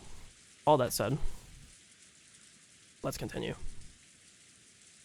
Knowing the motivations is probably not something I'm going to be able to divine from, like 7-8 hours of playing. But some of the things just don't necessarily make sense for certain characters' motivations, unless they're really just like that impatient. But what are you afraid of? Kraus removed the padlock on the door. He then motioned for Natsuhi to enter. Enter. What is this? There's something I want to show you. I've never shown it to you before. Damn, bro's keeping secrets from his wife, man. I know that we're talking about, a different time, a little bit more of that male chauvinist era, but still. Natsuhi timidly opened the door with a dubious expression on her face. It was pitch black. She searched for a switch to turn on the lights, but since this was her first time in the room, she didn't know where it was. Kraus entered behind her, pushing her in, and closed the door before making any attempt to turn on the lights. The two were swallowed up by the darkness. Only the sound of Kraus locking the door rang out through the dark. What are you doing? The lights. I'm turning it on now. Wait. True to his word, Kraus pushed the switch on the wall, and a flickering light turned on and lit up the room. What is it? Also, what chapter am I on? Chapter 8, okay. What is... Natsuhi had her breath taken away. The room had no windows, and at a glance, it appeared to be empty. This is like, in Mario Party 8, the Boo's Mansion level, where it's just like winding corridors that keep getting added. Like, there's just like rooms that people don't even know about. In the middle of the room, a small round table had been set, and the lights brightened only that table, as if it were the leading part in a play. Laid out on top of the table was a red tablecloth of elaborate design covered with dust, and on top of that, something about the size of a grown man's arm had been set down. Grown man's arm. I was gonna say an ingot, but that seems... that something took Natsuhi's breath away. Is it a gold ingot? It fucking is! Fuck you, I knew it! This was the ingot that they used to prove the gold. So he doesn't know where the gold is, but he knows that it exists simply because of the matching description. Ingot the size of a guy's arm? Like, forearm I could see. Arm, bro? Like, really? Like, middle finger to shoulder? That's a fucking big ingot, bro. It's a gold ingot of incredible purity. Without this, no one would have believed in the legend of the gold. It was an ingot of solid gold, 24 karat, baby. Even in the faint light, it sparkled with a noble and dignified gold glint. This is not a proper ingot. I don't even know whether it was cast inside or outside the country. It takes a high level of skill to make the purest of solid gold ingots. And in order to verify the purity, it is standard to have the original foundry and the name of the bank that guaranteed it imprinted on the gold. However, this ingot did not have that kind of seal. this mysterious gold bar had come from an unknown foundry. Okay, this was the other thing they mentioned earlier in the game, and again, I won't belabor the point too much because I'm kind of content cucking, but why the fuck would they care what foundry or bank or like guaranteed it unless you just didn't do the third-party check yourself, you know? Like, you can sit there and you can be like, oh my god, like, the foundry guaranteed it, and it's like, okay, if it's a foundry of repute, one, how do you know that people didn't just, like, duplicate the foundry seal or whatever? But, well, you know, let's put that aside. Like, let's pretend that people don't fake things.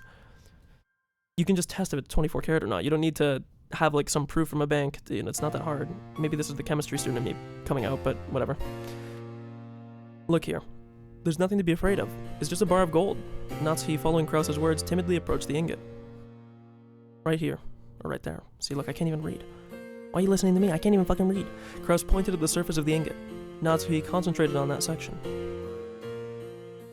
Right there was the thin imprint of the one-winged eagle crest. Natsuhi's breath was taken away once again.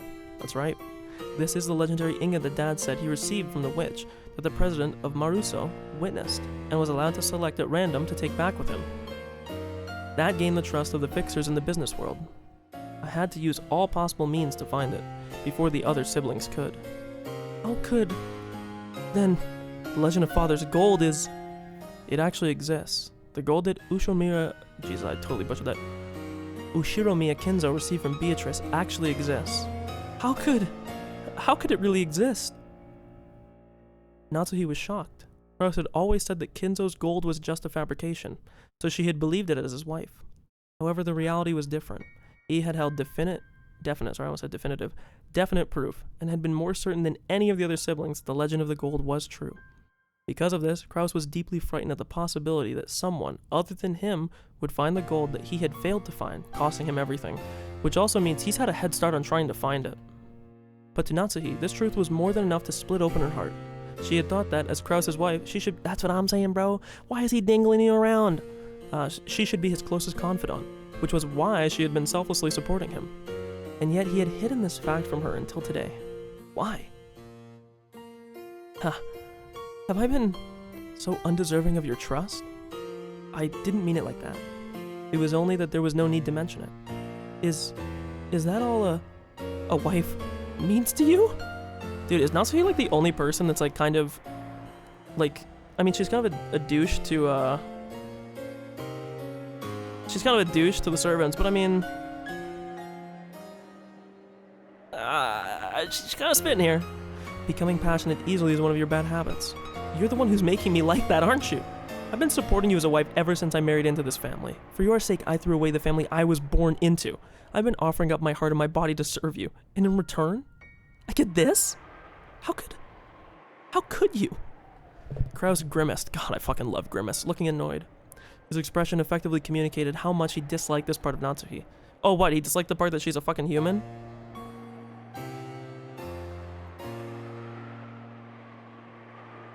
One sec, my girlfriend's messaging me. Okay, we're good. I don't think I can be of any use to you anymore. Oh my god, let's go. Setting up my theory even more. Sorry, I was taking a drink. Setting up my theory even more. She's removing herself from this. I see you, Natsuhi. I see you. And that is fine. I can resolve problems between the siblings by myself. I don't need your help. That's wrong. This is the Ushiromiya family's problem. It's true that I am not permitted to have the family crest imprinted on my body, but I am still your wife. Even so, are you saying I'm not qualified to help you? Are you? I deliberately chose not to involve you out of consideration for you. Let's not talk any further. It will likely only worsen your headaches. I don't know, bro. Now the headache's getting mentioned too. Are we about to get the split personality? Randomly, her hair turns golden when she flips her personality. I still don't understand. Y'all can probably see this on stream too, man.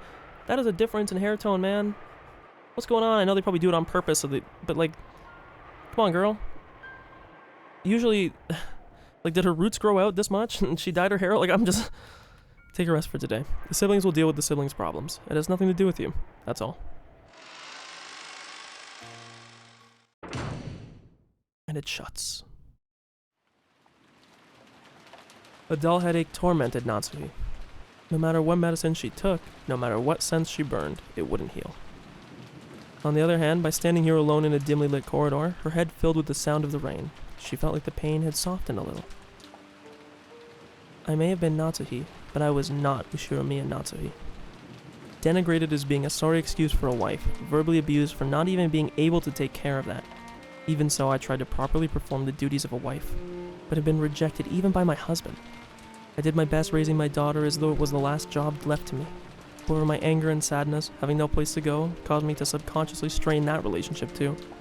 Because I've been excessively strict in Jessica's education, I am thoroughly disliked by her. Jessica despises me for not being interested in anything but grades. She just wants a good life for her daughter. There's no longer anything I can do for the Ushiromiya family. No, that's no good. Even so, I must help my husband dislodge the schemes of the other greedy siblings. The head won't be around much longer. Eventually, Kraus will succeed the head. And the next... Okay, so yes, there we go. Thank you. Finally got the confirmation that is how it works. So it goes down the family line first before then.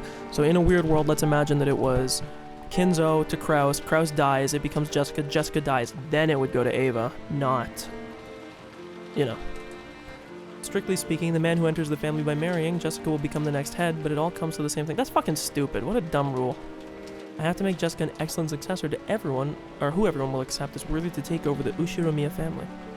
In the years to come, that greedy Ushiromiya Ava will surely be continually plotting to find some fault with the main family, so that if all goes as she plans, Jessica will be dragged down from the succession with George in her place. It is regrettable, but George is a man, and even more, has matured as a person. If you compare him to Jessica, who is right in the middle of her rebellious period, and whose grades are below average, you can see at a glance who is more fit to succeed that. Hey, too bad, bro. This is the rules you drew up. Okay? You can't be pissed now. In order to secure Jessica's position, I need to turn her into an excellent person. After doing that, I want to find her an excellent husband worthy of the excellent person she will have become.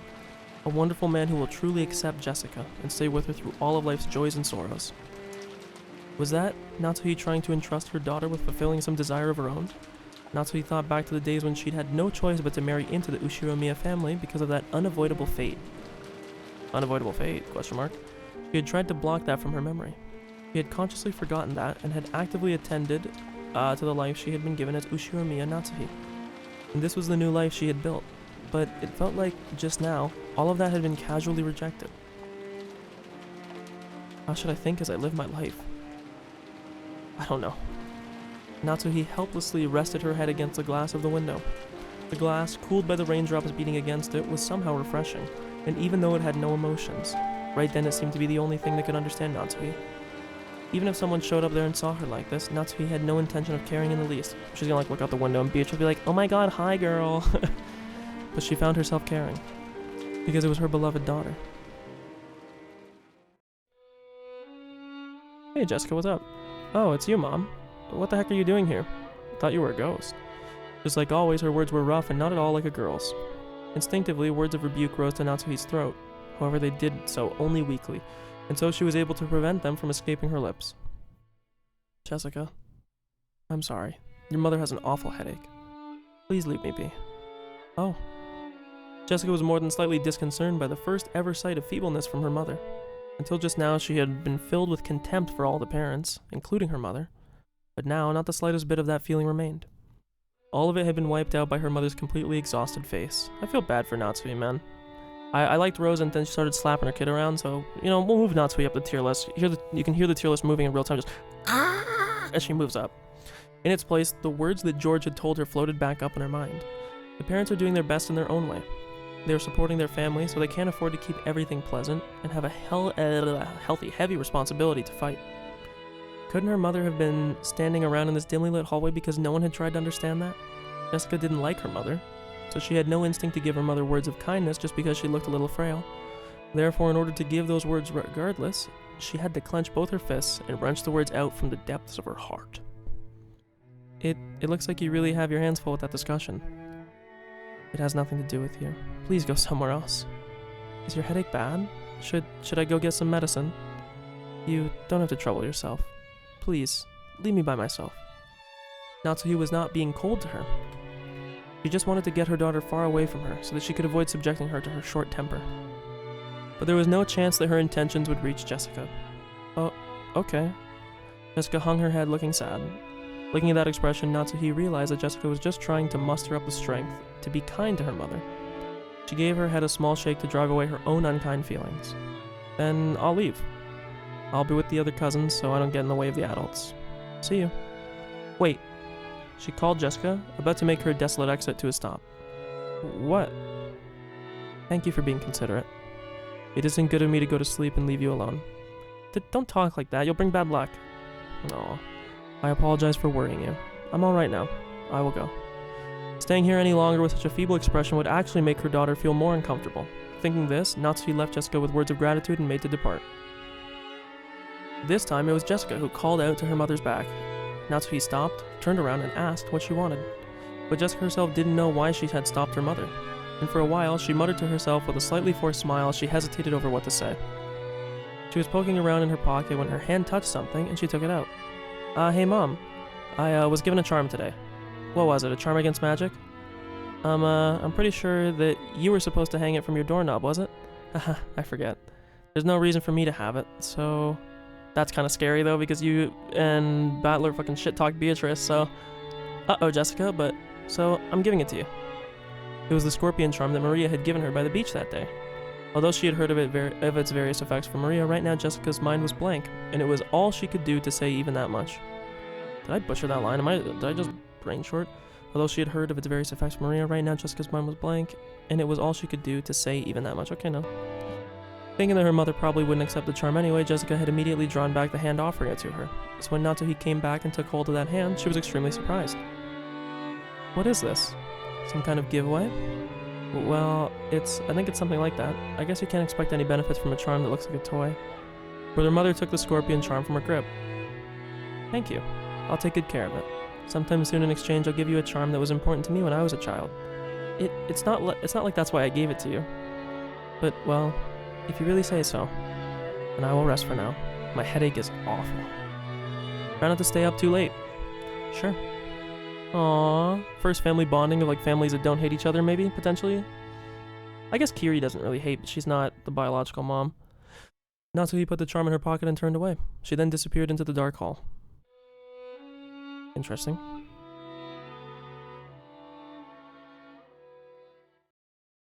So which one of those two is going to die now? Let's see. It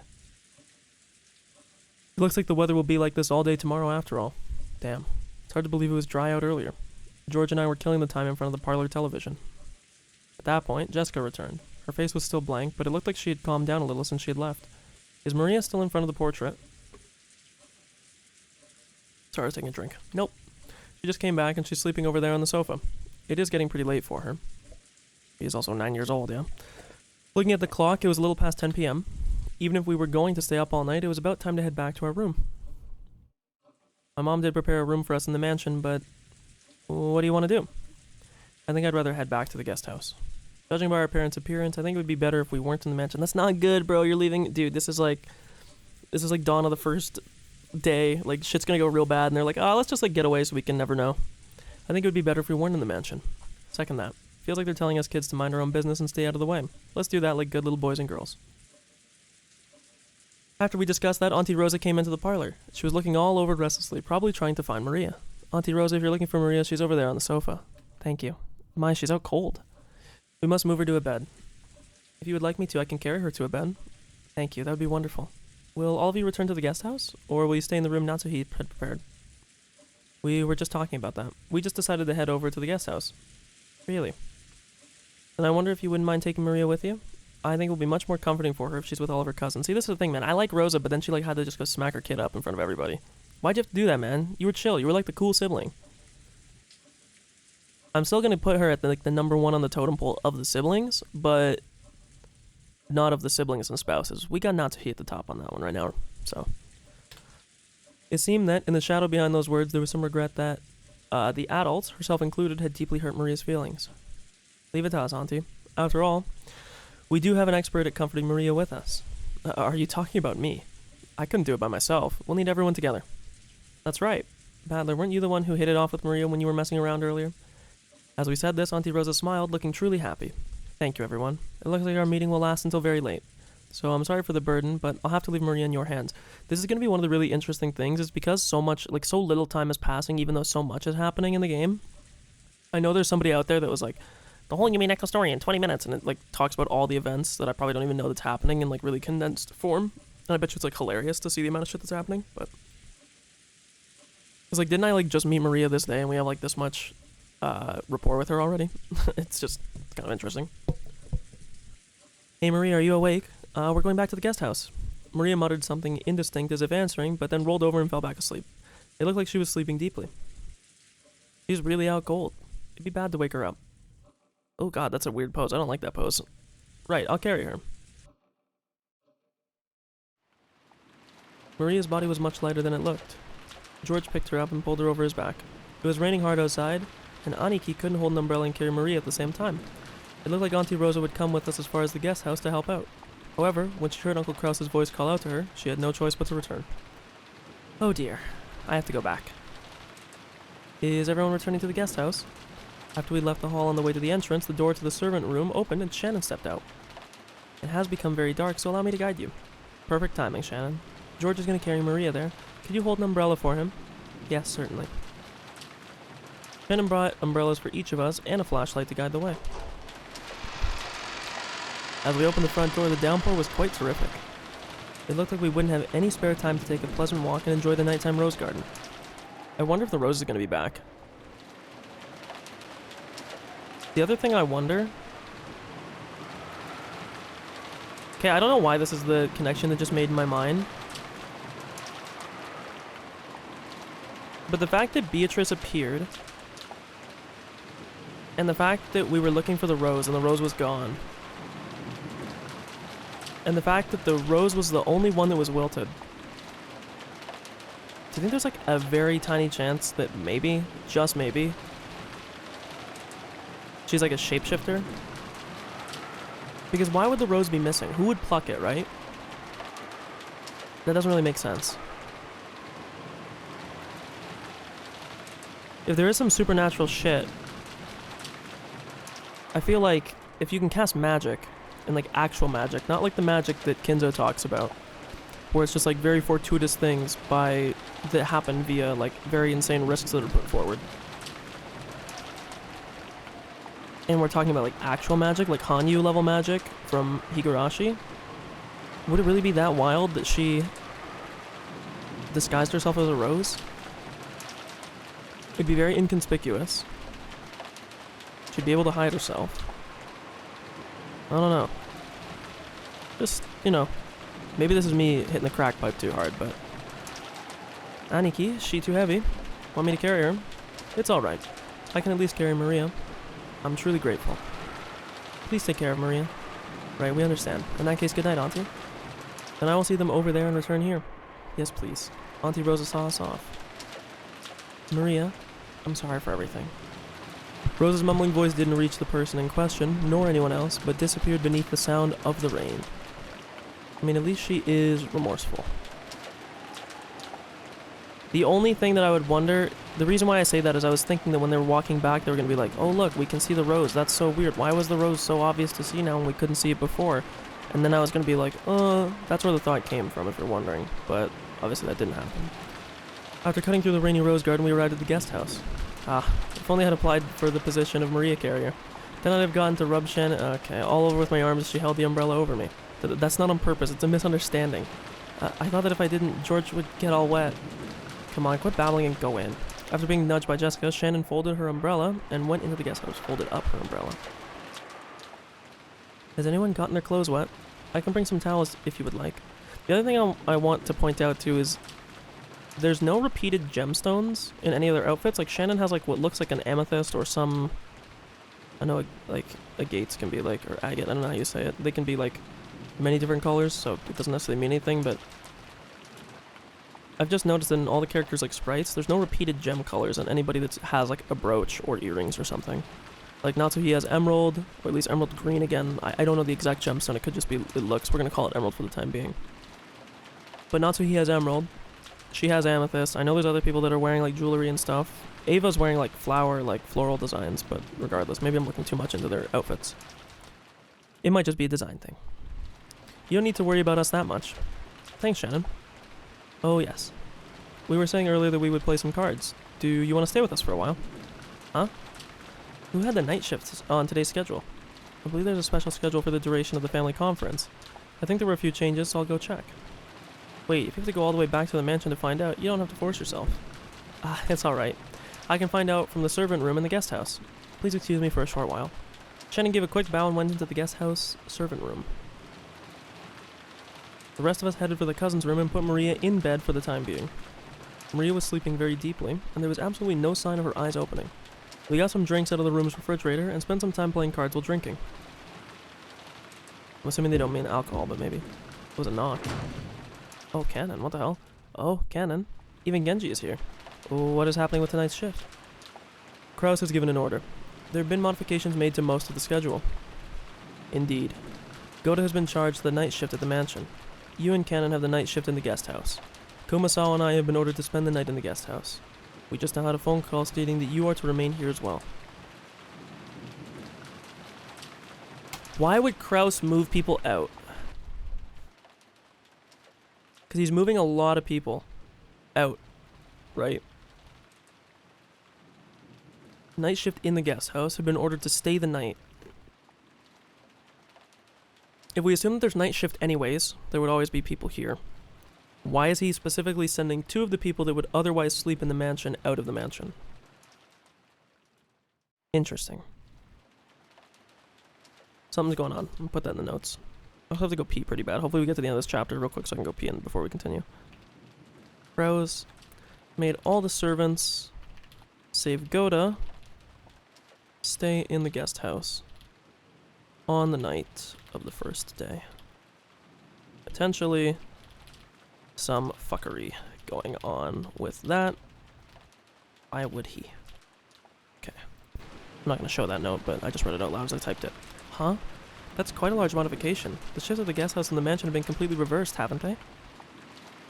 Originally, Shannon and Cannon had been given the night shift in the mansion, while the night shift in the guest house, where all of the relatives were staying, had been assigned to Goda, who had an abundance of experience in entertaining.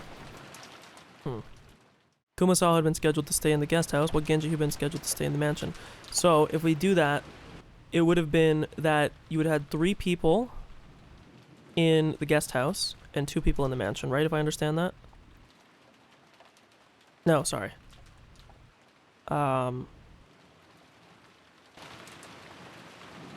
No, it was 3 and 2. 2 in the guest house, 3 in the mansion. And now it's entirely inverted. I'm gonna write this down. Switched from 3 people in the mansion, 2 in the guest house. Where's my ampersand? I can't find it. There it is, okay. I'll show my notes, I guess, for a second so you can see me type this. There's not really a point.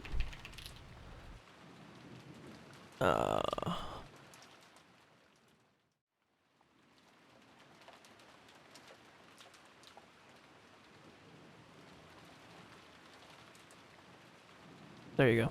That's what I was typing. Okay. However, it seemed that Kraus had suddenly ordered that the schedule be modified. The shifts of the guest house and the mansion had all been reversed, and Genji was spending the night in the guest house. It's probably because of Beatrice's letter. Probably. Why? When such a mysterious letter appeared, it was only natural that Kraus would suspect one of us. We served directly under the master, so Kraus probably wanted to keep us as far away from the family conference as possible. Genji, Shannon, and Cannon were all permitted to wear the Ushiramiya family crest, the one-winged eagle, as the servants who had served directly under Kinzo. Of course, since they were working for the Ushiramiya family, they had to obey anyone's orders, but their only boss was Kinzo. Since only Kinzo held the right to employ them, even Kraus could not have them dismissed of his own accord. Because of this, they were often viewed by Kraus and the others as Kinzo's underlings and shunned. In reality, Kinzo would seldom let anyone other than them enter his study. You could probably call this sudden shift change a clear expression of that sense of distrust. Considering the time Kinzo had left to live, this would definitely be the last family conference before the problem of the inheritance would come up. On top of that, the mysterious letter that claimed to be from Beatrice had dropped in out of the blue. Kraus definitely wanted to keep Kinzo's loyal subjects away from the table of such a delicate and important discussion. So he didn't want any ears. And is the idea that because Goda had only been there for a short time, that he would maybe not be as indebted to him? Because he didn't serve under him, I guess? Excuse me, I will go rest. If anything happens, call me immediately. Our company tonight is special. Yes, certainly, Genji. Where's the wing on Shannon? Or did...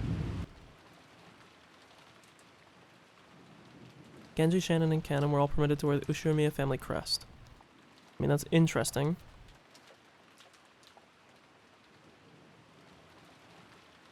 What about Kumasawa? I mean, she's been there a hella long time. Is it because those three are the only ones that serve directly under him? The other ones have other jobs? That could also be. But regardless, I don't... Unless she's covering it, like she has like a thing on her chest that I can't see because her hand's blocking it, or maybe she has it somewhere. I don't see a wing anywhere on her uniform. Genji nodded back, went behind a screen, took off his jacket, and slowly began to relax after a day's work worth of tension. The other thing too is, Kanon's the only person that's wearing a brooch at all. The ones who just returned now, were they the children? Maybe it's based off family? I don't know if there's supposed to be like little ties that they're wearing. I don't see, she doesn't have a thing. Yes. The other relatives are having a conference in the mansion. It looked like it would drag on until much later. That would be comfortable. Already this late, and there's this weather. Probably the rest of the relatives will spend the night in their rooms in the mansion. Yes, probably. I'm only saying this because Genji isn't around, but I'm a little happy I was sent to the guest house, I think. Oh? Why is that? Because you were able to distance yourself from the bullying of Madame and Eva? Or do you have another reason? Did I read that wrong? I don't have any other reasons. Other reasons. I see. Then let's do our business. Let's do our best together with our midnight shift. I'm counting on you, Nason. Just now I was asked to go to the children's room and play with them. Shannon hung her head apologetically and made uncertain glances toward Kanon's eyes. Kanon didn't try to meet her gaze and spoke curtly as he sighed. It looked like he didn't plan on indulging his sister. You can't. You were assigned the night shift, and besides that, it is not necessary for furniture like us to respond to an invitation to play. You understand, right? Yes, I do understand. Shannon dropped her shoulders slightly. She had already expected that Kanon, who considered rules to be very important, would probably say something like that, but even so, she was a little discouraged. As Kanon turned the pages of a logbook, he spoke without facing Shannon. In that case, you must be keeping the children waiting. You will have to apologize and tell them that you have the night shift and won't be able to stay with them. Off you go, then. Huh? Yes. I'll just go apologize. Shannon hurriedly stood from her seat before her brother's mood could change, gave a quick bow, and flew out of the servant room. As he watched her disappear, Kanon took a single deep breath. Genji's voice came from beyond the screen. Kanon, I will be here, so you should go too. Genji. Shannon was the only one called. It's not like I was invited. Aww, that's so cute. I like Genji. That's only because you were not there at the time. If you had been, you would have been invited as well. It is good to play as a child from time to time. No, that's not something I need to do. A human child may have need to play, but we are furniture. Is that so? Nason is also furniture. Even if she pretends to be a person, it will only hurt her later. Ooh. Are we gonna like get in some weird thing that they're literally servants? Not just servants in the sense of like because they serve, but they are like quite literally puppets? I understand that, so I try not to get too close to people. Genji did not say anything after that. A few moments passed, and then he stood up, used a pot of hot water to make some hot chocolate from powder, and served it to Kanon as well. I'm writing this in the notes. Weird mention of servants being furniture. Sounds a lot... How do I put this? Servants referring to themselves as furniture seems more literal than I thought. Otherwise, after Kanon rejected the idea to play with the cousins, with Shannon, on Genji's, I don't know what you would call it, like him allowing them to do it, on Genji's permission, we'll say.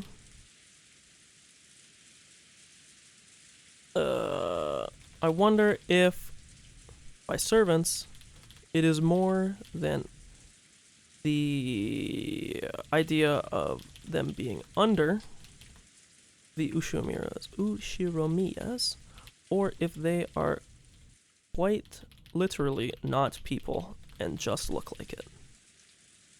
Okay. I'll pop the notes, but again, there's not really a point. I read it out loud, but there you go. Last thing. Okay. Holy crap, seriously? I did not know that. Keep it down, dumbass. You'll wake Maria up. Battler was so surprised that he had yelled obnoxiously and scattered his cards everywhere. His voice caused Maria to turn over once, but she soon fell back into a deep sleep. Jessica gave him a jab and he lowered his voice. No, but yeah, now that you said that, they really did have this kind of atmosphere, didn't they? Or have that kind of atmosphere. Ha, now I see that George could not be seen anywhere in the room. A short while ago, when Shannon had come into the room, George had suddenly said that he had forgotten something in the mansion and needed to go back and get it. Shannon had said that she would guide him, just like she had on the way to the guest house, and the two of them had departed together. They've been showing signs of it for a long time, you know? Asking what the other person liked, asking what their hobbies were. Okay, look, I don't want to do the Western man thing. I know this is the 80s, different time. Isn't George like 23, 24? Shannon is 16, bro. Stop being a diaper sniper, okay? Find someone your own age. I always knew it was too much just to be a passing interest. Come to think of it, I get the feeling that George has always been overly nice to Shannon. Now I get it. Are we gonna get a perspective change here? I'm telling you, this rose.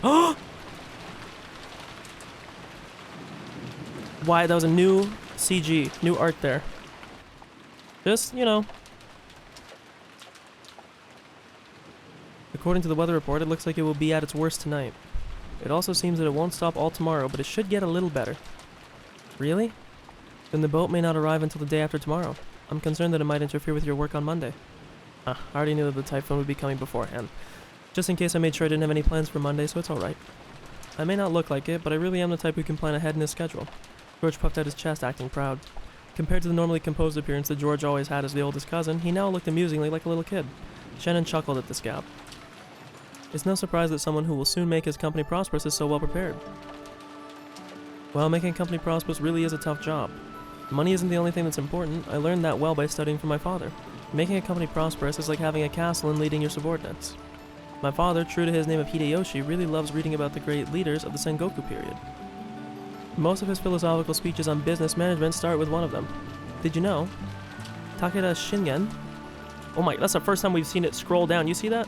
Who was feared as the leader of the strongest cavalry corps in the Sengoku period, started out with his troops in complete disarray and didn't have the kind of strong leadership necessary to utilize them well. She's probably like, dude, this is like this is like the 1980 version or the Japanese version of the dude in high school, you know, that knew way too much about like World War II tanks and military arms. He's like, yeah, don't you know that back, like, on general, I know this is not World War II, just as an affront before someone was like, actually, he's like, did you know that in General Custer's retreat in the Civil War, and she's just sitting there like, okay, yeah, is that true, really? Wow, it's so cool. And it's like, what the fuck is up with this guy? Is that true? That's a little unexpected. In order to unite his troops, Shingen utilized several strategies. For example, when a soldier succeeded well in battle, he would immediately honor them with a medal. Normally that kind of thing was put off until after the war, and they were all awarded at once. By doing that regularly on the field of battle, he immediately showed his appreciation for his troops' military exploits, which motivated them in an extremely significant fashion. Furthermore, whenever one of the troops was brought down by an illness, he would be the first to rush up to them and care for them. Things like that. Takeda Shingen wasn't just the man who led the strongest cavalry corps in the Sengoku period, he was the person who cared the most for his troops throughout the Sengoku period. That must be why all of his troops followed him. She's like, oh really, that's what the M1 Abrams is? The truth was, Shannon had already heard this story several years ago. But when George started to tie his father in with one of these stories, he would always be beaming, looking like he was having a great time. Yeah, bro, see, it's like my dad, okay? My dad has this famous thing where he's like a, I don't know how you would word it, he's like an AI, but not in a good way. An AI in the sense that, like, you can hit like a keyword, and I know that by hitting a keyword, he's gonna tell his story. He has like a given story that he always tells when you bring up like a specific topic. For instance, if you ever bring up like a Buick Grand National, or I don't even remember the name of the car, he'll always bring up about how, oh, I had a Chevrolet, blah blah blah, something or other. There's probably some car nerd that knows this. I'm sorry, I don't really know cars. He loves cars. And if I ever bring up a Buick Grand National, he'll be like, oh, I had something that was very similar to it, blah blah blah blah, back in 1970, and he'll like rip off into a story. I had a 1970, blah blah blah. But you know. One second.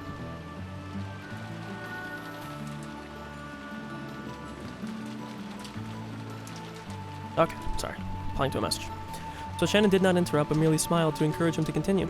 Of course, in a capitalist world, money is power, and it is also the height of your castle wall. But you can't build up a castle or succeed in a war by yourself. That kind of thing can only be created with the support of many subordinates by borrowing their strength. You guys about to give the spirit bomb. And so in the something episode, I haven't watched it, in the something episode of Dragon Ball when Goku does the Spirit Bomb. After understanding this, when I look at my father's back, I realize how immature I am. I see how much my father has cultivated his character by working hard, and understand well how he was able to build up all that he has until today. George, you truly look up to your father. I'm jealous.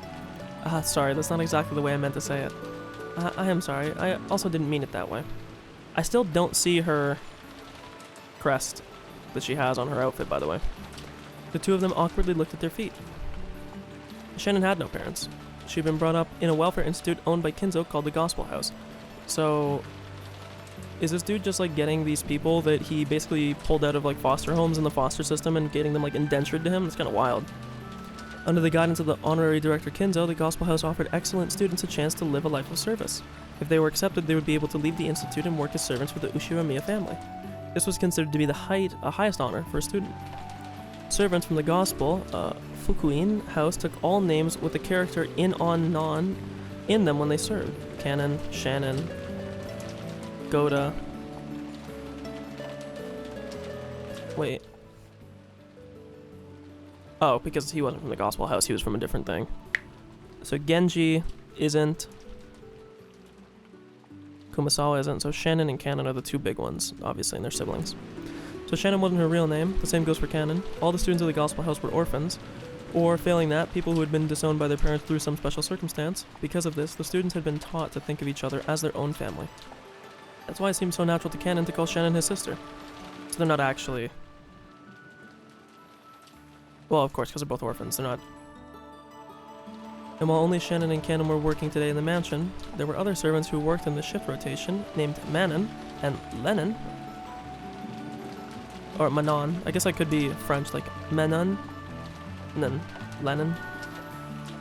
Who also inherited the, whatever, character in their names. That's interesting. I'm gonna put this down in the notebook. We have two people that just got brought up that we literally never knew about until this very moment.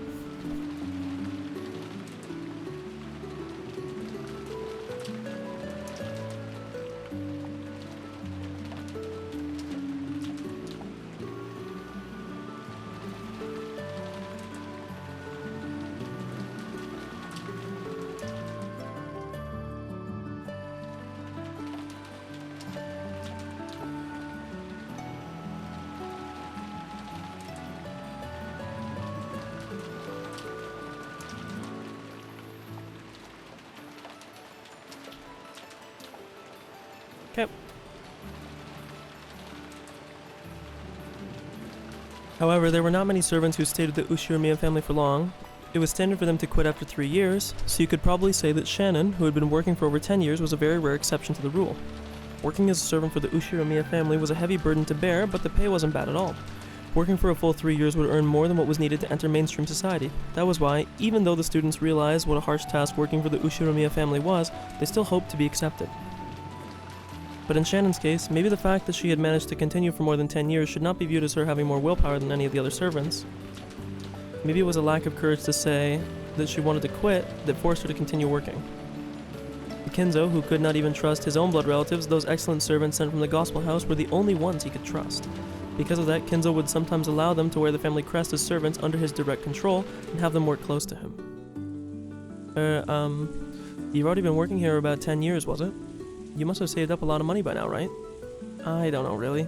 It's not like there's anything in particular I'd like to buy. And just because you have a few million yen doesn't mean you have enough to live the rest of your life with. So, you haven't been working here trying to reach a target sum? No, I haven't. I have nowhere to go outside of this mansion. I've been getting along well with Milady and the other young servants, too. I am sometimes scolded by Madam, but caring for the rose garden and cleaning the mansion is fun. Okay, caring for the rose garden again, just, you know, I know these are all duties that all of them have, but just the rose garden is of a particular note in these last chapters. But that isn't your life. Sayo. So he knows her real name. Shannon cast her eyes downward when she heard her real name. She understood what George was trying to say and closed her mouth.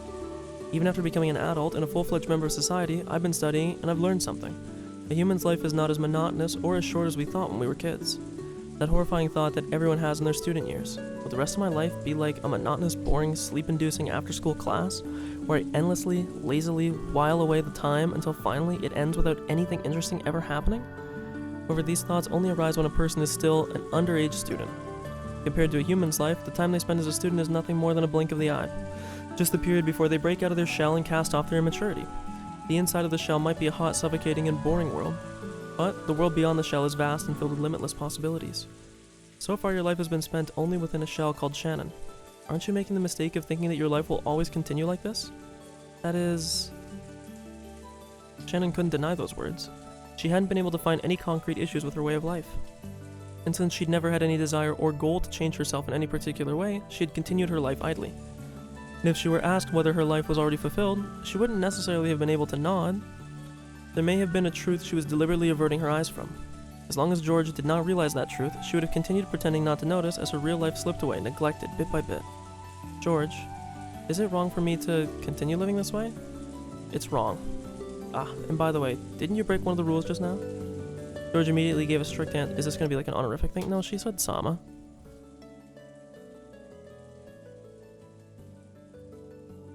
So basically saying that she's been living an unfulfilling life.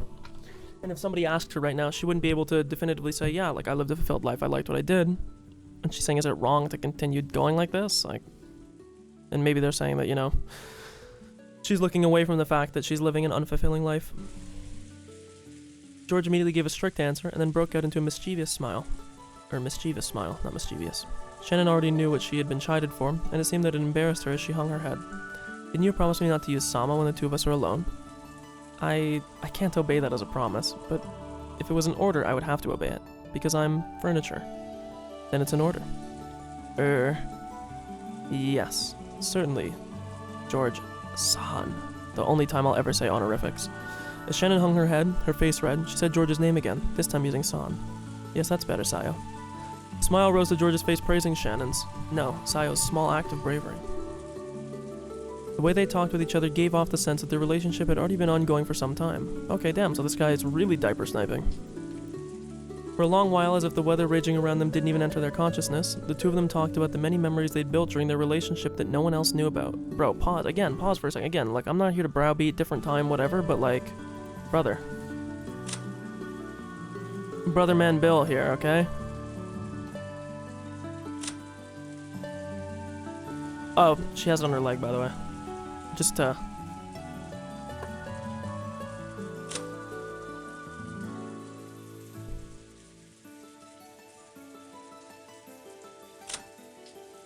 just trying to see if these, oh, he's more trusted because he was hired by Kraus. Okay. I'm gonna write that down. I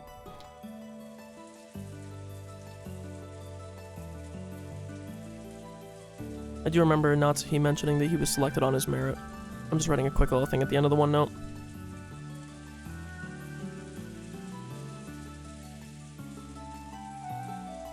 Okay.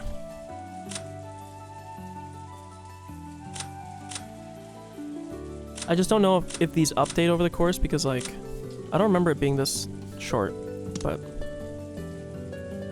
every once in a while, a flash of lightning would attempt to dampen the mood, but it could not sully the moments, which seemed to flush even the roses outside a deep shade of red.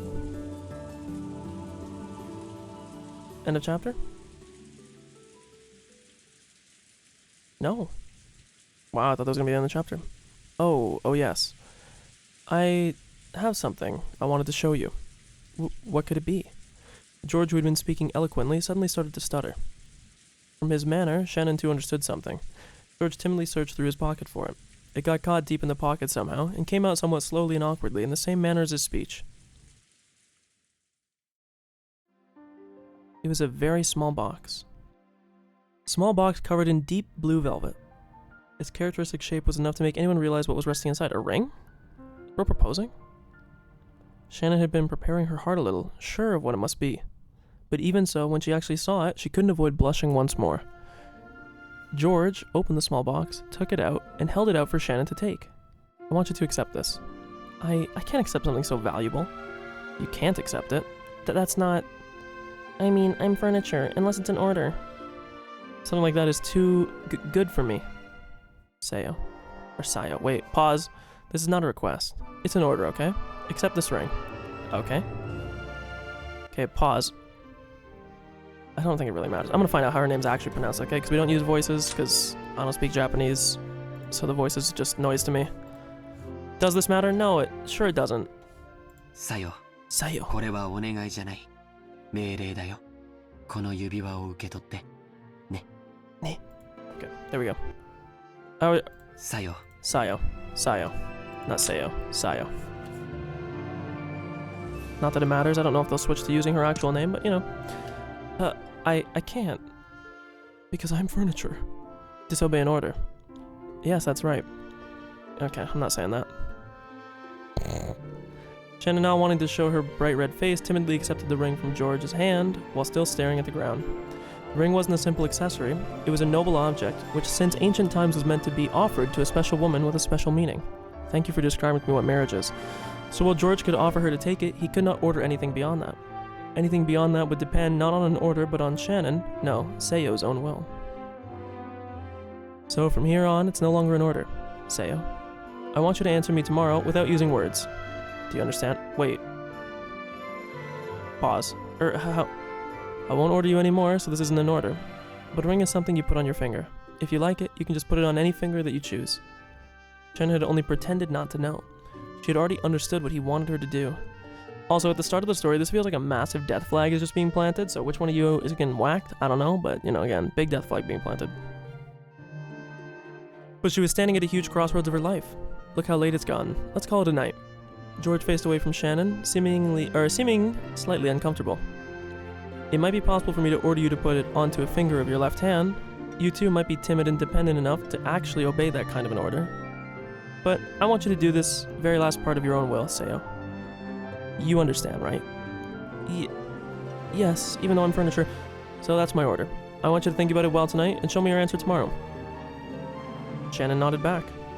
Today was the culmination of their long relationship. This moment had not come as any surprise to Shannon. We should be getting back to the guest house soon. If we take any longer, we'll make everyone worry about us.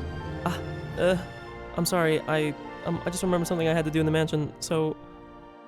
I have to go back to the mansion. God, I hate this pose. It's like an evil-looking pose. Something this late? Really? George stared into Shannon's face as he laughed mischievously. He had seen through that obvious lie of Shannon's. But, imagining how she felt, it wasn't as if he could understand or couldn't understand her embarrassment and why she might ask to be alone. And so George, having understood Shannon's lie and all that was behind it, allowed her to leave. Wow, how gracious of him. I've been looking in the background every time the scene pops up. I'm looking for Beatrice, you know? End of chapter? We can get the filigree. We're gonna get glass breaking. We're getting glass breaking. Tragic. It's 11. Hour to midnight. Night of the Storm. Look, it doesn't list the time, which is weird. Why does it not list the time? Very, very interesting, princess. Also, the time is fucked up because I had to restart the save. I'm gonna go pee real quick, okay? We'll be right back. We're continuing. I have a lot of energy. Okay, I'm gonna be going for a while longer. I'll be right back. Let me switch this. I'm not getting a drink, okay? I promise. I'm going pee unless, I mean, you might call it getting a... Okay, I don't know what you call going to the washroom, okay? But I'll be right back. One sec.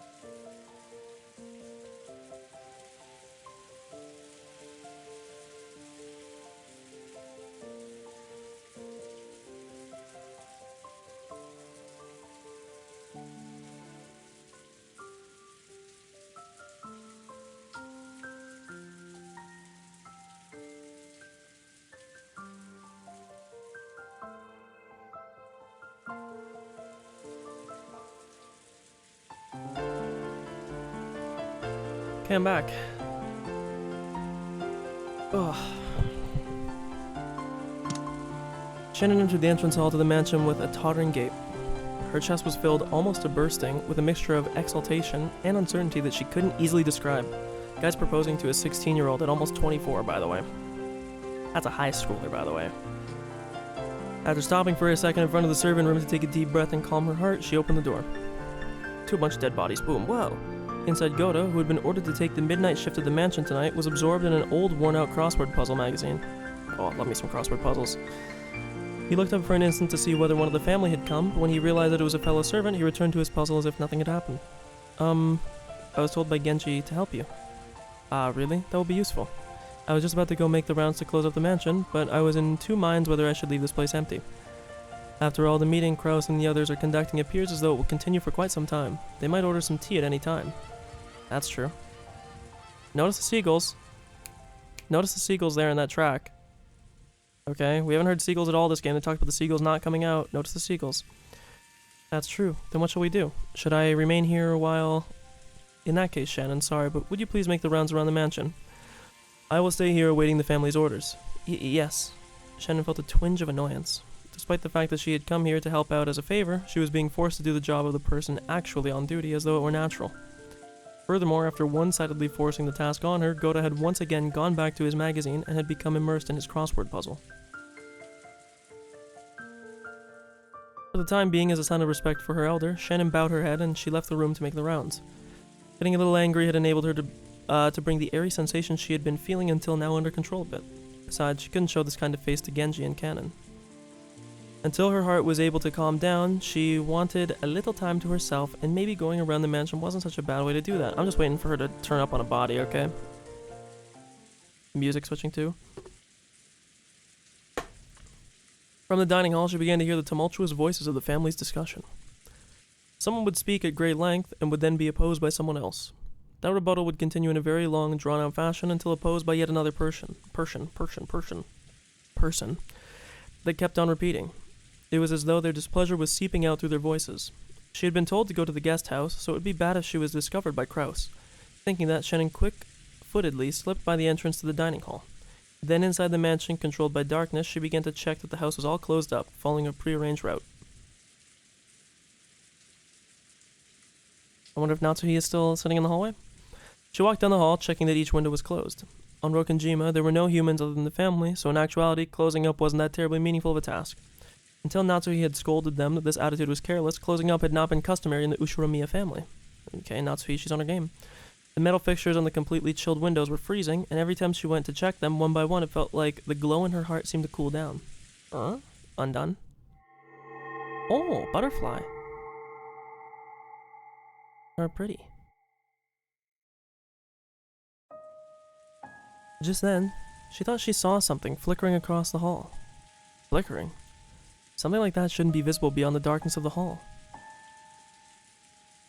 Although she thought it was probably her eyes playing tricks on her, she killed her breathing for a brief moment, and grasping a curtain, she fearfully gazed into the center of the hall. However, other than the occasional crack of thunder brightening the hallway, she was unable to glimpse any flicker again. It must have been her imagination after all.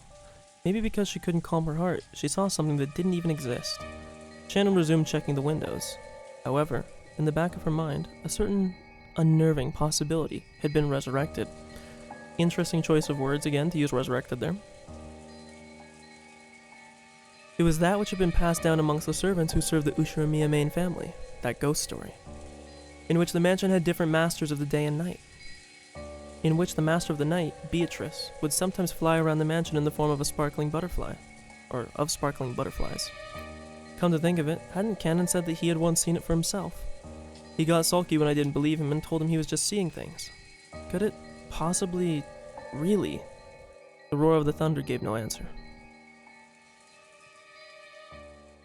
Okay.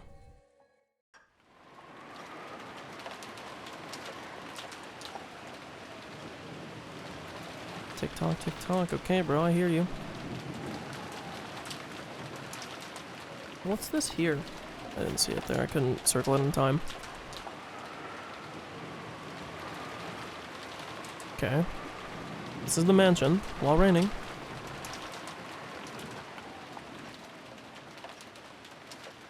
Whose perspective am I in right now?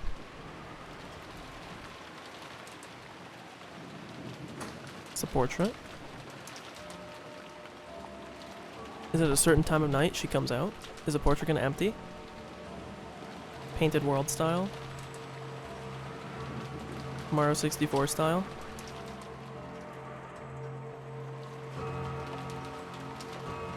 Noticing the brooch on her chest too, although not on her neck.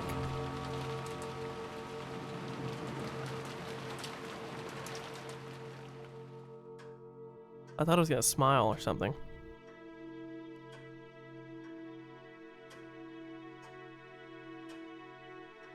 Okay, establishing who's present.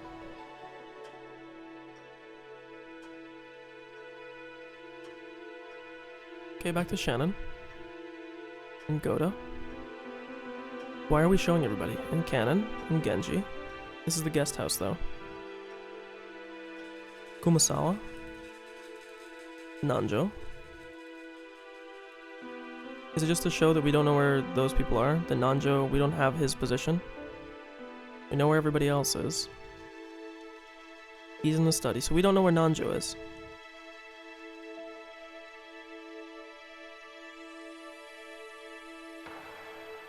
Nanjo's actually Beatrice. He's wearing a fat suit.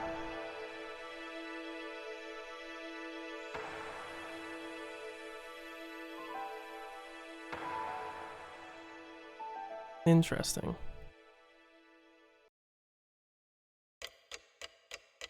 Oh my god. Oh my god. Oh my god. 6 a.m. We just skipped like 7 hours for no reason.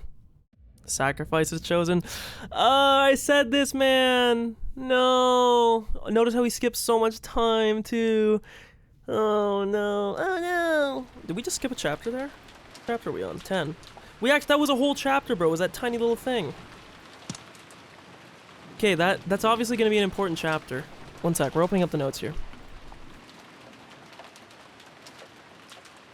Okay.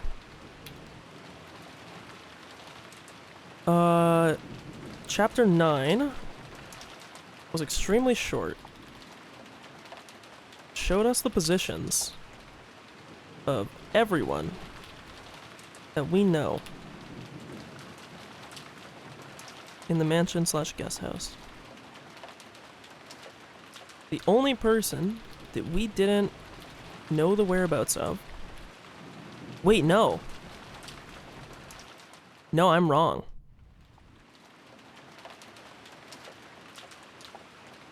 Natsuhi wasn't there either, was she? I was about to say, let me consult the VOD, but I can't because I forget every time to set up the setting to auto-publish the VOD, which I should actually do like right now. But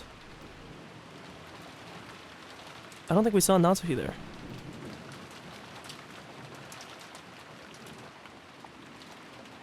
Because it showed Rudolph. It showed Kraus.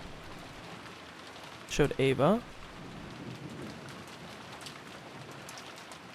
Okay, look. Maybe I'm misremembering. But I don't think I saw Natsuhi there.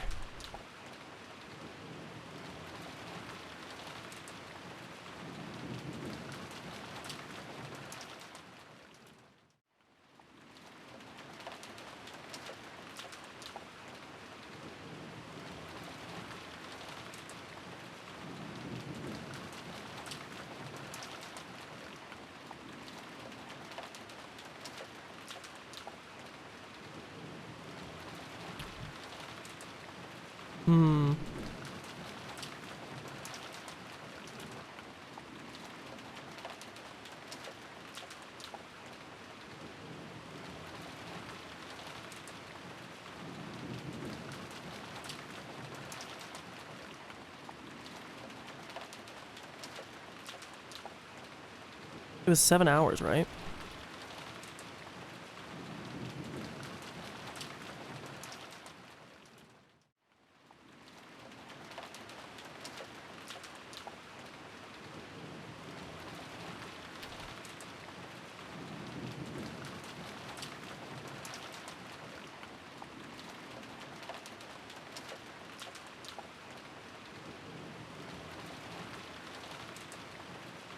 Okay.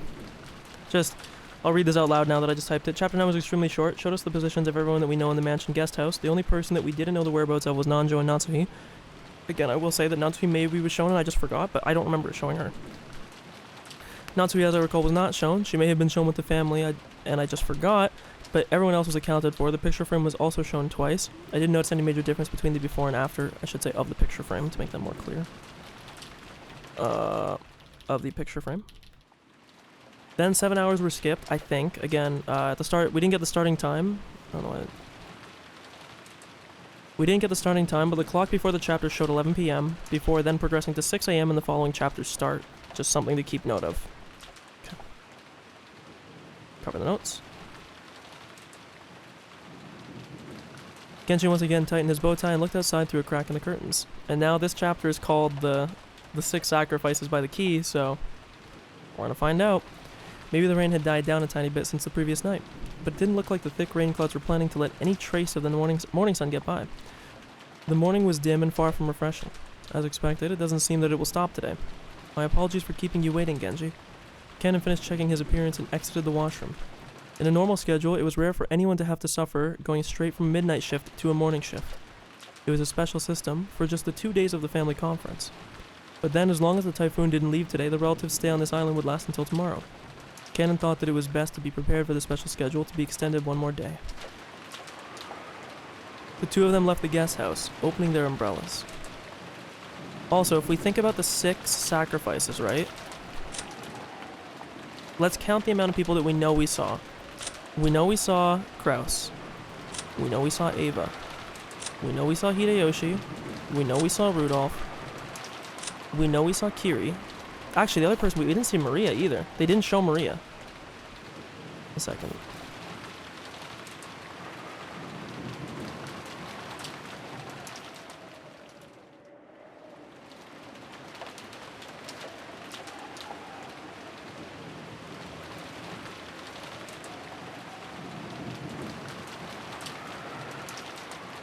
Okay. What I'm trying to picture in my head is, was there a group of 6 people that they showed? Because Jessica, George, and Battler were all shown together.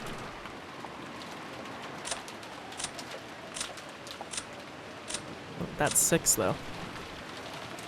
1, 2, 3, 4, 5, 6. And they were definitely shown together. I remember seeing Rosa. We know we saw Shannon. She was in the hallway.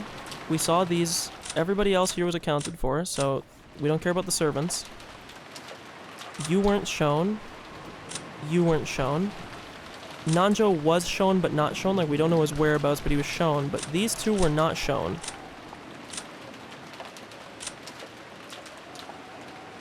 Kinzo was in his study. Again, just noticing, okay? So, if these all turn up dead, that was a group of 6. The 2 of them left their guest house, or the guest house, opening their umbrellas. The rose garden had been devastated by the wind and rain last night. Even though they had spent several days making it beautiful to welcome the guests, it had only taken one stormy night to ruin it. I'm also waiting to see the reappearance of that withered rose, by the way. Cannon sighed.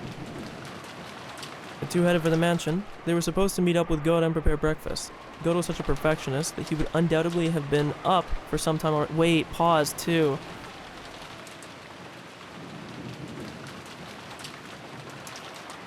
This is the epitaph, okay? I might condense this so that I can actually read it all without having to scroll as much. One sec.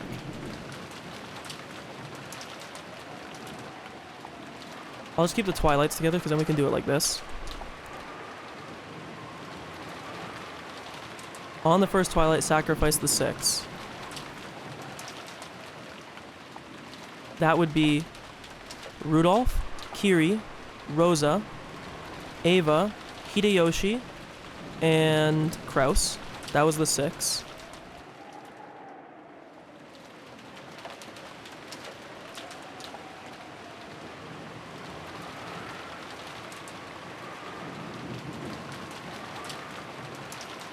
I'm trying to think of...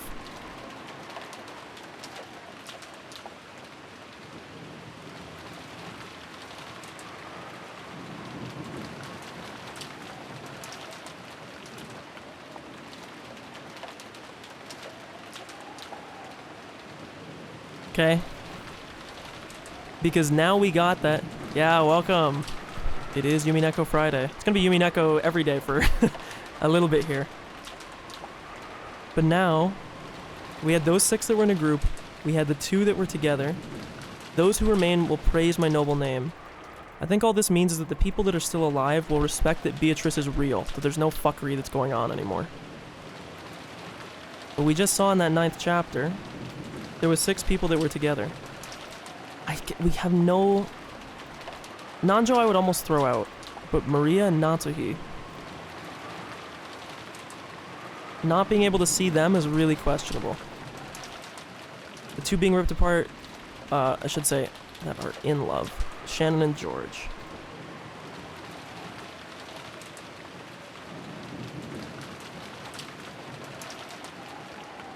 I don't know what you would call these, like prophecies? I don't know what the...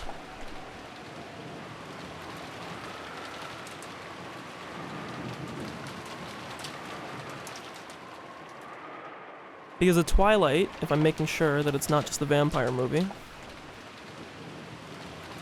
is night going into day, right?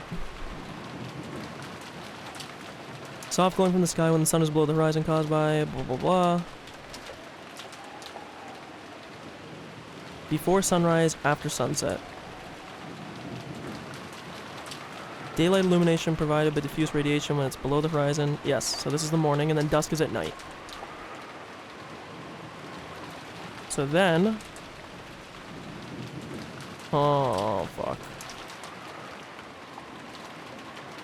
Oh, this is bad, man.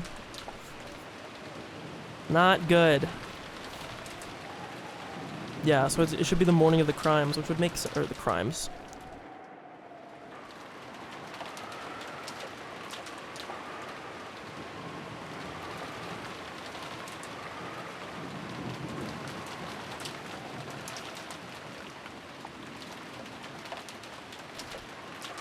Okay, I mean, we'll continue. I'm assuming we're about to find a lot of bodies.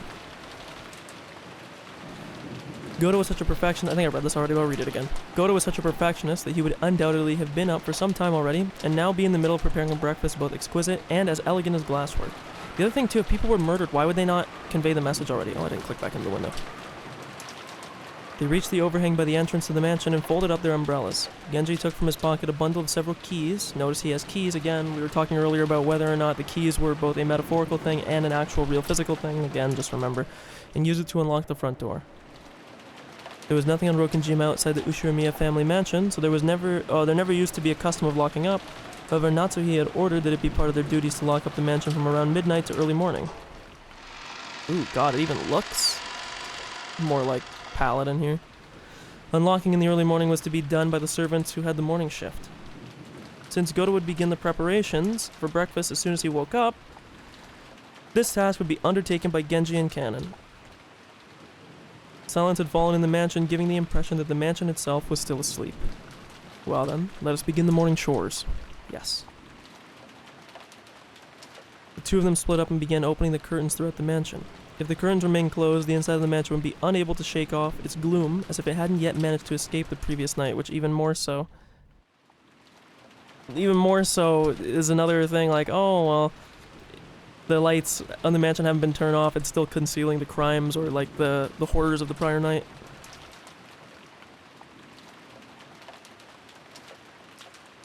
We're about to find some dead bodies, I believe. There we go, now it looks a little bit more normal. Kanon, following a well-versed procedure, went around the mansion, opening one window after another without having to retrace his steps once. Even with this horrible weather, by opening the curtains it began to feel just a little bit like morning. While doing that, he passed in front of the kitchen. It would all make sense, too, that they wouldn't find anything, like, disturbing right away, because all the bodies are probably going to be in, like, the conference room. Or, I should say, the dinner room. Even though he hadn't smelled anything, his empty stomach started aching in anticipation of the scent of Goto's much bragged-about cooking. Good morning. He tried to greet Goto, who he had thought would be preparing the meal inside the kitchen, but Goto was nowhere to be seen. The kitchen was darkly lit. Oops. Also, when it talks about 2 people being separated by love, it could also be that Kinzo, by the way. I was thinking just now, it doesn't necessarily have to be... I mean, it very heavily is leaning towards George and Shannon, but the kitchen was darkly lit, and never mind the curtains, the ventilation fan wasn't even spinning.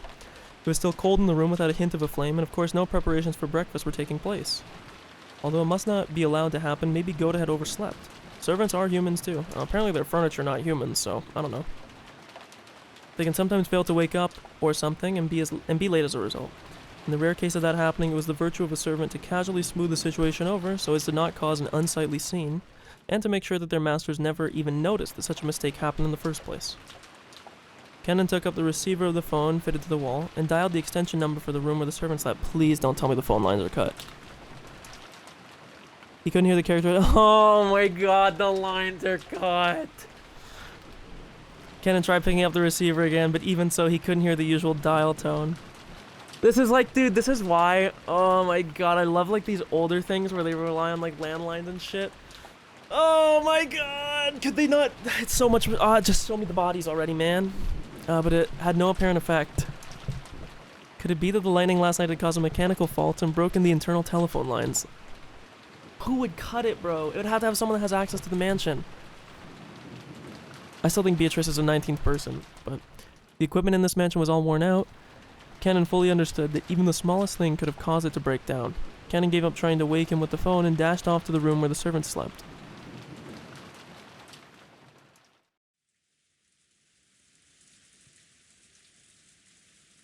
Oh, my fucking roommate is talking, bro. My roommate is doing laundry right now, and I can hear her talking on the phone. And I was like, why do I hear chatting in, like, the game audio? Like, I'm fucking losing my mind. But she's just doing laundry. Sorry, that scared the shit out of me. How long had she slept until? How long had it been since she had awoken and started lazily staring up at the ceiling? The vague sense of awakening was Natsuhi's usual, so Natsuhi is still kicking. Okay? I told you she wasn't in that fucking group. I knew she wasn't in that group because she went to bed early because Jessica gave her the brooch. She's like, oh, I have a headache, and she fucked off. Her sleep was always light, and she wouldn't even have been able to sleep at all without medicine. To Natsuhi, sleeping was definitely not a happy thing. When she looked outside, she saw that it was still pouring. If she hadn't sensed a tiny amount of light, she might have mistakenly thought that it was still last night. She herself was one of the hosts, so she mustn't wake up later than her guests. Urging herself on, she raised up her body, which still hadn't completely recovered from yesterday's weariness. While she was inside this room, no one would torment her. Her headache wouldn't get any worse than it already was. And again, the whole thing with Natsuhi having these persistent headaches, man. This room was her only peaceful space.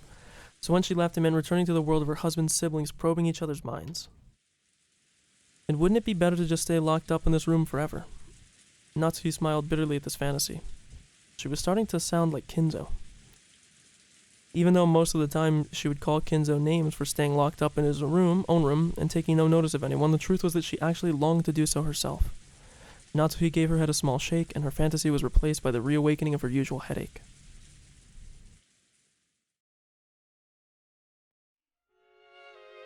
Interesting. When she reached for the doorknob, trying to leave the room, her hand touched the scorpion charm that she had hung from it. Oh my god, and it was good luck too. That's why she gave her the charm. And that's why she wasn't there. Well, I mean, she technically left the group of 6 already, but like the charm alone, maybe. Her hand touched the scorpion charm that she had hung from it before going to sleep. No evil could enter, because that's what they said. Pause, writing this in the notes.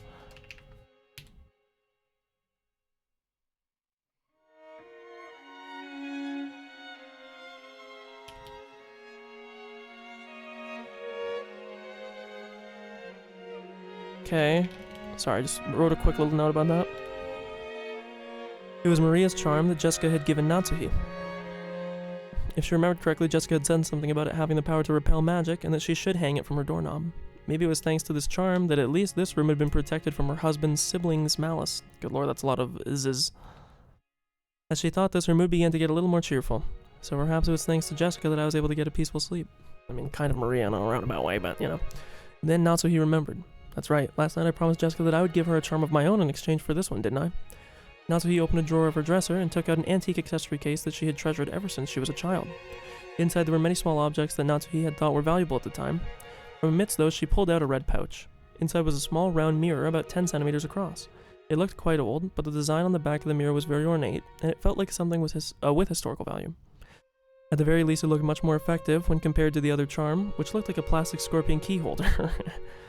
She had heard that this mirror was a spiritual mirror to ward off evil spirits, and she had been given it specifically by her grandmother when her grandfather's mementos had been distributed. Okay, I'm writing this down.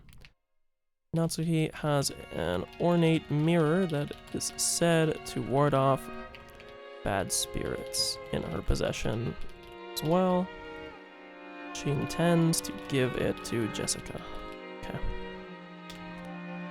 It has been believed since ancient times that strange powers dwell within mirrors. Most likely the way they reflect light created a belief that they also deflect misfortune and malice in the same way. Now to return the mirror to its pouch, it would probably be a fitting object to hand over to Jessica. I knew she was gonna get a fucking knock. I was gonna say, and then someone knocked on the door. It's gonna be canon. Just as she was placing it in her pocket, the sound of someone knocking on the door suddenly echoed throughout the room. Yes. Good morning, madam. It is Genji. My apologies for waking you so early. I'm coming now. What is it? No servant had ever come to her this early in the morning, and especially not directly. Maybe something bad had happened. For example, maybe some fatal oversight had been made during the preparations for breakfast, and the household would be put to shame in front of the guests, or something. Again, funny word choice here to put fatal oversight. Natsuhi breathed out slowly, as if getting a head start on the troubles she was surely about to be told of. When she opened the door, Genji once again said a morning greeting to her while bowing deeply. Natsuhi tentatively responded. Good morning. Did something happen? My apologies. It seems the telephones are out of order due to last night's lightning. The internal lines have gone dead, so please forgive my coming to see you directly. The internal lines have gone dead? That'll be troublesome. Will it be possible to repair it? I'm afraid that we don't know the location of the damage. I would like to call an expert and have him repair it. Which means that we will be unable to repair it until the typhoon is... In other words, the lines will be out of order for the remainder of our guest stay. Will there be issues with providing them proper service? We will do all we can to make sure there are none. Okay, also going to write this down. I'm going to save this real quick too, just on the odd chance on the odd chance I lose power or something. You can't see the notes, but I just saved them to make sure I don't lose anything. The power lines have been... I don't know if I want to say cut, but I'm going to say cut. The characters, pause it. It was the typhoon. I think it was probably a bit more malicious of an act. I should not power line, sorry, the telephone. Meaning for the remainder of the stay of the guests, there will be no telecommunications. Jesus. We will do all we can to make sure there are none. Very well. I will be counting on you to ensure that everything goes smoothly. Natsuhi let out a small sigh of relief. She had been prepared for the worst, but a telephone breakdown wasn't the kind of trouble she had been worried about, or was worried about. But then even this would probably be enough to spark sarcasm from Ava. I think she's probably pushing daisies right now, so you're probably okay. Natsuhi gave her head a light shake. Are the preparations for breakfast proceeding well? About that, we haven't been able to find Goda. The arrangements for breakfast have yet to be carried out. What did you say? Natsuhi was indignant. To her, this was a much bigger problem than the phones not working. And despite that, this piece of information was the part that had been postponed. Why did everything go well most of the time, and then come to something like this when the relatives were visiting? Natsuhi placed a hand to her forehead, that makes a lot of sense, dumbass, and shook her head sharply.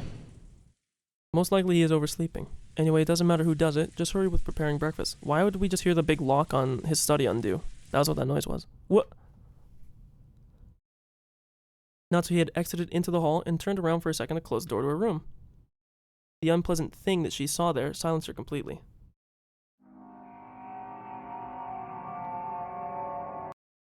Pause.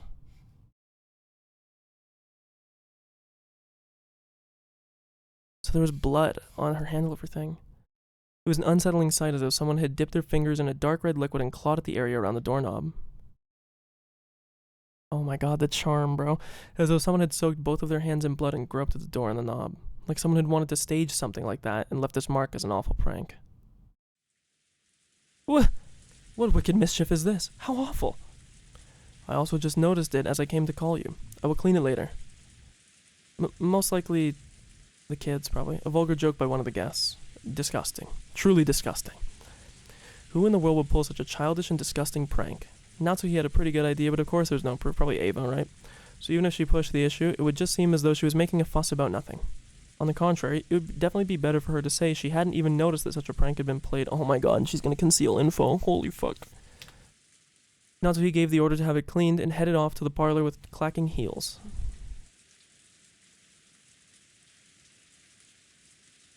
Oh. This is a very big surprise to me.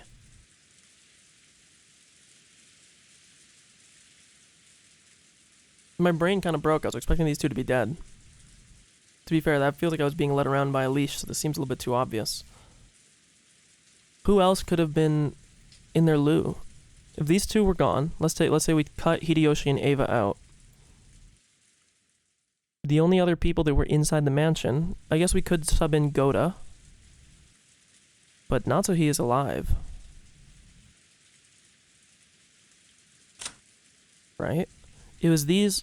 This was the 6. So if we take these two out of it... Shannon and Goda, I think we're the only other two people in the mansion, so... When Natsui and Genji arrived in the parlor, Ava and Hideyoshi were already there. Good morning, everyone. Good morning, Natsui. I heard Goda would be making us breakfast too, isn't that right? My stomach's been getting all excited since I woke up. Wahaha. Yes, food is about the only thing worth looking forward to here, isn't it? Shut up, bitch. Respectfully.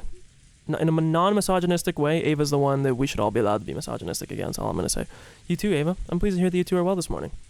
Natsuhi returned Ava's gaze, which was fiercely competitive, even though it was early in the morning, with a weary expression. Then Cannon... Okay, so Cannon was fine, but he was in the guest house. That doesn't mean anything.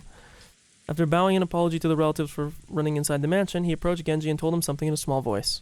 Cannon, have you still not found Goda? My apologies, madam. I went all around the inside of the mansion and the guest house. But still, where in the world has he gone? All around the inside of the mansion and the guest house. And if he did the same path that he went through, he would have gone through the rose garden.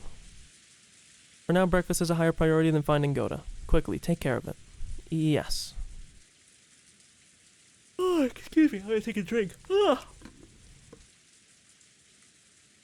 God, this is so confusing. The only thing that worries me a little bit is like Jessica, because she didn't have the charm, because she gave it away. Right, that's what... Kennen glanced at Genji.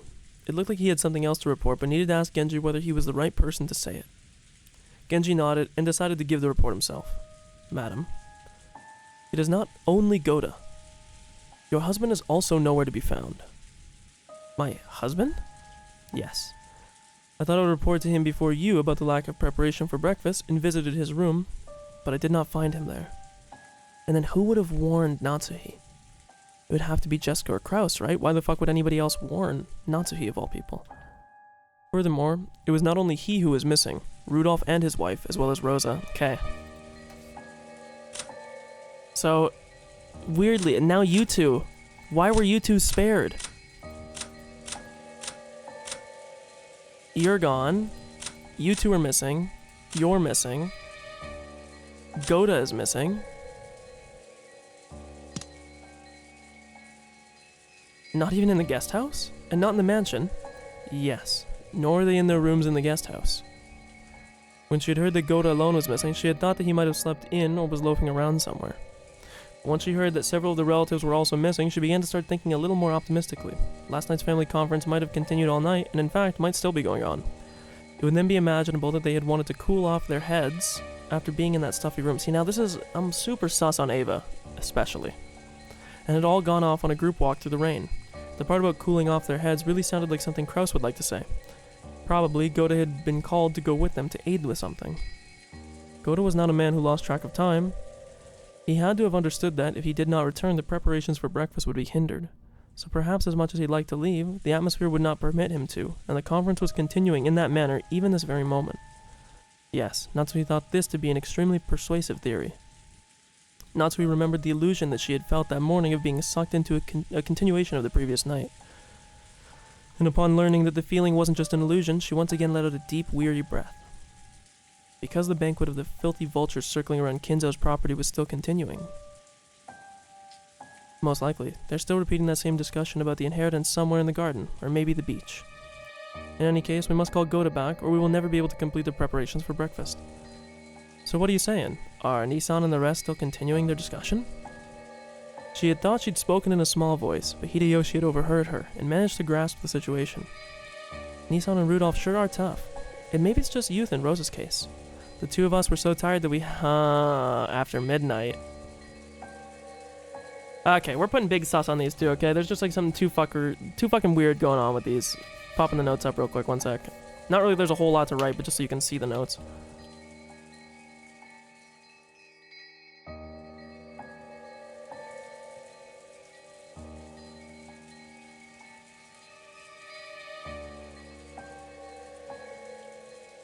I always spell her name wrong.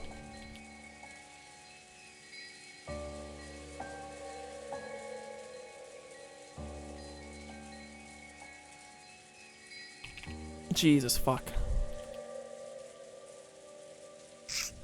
Oh, brother.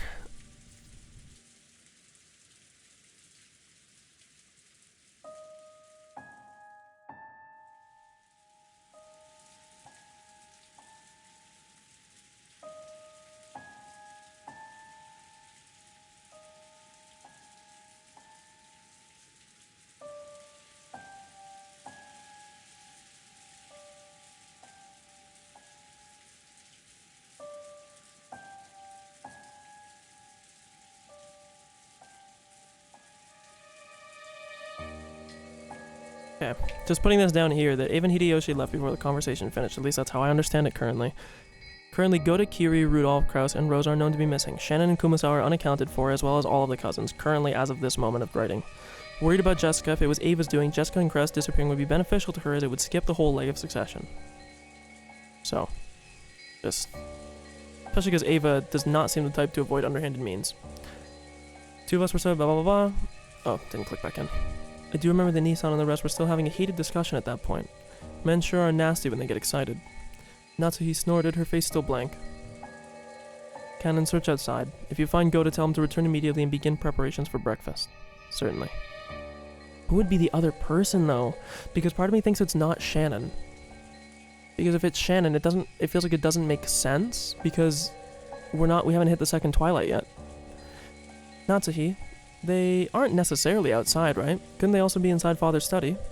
Sure, I could see that. I don't know what they've been discussing. But there's also a decent chance that they've been moved to Father's study and included him in the discussion. No, there's no way he would let them in. I can't imagine that Father would willingly invite that detestable topic into his study. You really think so?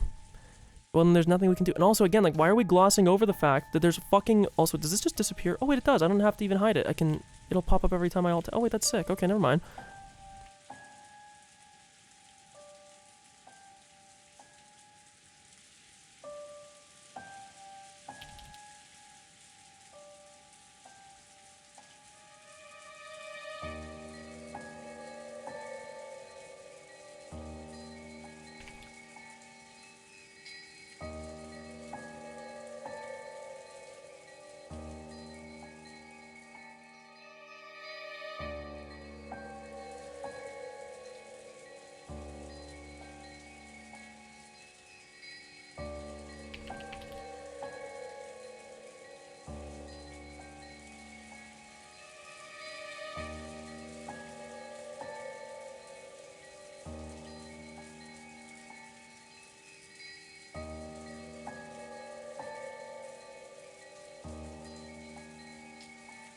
Okay.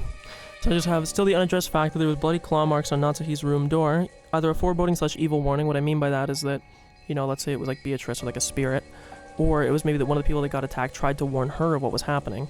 The only thing that doesn't make sense is why there isn't more of a sign around the entrance to her room if someone was injured tried to warn her. Like, if they have that much blood that they left that much on the door, you would expect there would also be stuff in the hallway. So why is it hidden, or why is that not noticed? It also seems like only Kraus or Jessica would have a motive to warn her, because of familial ties. Why the hell would anybody else warn her? The only other thing is, maybe the scorpion charm served like a double-edged sword perspective, or double-edged sword problem, where, yeah, it kept like evil, bad, like spirits out, but maybe those people that wanted to warn her would have been able to if the charm wasn't placed there.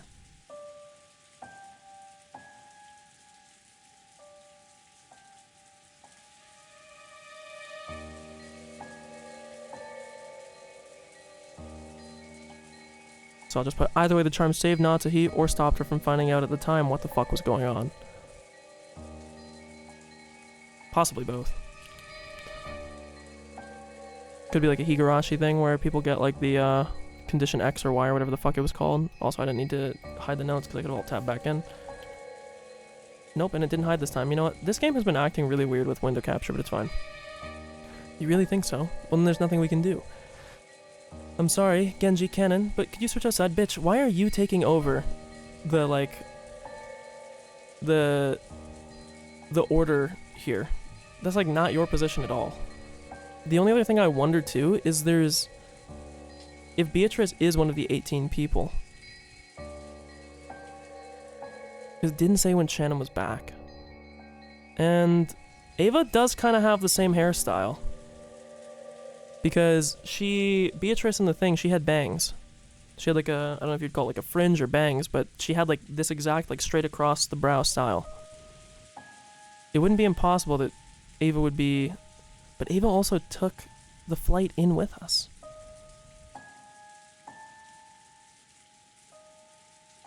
I don't know.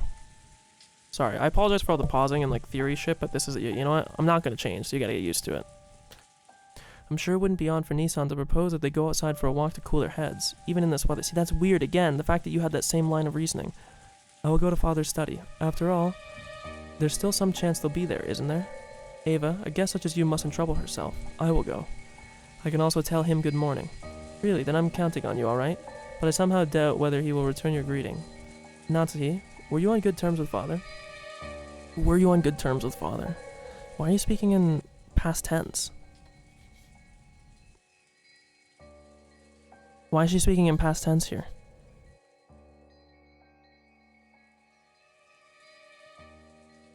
And why would she say, I doubt he'll... Like, this is not... Without the second statement, or I should say the third sentence here, or statement at the end, this is like a... This makes sense why she would say this. Because it seems like Kinzo has no good relationship with literally anybody. So, other than, like, the servants and Nanjo. So it's like, I somehow doubt he'll return your greeting. Were you on good terms with Father? This should be, are you on good terms with Father? Added to the notes, 1 second.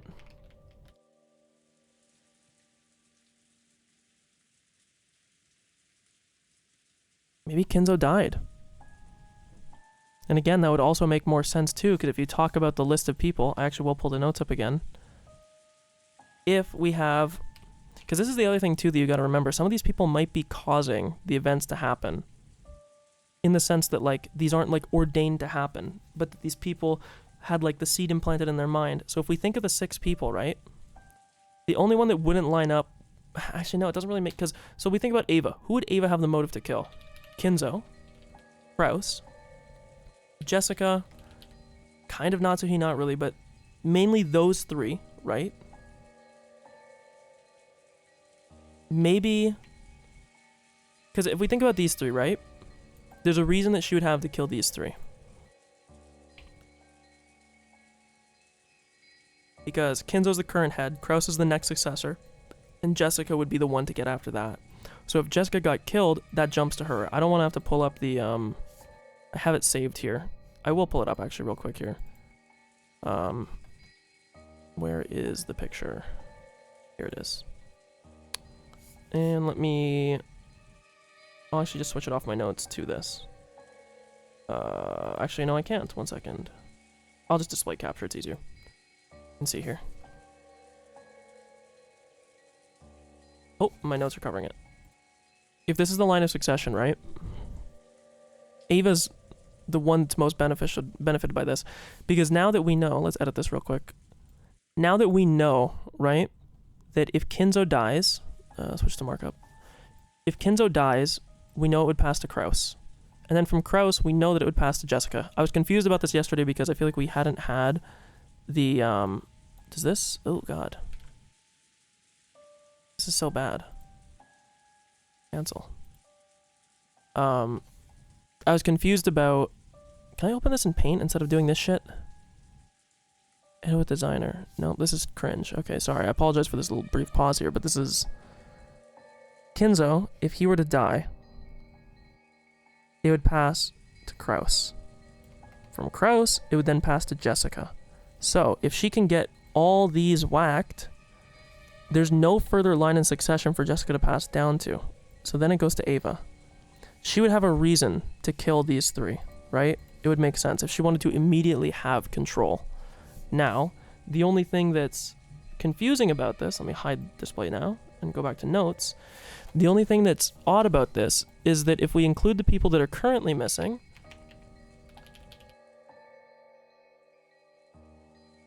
so with the people that are currently missing, though, that we have unaccounted for,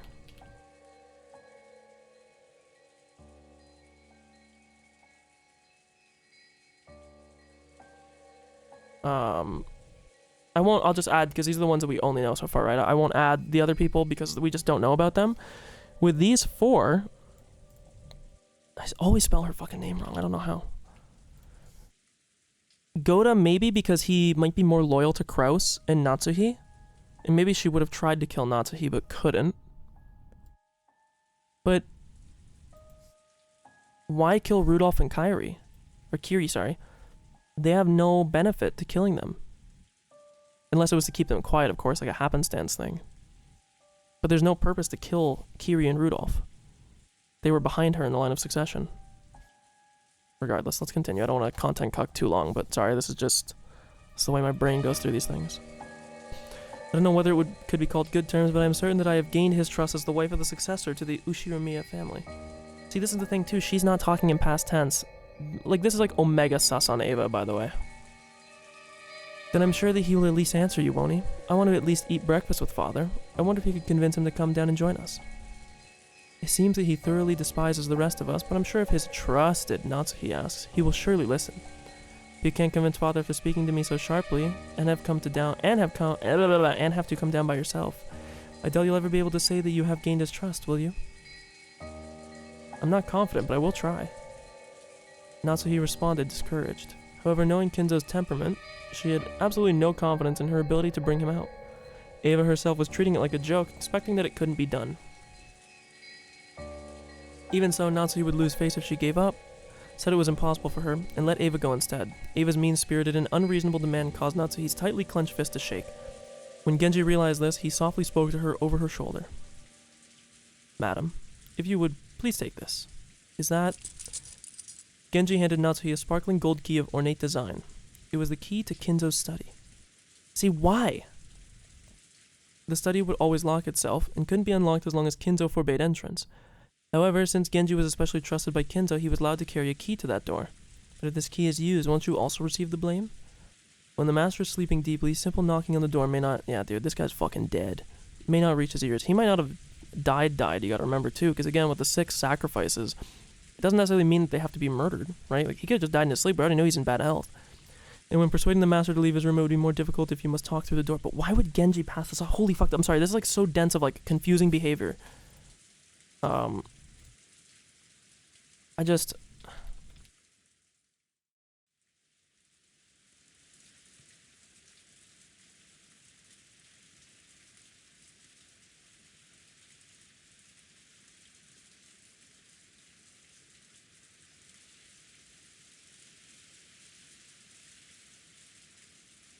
Okay. Please use it. Genji. Until now, Natsuhi had thought of Genji as a cold servant who worked directly under Kinzo and would never work for her. But it looked like she would have to alter her understanding of him. She wanted to communicate her feelings of thanks, but by then Genji had already turned his back on her and was walking down the corridor with Kanon. But as Natsuhi watched them go, the words that reached her from behind were sneering. Of course it's fucking Ava, shut up. Be sure you bring father with you then, okay? After all, it's his son's darling wife who's asking. I'm sure he'll listen to you. Shut up. We are guests, so let us leisurely relax here. Quit it, Ava, you're talking too much. Sorry, but Natsuhi, we'll leave father to you. Natsuhi left without replying, at a swift pace, her heels clacking loudly with every step. Yeah, the thing is, too, the bodies are moved, so they're not, like, they're being hidden, which is also confusing. Kinzo not being hidden wouldn't be, like, surprising. After all that excitement the previous night, there was no way anyone was going to wake up soon. George, Jessica, and I were snoring loudly. Okay, so Jessica's fine. But Maria, who didn't join in, and who had gone straight to bed the previous night, suddenly and completely opened her eyes. Okay, so boom, so we have some confirmation that Maria and Jessica are fine. So now even more so. As she rubbed her sleepy eyes and looked around, the loud snoring coming from the 3 cousins continued. For a while, Maria had to think about what had happened. After that, she realized that her mother was not with her and quickly got lonely. Maria left the cousins' room, trying to head to the room that had been arranged for her and her mother. Paying no heed to the 3 who were sleeping soundly, she made a loud slamming sound on the way out. In response, Battler mumbled and rolled over in his sleep, but it wasn't enough to wake him up. After a while, Maria returned, once again opening the door with a lively bang. Discontent. She probably found something. When she had left the room, her face had been sleepy, but after returning, she now looked discontent. I wonder if she found them in the rose garden. After that, she climbed up on Battler's bed, which happened to be the closest, and started yelling and jumping on it like it was a trampoline. Wake up. Whoa, what? Is it a raid? Surround them. After making sure I was awake, Maria jumped over onto George's bed and started bouncing on that too. In that manner, the three of us were all greeted with an extremely pleasant awakening. I don't know if I would call that pleasant, but thanks, Maria, for waking us up. You stopped us from sleeping in after that late night. But it would have been perfect if you could have just been a little more gentle. George, you really are an adult. I respect that. It's almost 7. Well, not really a bad time to wake up. Yawn. Huh. Ugh. Mama's not here. Ugh. Auntie Rosa. She wasn't in her room. I wonder if she has already woken up and gone to the mansion. She's not here. Ugh. Mama. Ugh. I don't know if that's what it sounds like, by the way, but I think it's kind of similar. I remember listening to it once. Maria kept groaning ooh and looking unhappy. It seemed like she wasn't simply lonely because she couldn't find her mother, but actually unhappy because her mother wasn't in the place she thought she was, and this made her feel like she'd been tricked. I don't know why they keep talking down on Maria when she read that letter from Beatrice, and man, she was very eloquent. Okay, we heard all of it. If we could have just told her where her mother was, that might have been enough to satisfy her. But unfortunately, as long as we were here, we had no way of finding out. Time to go for breakfast anyway, so let's head over to the mansion. Good idea. Maria, let's go to the mansion together, okay? I'm sure Auntie Rosa will be over there too. Ooh, Mama's in the mansion? Then I'll go. Ooh. That's right, let's go to the mansion. Our parents have probably already gone there. The fact that they're also beating around the fucking bush of going to and finding out like the other bodies and everything too. Maria regained her usual composure, as though her earlier temper had never happened. We got dressed, left the room, and headed for the mansion. So what chapter is this? I think it's 10 still, right? Because I've been stalling like crazy.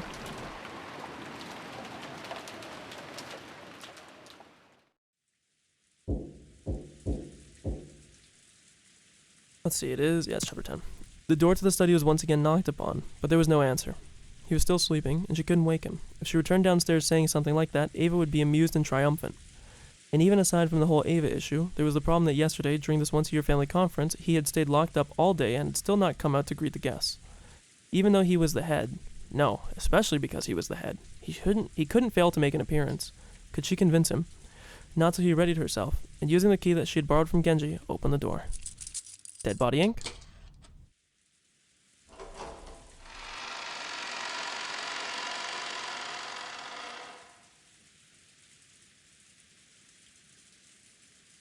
Oh god, when they say a sweet stench, I don't want to get gross, but I've heard before that, I think I said this in Higurashi as well, that apparently dead bodies smell like vanilla, at some point in, we don't need to get into that, but regardless, a sickly sweet noise wouldn't be, smell wouldn't be. The sweet stench that seemed to eat into her brain poured from the narrow opening she'd created, and though she was prepared for it, she couldn't help but grimace. Thinking that he might still be sleeping, Natsuki entered the room quietly.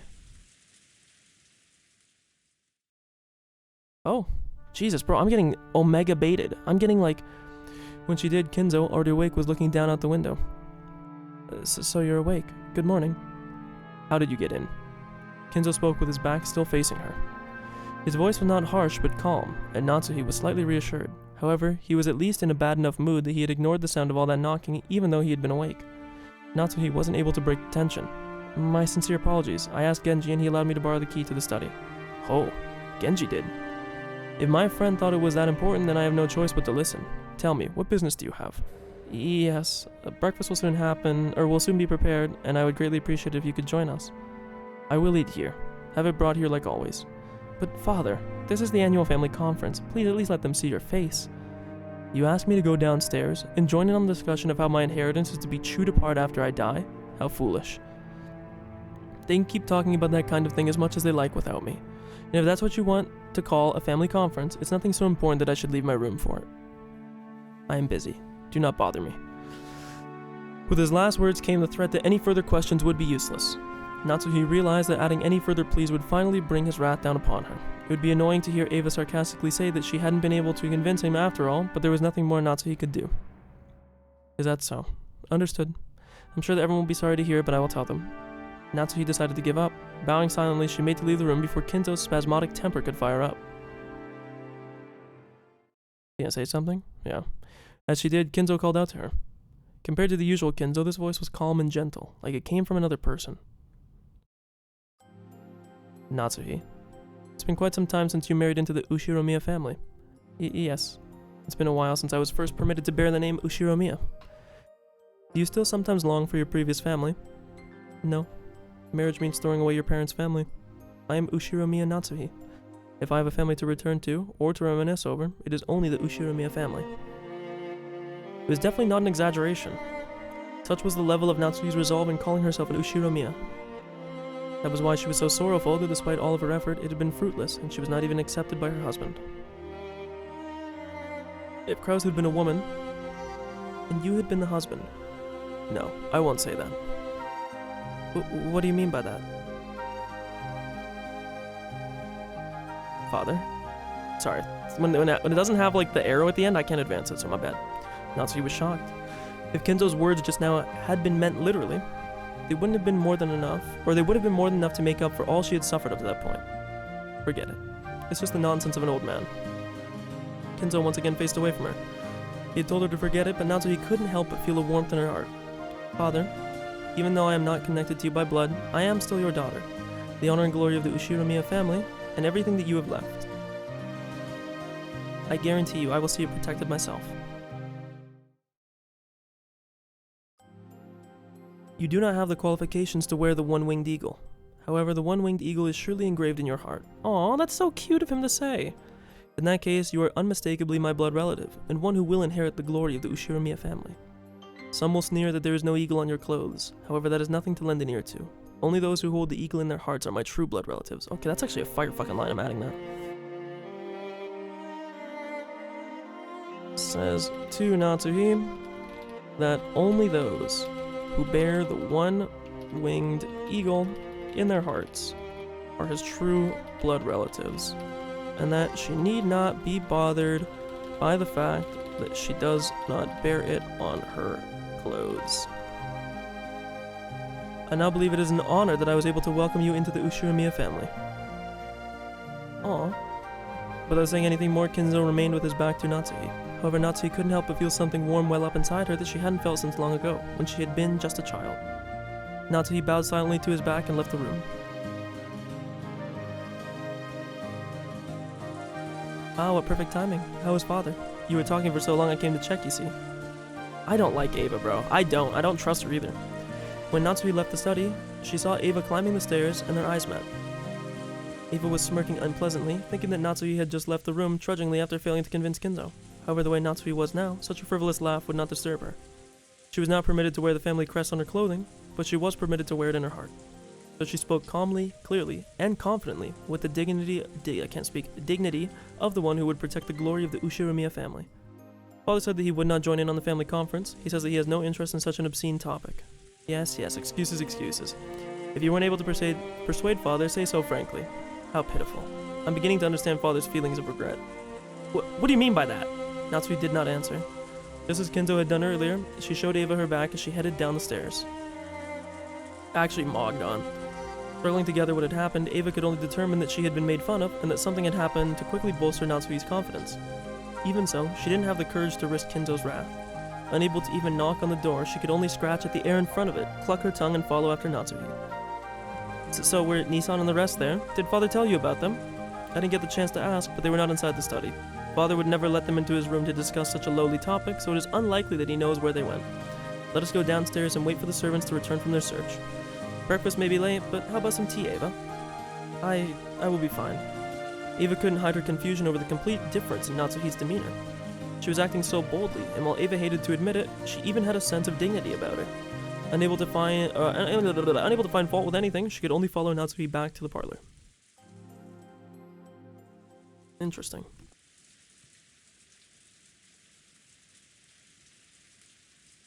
When the two of them returned to the parlor, not only Hideyoshi, but the 4 children, and Nanjo as well, had gathered there. Okay, interesting. Genji, who had been talking with Hideyoshi, reported the current situation when he noticed that Natsuhi had returned. You still have not found my husband and the rest. Yes, my apologies. Also, Kumasawa has begun the preparations. Okay, so Kumasawa is still in check. So again, who do we have notes on? Kinzo is chilling. Natsuhi is chilling. Jessica's chilling. These two are chilling. George is chilling. Battler's chilling. Maria's chilling. Nanjo is. Genji is. Kanon is. And Kumasawa is. So currently, we have Goda missing. We have Shannon missing. We have Rosa missing. We have these two missing, and we have Kraus. 1, 2, 3, 4, 5, 6, if Shannon is dead. Yes, my apologies. Also, okay, I already read that. She said that she will need just a little longer. The clock read a little past 8 a.m. 8 o'clock was the time that breakfast was supposed to have started. The mere fact that the host had gone over that time limit excuse me, was a disgrace under normal circumstances. Canada is now searching outside. Furthermore, no one has seen Shannon. Even Shannon. Honestly, how many people has my husband taken on this walk of his? How many people couldn't be found? With the number of people having grown so large, it was starting to feel truly unpleasant, as though they were the only ones being left out on something interesting. At the very least, it looked like the children. No, Maria especially felt the same way. She was indignant, her stomach grumbling, almost as though her mother and the others had left her alone to go off and eat something delicious without her. Trying to fix her bad mood, the other children were flipping through the channels on the television, trying to find a program that might interest Maria. Nanjo was sitting on the sofa, gazing blissfully at the children while reading a book. No doubt it was a book about chess. Sound of footsteps came rushing towards them with a pitter-patter. There was only one set, so they realized before they saw the source that it was not Kraus and the rest, but probably Cannon. Madam, excuse me. Judging by your appearance, you haven't been able to find them. My apologies. That will be enough. You've worked hard. They didn't know where they were, but they had to be somewhere on the island. They hadn't put anything in their mouths since last night, so their stomachs must be growling about now. They would surely saunter in any time. Natsuhi was already dumbfounded, and she had begun to think that there was no urgent need to find them right then. I will go to the kitchen to prepare some tea for all the guests. Thanks to both of you for all of your hard work so early in the morning. Natsuhi, acting as though the release and tension had caused a new surge in her headache, left the parlor. Cannon tried to call her as she left, but Natsuhi departed swiftly. What is it? Was there something else? Yes. I was unable to find her husband or anyone else, but you found Goda? Cannon sounded evasive. He still didn't know where they were, but maybe he had found something with some relation to that. When Eva and Hideyoshi noticed this exchange of words, sorry, I don't want to mushmouth, they came over. They had probably noticed the slightly strange way Cannon was acting. What's going on, Cannon? Did you find Kraus and the others? Actually, something looked odd about the Rose Garden storehouse. Something looked odd? What do you mean by that? It was, how should I explain it? Cannon once again hesitated. He wasn't speaking anything like you'd expect from the usually fearless Cannon. Eva and Hideyoshi exchanged quizzical looks at the display. What do you mean? You don't mean to say they're inside the storehouse? No.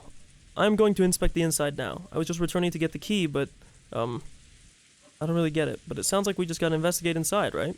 Where's the key to that storehouse? It is in the servant room. Let us check inside the storehouse immediately. This is bad, bro. Cannon dashed off to the servant room and returned with the key.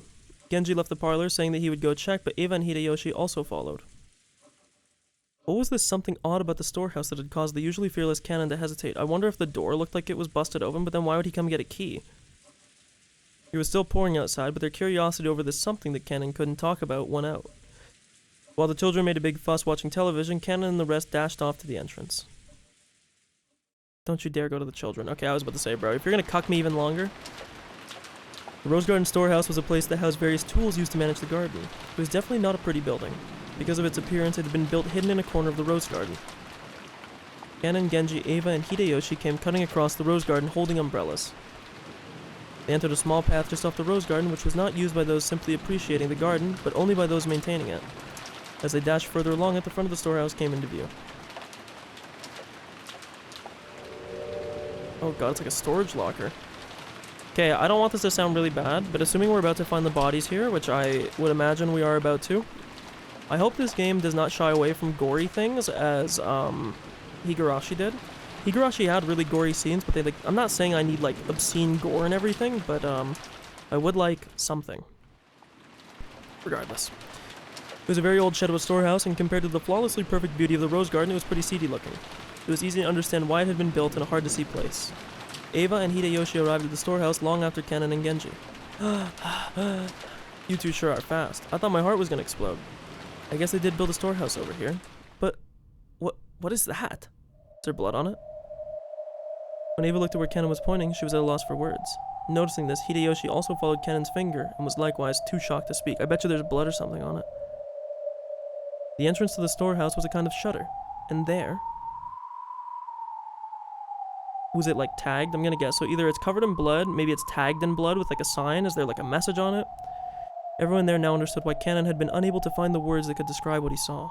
On the shutter, which was completely filthy from being exposed to wind and rain for so long, plastered on it. Magic circle. Something that looked like a strange dark red liquid.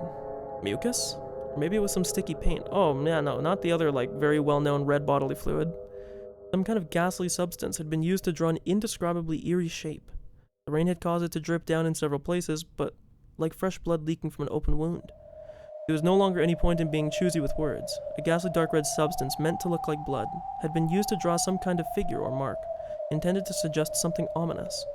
2 concentric circles were drawn there, and inside them was a design that looked like a cross. I do see that. Kinda looks like a Georgian cross a little bit. The 4 ends of the cross were widely exaggerated and looked like some kind of crest from somewhere in Europe, that's what I'm saying. And in the cracks between these shapes, written closely packed together, were some unfamiliar characters. Black magic. Yeah.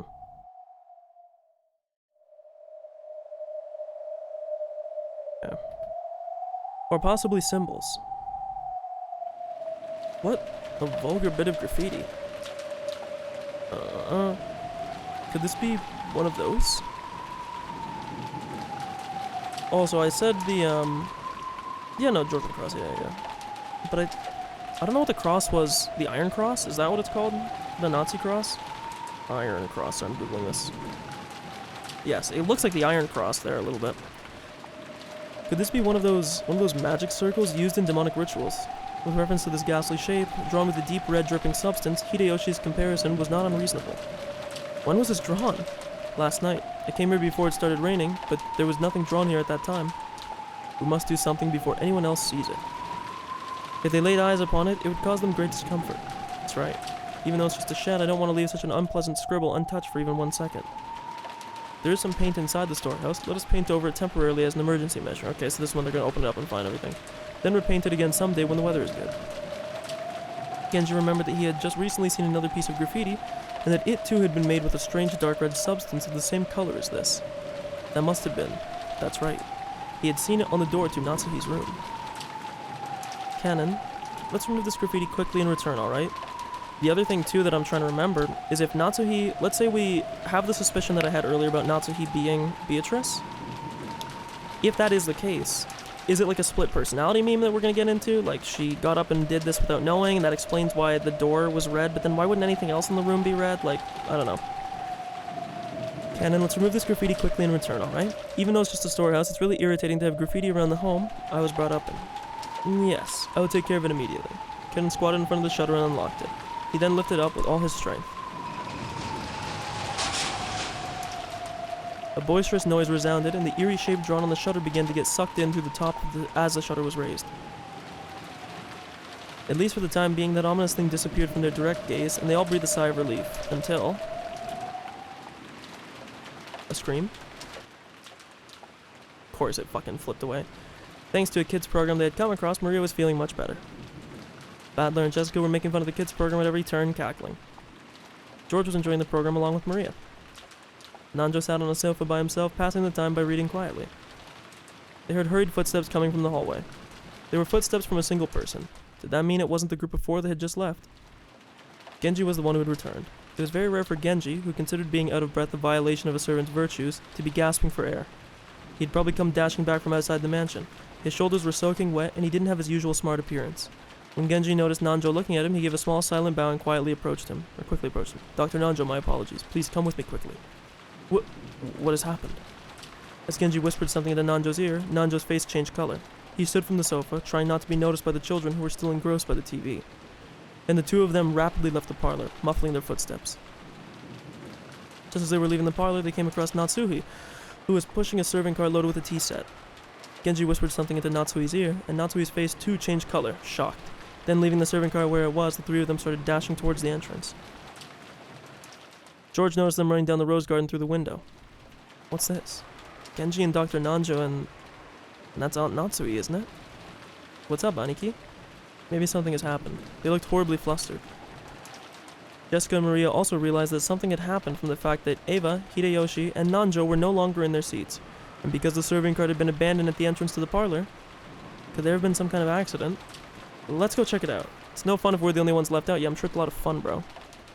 For some reason, what Battler said sounded extremely indiscreet, but they couldn't deny that they were a little insecure and concerned after seeing the adults run off into the rain disregarding their appearance. Let's check it out, alright? I need to know what's happened. Jessica's insecure words spoke for all of them. Hey Maria, are you coming too? Or will you watch TV? Ooh, I want TV. Ooh. Then the rest of us will go by ourselves. Maria will be— This is so bad. Why are you leaving her alone? Stay here watching TV. Ugh. By the time the kids went outside, they had lost sight of the adults who left earlier. Had left earlier, I think it said. But it looked like Jessica had a pretty good idea of where they had gone from the direction they'd been running. Following Jessica, they ran through the rain-soaked rose garden. It felt like the wind suddenly got stronger. The malicious sound of thunder began to ring out like it had the previous night. It felt like something eerie had surrounded the island and was trying to stop them from moving forward. Jessica, what's over this way? I'm pretty sure there's a storehouse for gardening tools or something. What in the world could there be in a place like that? Just as Jessica had said, a storehouse came into view in front of them. They could also see the adults there. The shutter to the storehouse was open and several of the adults looked as though they were searching for something. For some reason, only Natsuhi was outside of the storehouse, not even holding an umbrella. She was facing away from them, and it looked like she was hanging her head. The ones who had just left, Genji, Nanjo, Natsuhi, and the ones who had left before, Kanon, Eva, and Hideyoshi, made this large gathering of people, but there was absolutely no bustle of activity. When Natsuhi realized that the children had come, a terrible expression rose her face, and she ran at them with her arms spread wide. Don't come over here! Go back to the mansion! However, no, because of that. The kids saw the scene which Natsuhi was trying to keep them away from. Inside the storehouse, with the shutter wide open, a flickering fluorescent light shone down, and over there. Kia! Jessica's piercing shriek rang out. But that was just because Jessica's scream was the loudest. The same thing spilled out of Battler and George's mouth as well.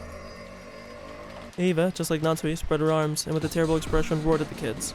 George, take everyone and return to the mansion, quickly. Right now. When Natsuhi had spread her arms, one might have thought she was trying to prevent them from advancing any further. She was trying to block the sight. However, right now, that wasn't why Eva was spreading her arms. She was trying to hide the terrible scene from the kids. It was her mother's heart trying to protect the eyes and hearts of us children by attempting to block our view of that terrible scene by at least the width of one of her arms. This is some kind of joke, is it? I had seen this kind of cheap scene all too often. In manga, TV, anime, and movies. I had seen it over and over again. This was just seeing something appear in real life. Oh, this was just seeing something appear in real life that I hadn't seen. Jeez, resetting my brain. This was just seeing something appear in real life that I had seen plenty of times before in some of those more sensational movies, wasn't it? That alone shouldn't. But that suit. That suit is that old bastard's, isn't it? I get it. Then, that's Uncle Kraus, and Kiri, and Auntie Rosa. Dad! You mustn't, Jessica. You mustn't go in. You mustn't look. Dad! Rigor mortis has set in across the entire body. Probably at least 6 hours have passed since the death. As far as I can tell by looking at the damaged area, there's a high probability they were damaged after their deaths. I must watch what I say. I'm a general practitioner. Examining corpses is outside my area of expertise. You're not a coroner, that's true. So what does this mean? Just killing them wasn't enough, so they went on to do something like this? The devil. This here's the work of the devil. Auntie Natsuhi caught Jessica in her arms, and Auntie Eva caught George. I was the only one who could approach the entrance to the storehouse. If only there had been someone here to catch me too. I wouldn't have needed to have this horrible evil scene burn into my eyes. No, that's not it. I'm standing here not because the people who would catch me aren't here, it's because the ones that would catch you are dead in front of you. But because the people who would catch me are right there. Just as Jessica had said, it did look like a storehouse used to keep gardening tools. A lawnmower and its replacement blades, a grass sickle and a hammer, a saw and some construction tools, piled up potted plants and bags of fertilizer. And treated just the same, the corpses of several people had been laid to rest there. No, had been thrown in there. I could tell them by their clothes. That old bastard and Kiri. Okay, let's write this down. Bodies found in the garden storehouse. There was a magic circle on the shutter. Bodies had rigor mortis set in, meaning they had been dead for some time prior to discovery. Nanjo estimated around 6 hours prior. putting it around... What time is it in the game? Around midnight. So we know that the dead are Kiri, Rudolph, Uncle Kraus and Auntie Rosa, Kraus, Rosa. Further back, Goda, and there's still more of them. How many people died? Fucking hell, I can't even count them on one hand, god fucking damn it. Okay, so Goda. I didn't know whether it had been one of the gardening tools, which is used for something other than their intended purpose. Sorry, I didn't know whether it had been one of these gardening tools, which if used for something other than their intended purpose could definitely be wielded with a naked brutality. Or whether some horrible tool had been brought in here specifically for this. Whatever the case, the bodies lying about here, each of them had been given an atrocious makeover. This isn't a damn makeover, this is more like their faces have been plowed, okay? Faces of the victims have been, in quotes, plowed. Disfigured after death, according to Ranjo. The faces were smashed, forced into an expression that a normal person couldn't make even after death. I couldn't tell where the eyes or the nose were, but I could find the mouth because it was gaping wide, the ridges of the teeth exposed. But the front teeth were missing, and even the cheek that should have covered that was all torn up and exposed. The stylish makeup that had spent way too much time fussing over for a guy is no help at all. Okay. Dad, sure, I thought you were going to hell. But you weren't this bad, right? You weren't such a son of a bitch to have this done to you. And Kiri. Didn't I tell you to stop going out with this guy? There was no reason for you to go through this as well. There's no face. There's no fucking face. Rather, you mustn't look anymore. There's no way that your mother and father would want you to see them like this. For your mother and your father's sake, you mustn't look anymore. Dead people are supposed to have faces that look like they're sleeping peacefully, aren't they? There's no face. My dad and Kiri have no faces. I didn't even know what kind of faces they were wearing when they died. What the hell am I meant to do? Are you telling me I have to see these mangled, monstrous faces every time I remember Dad and the rest? Well, that's perfect. Say fucking perfect. Because I didn't even want to remember that old bastard's smug face anyway. This is perfect. You know why? But you know, why Kiri's face as well. Kiri wasn't a bastard. I sometimes got a little sick of her, but she was a little cool, just like a big sister to me. She didn't deserve this. He didn't deserve this. At least Uncle Kraus is better, isn't he? It's not his whole face, just the side. Okay, so this is interesting. Rudolph and Kiri, not Ava. Kiri had their entire face disfigured. Apparently, Kraus only had half of his face disfigured. Better than this. Okay. Trying to shut out my reckless words, Jessica tried to fill her ears with the sound of her own screaming. Stop it, Badler. Just stop it. Aniki. Ugh. Disregarding age and appearance, I fell to my knees clinging to Aniki's waist and sobbing. It was as if I was crying on behalf of everyone else. Representing the feeling of everyone there, I screamed over and over. He said there was more than 5, so there's still one more at least we know. Who is it? I was guessing Shannon, but I hope not. Father. The ones who are lying over there are Uncle Kraus, Uncle Rudolph, Auntie Kiri, Auntie Rosa, Goda-san. Oh, I said Goda-san. 5 people. No, 6. There's one more here. The body that Hideyoshi was looking down on now was hidden in the shadow of a mountain of random objects, in a blind spot to George, it's going to be her, by the entrance. But George couldn't tell whose body it was. Therefore, George cursed himself. He cursed that part of himself that imagines the worst and is always right. So, the one lying at your feet is Shannon, isn't it? Yes. It's Shannon. Yeah. She is dead. See, this is now really interesting. That's so terrible. Why Shannon, man? Poor girl.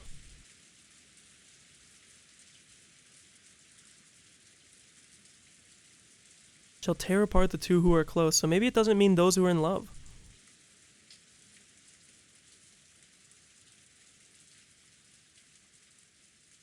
I don't want to... Oh my god, so they just switched to being red instantly. Corpse found inside the Rose Garden storehouse. His face seems to have been smashed after his death. How unfortunate. Apparently he was actually supposed to be on duty in the guest house. Corpse found inside the Rose Garden storehouse. Smashed after his death.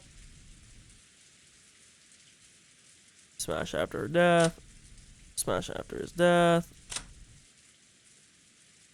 The side of her head was smashed. The side of his head. So it shows their whole face, whole face. So interesting again, this is probably of note.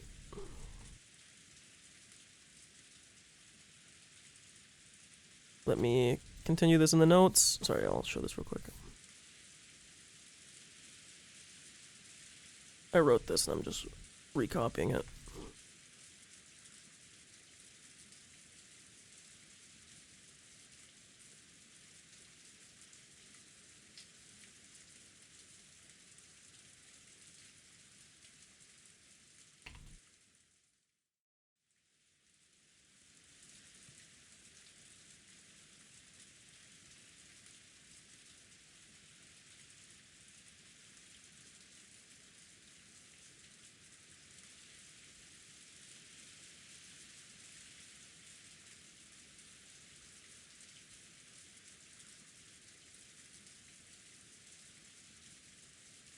So now if you look at this, think about how many people... I feel like there's only 2 people that could possibly be that's left.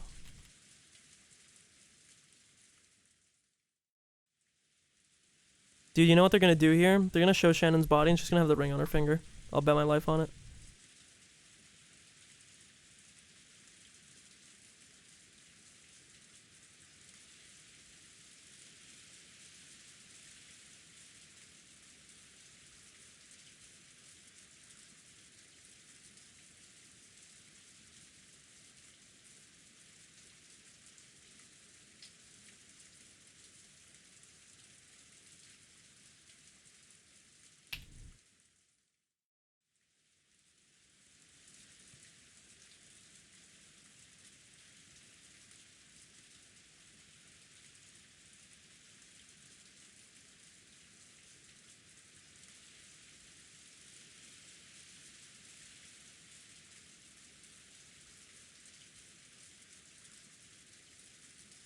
Okay, so this is what I'm thinking.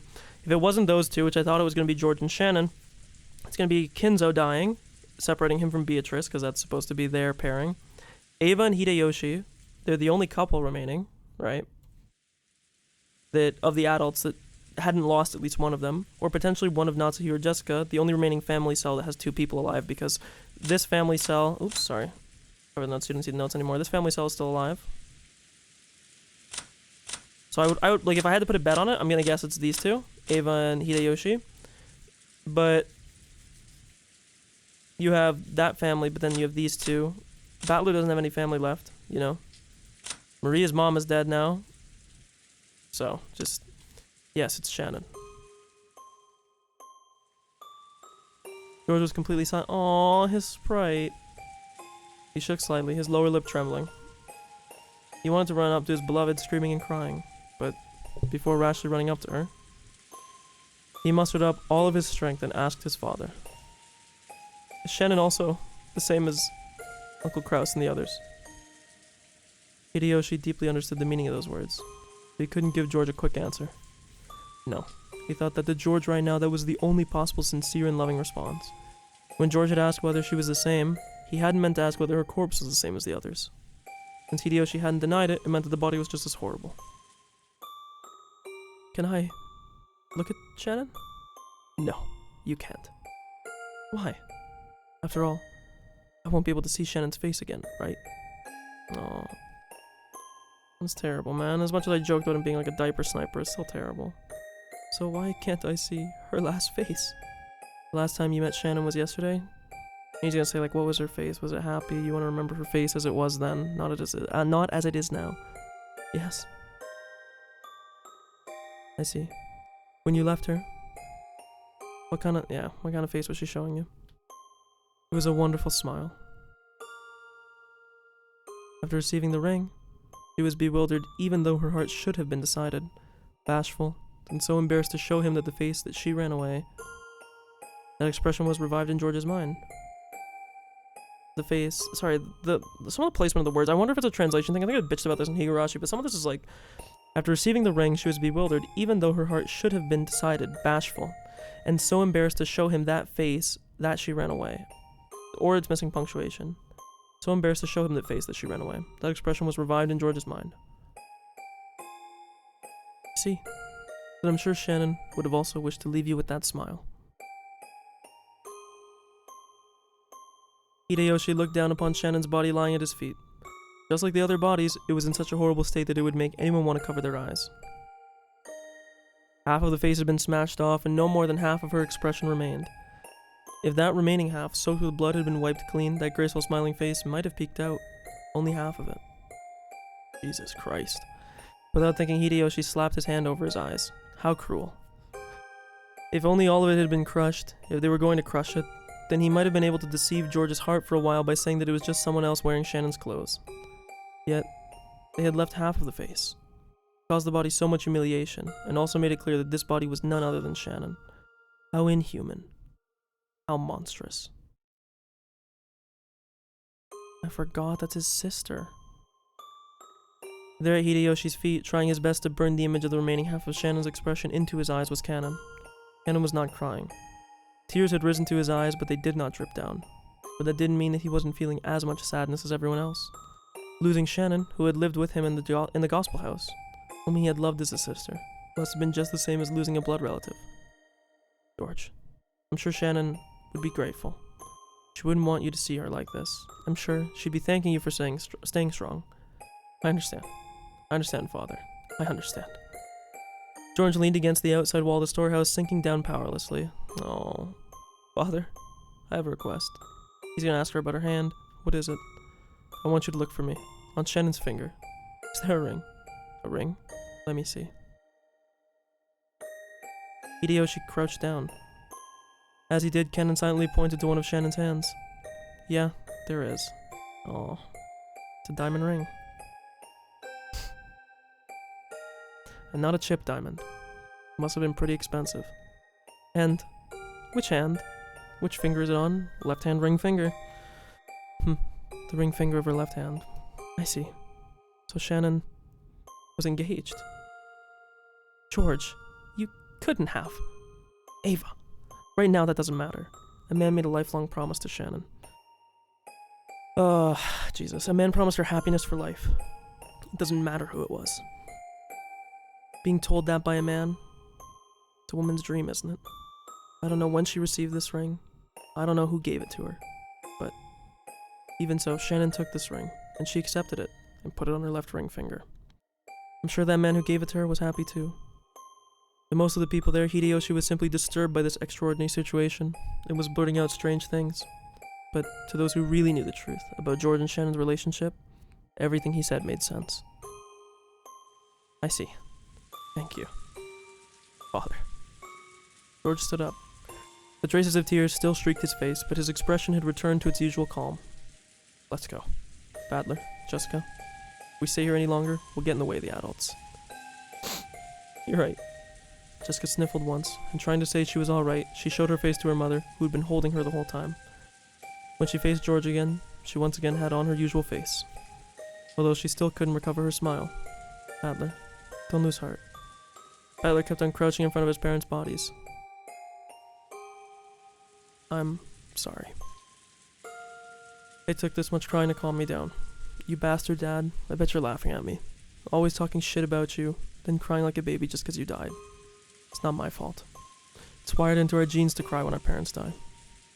Badler's face was still bright red from the tears, but even though it was forced, he had at least recovered enough to fake a smile. Kanon, you mustn't remain here any longer either. Take the children and return to the mansion. Natsuhi, unable to take a step into the storehouse, had been standing under the rain the whole time. Maybe she had her own way of grieving, different from Badler's. She realized that she had to take on the sense of responsibility now that her husband was dead, so she gave Kanon those orders. Yes, madam. Kanon rose silently and turned to face them. His face was pure white, almost as though his own heart had died along with Shannon. There was no life in his expression. If during the course of a normal day he had been instructed to do a tour of the beautiful rose garden, Kanon may have led the way for them. But now, there was no distinction between Kanon and the children.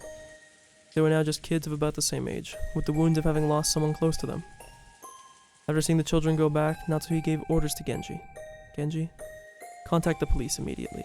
They probably won't be able to come until the typhoon passes, but they should be able to tell us what to do next. Understood. There's an emergency radio, so I will use that to contact them. Okay, so let me write that down. There is an emergency radio on the island that Genji has access to. That's right, the telephones were out today, weren't they? However, since it had been assumed that there could be trouble with the phones on this isolated island, a radio had been installed. Anyway, let's contact the police and seek their instructions.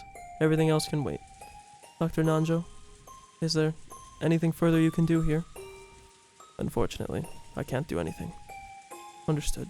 Genji, could you at least cover their faces with something? Exposing them like this is humiliating to them as well. Yes. Genji picked up several towels hanging inside the storehouse, when Eva stopped him in a shrill voice. Wait a second. Stop. This is the scene of a crime, isn't it? Then we can't disturb it. In our confusion, we've tracked muddy footprints all over the scene, and I'm sure that will have caused trouble for the police investigation. Natsuhi glared at Eva testily. Objectively speaking, Eva was right. Even so, she glared at Eva as though accusing her of refusing to do those tragic corpses, which had been humiliated even after death, the simple kindness of covering their faces. However, Eva had spoken both calmly and correctly. This horrible state was definitely not an accident. It was a crime. Someone had killed them. It was a murder case. In that case, they should be careful not to further disturb the site. They had to aid the police as much as possible, so they might hand over a clue that could be used to help find the culprit, or used to find the detestable culprit. I agree with Eva. Till the police come, we should leave everything be. What do you say, madam? I would override them, but it's crazy. I don't think a sheet over their face is doing anything, with one dude doing that. You're right. Understood. Close it up. And just in case, we should put a different lock on it. A different lock? Yes. When we came here, the shutter was locked. That means that the culprit used the key. Oh my god, I didn't even think about that. She's fucking right.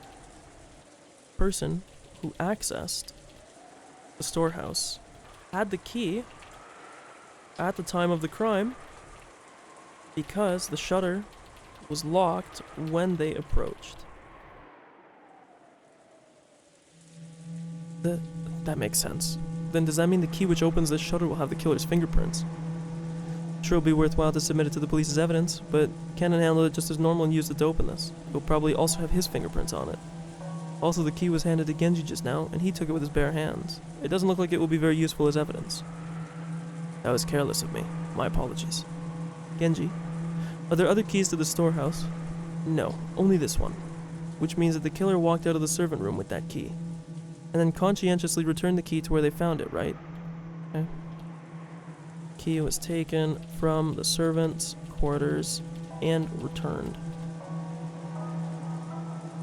Hideyoshi's theory sounded plausible, but was actually very strange if you thought about it. Why would they go to all the trouble of returning a key they stole? If you think about it even more deeply, there are some even more bizarre points. Usually when a criminal hides a body, they are trying to delay the point at which it will be found and use that time to escape. The actual place where the six were killed wasn't necessarily here, but they had been killed somewhere on this island. And it would be normal to think that the reason they had been carried to the storehouse was to hide the bodies and delay the discovery of the crime. But that graffiti drawn on the shutter that looked like an eerie magic circle had eloquently indicated that the corpses were hidden there. It didn't specifically say they were here, but after 6 people had gone missing, by making such an obvious scribble and even returning the key to open it, it seemed almost as though someone had wanted the corpses to be discovered here, and now even more so. This once again raises the question of the scars on Natsuhi's door. Why? Right? Why were they there? Because part of me now thinks that whoever it was wanted to kill her, but couldn't get to her.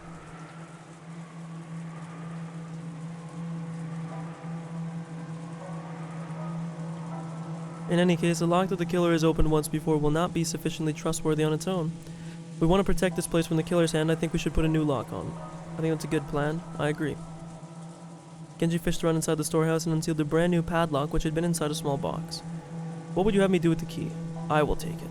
I will take responsibility and hand it over to the police, okay? The new padlock was put on, and Natsuhi is now in possession of the key.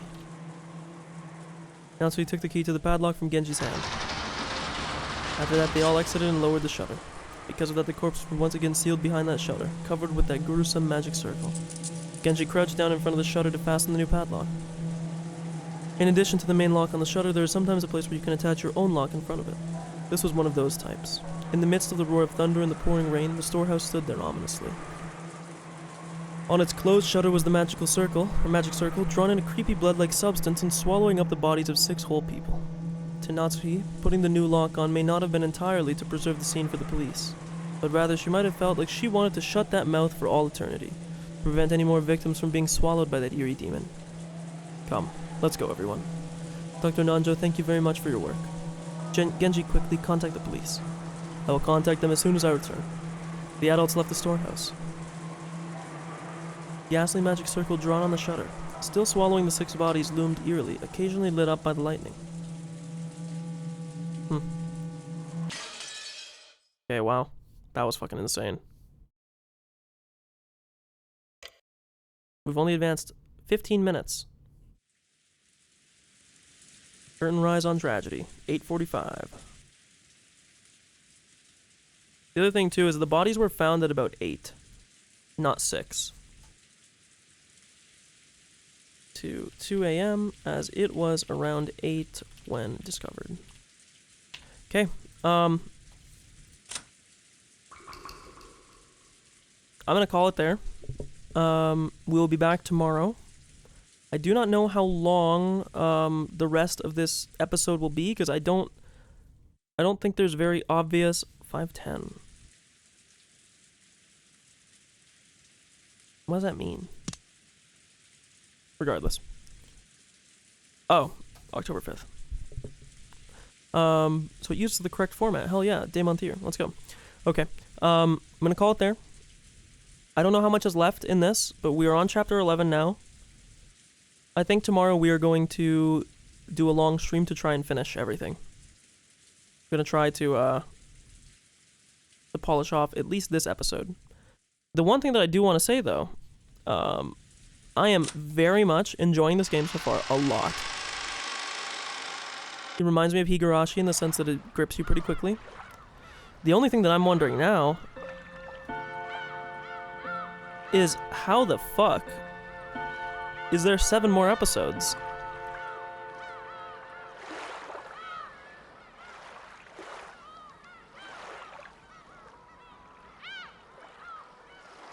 The only thing that I can think is if we do go through like a Higurashi thing where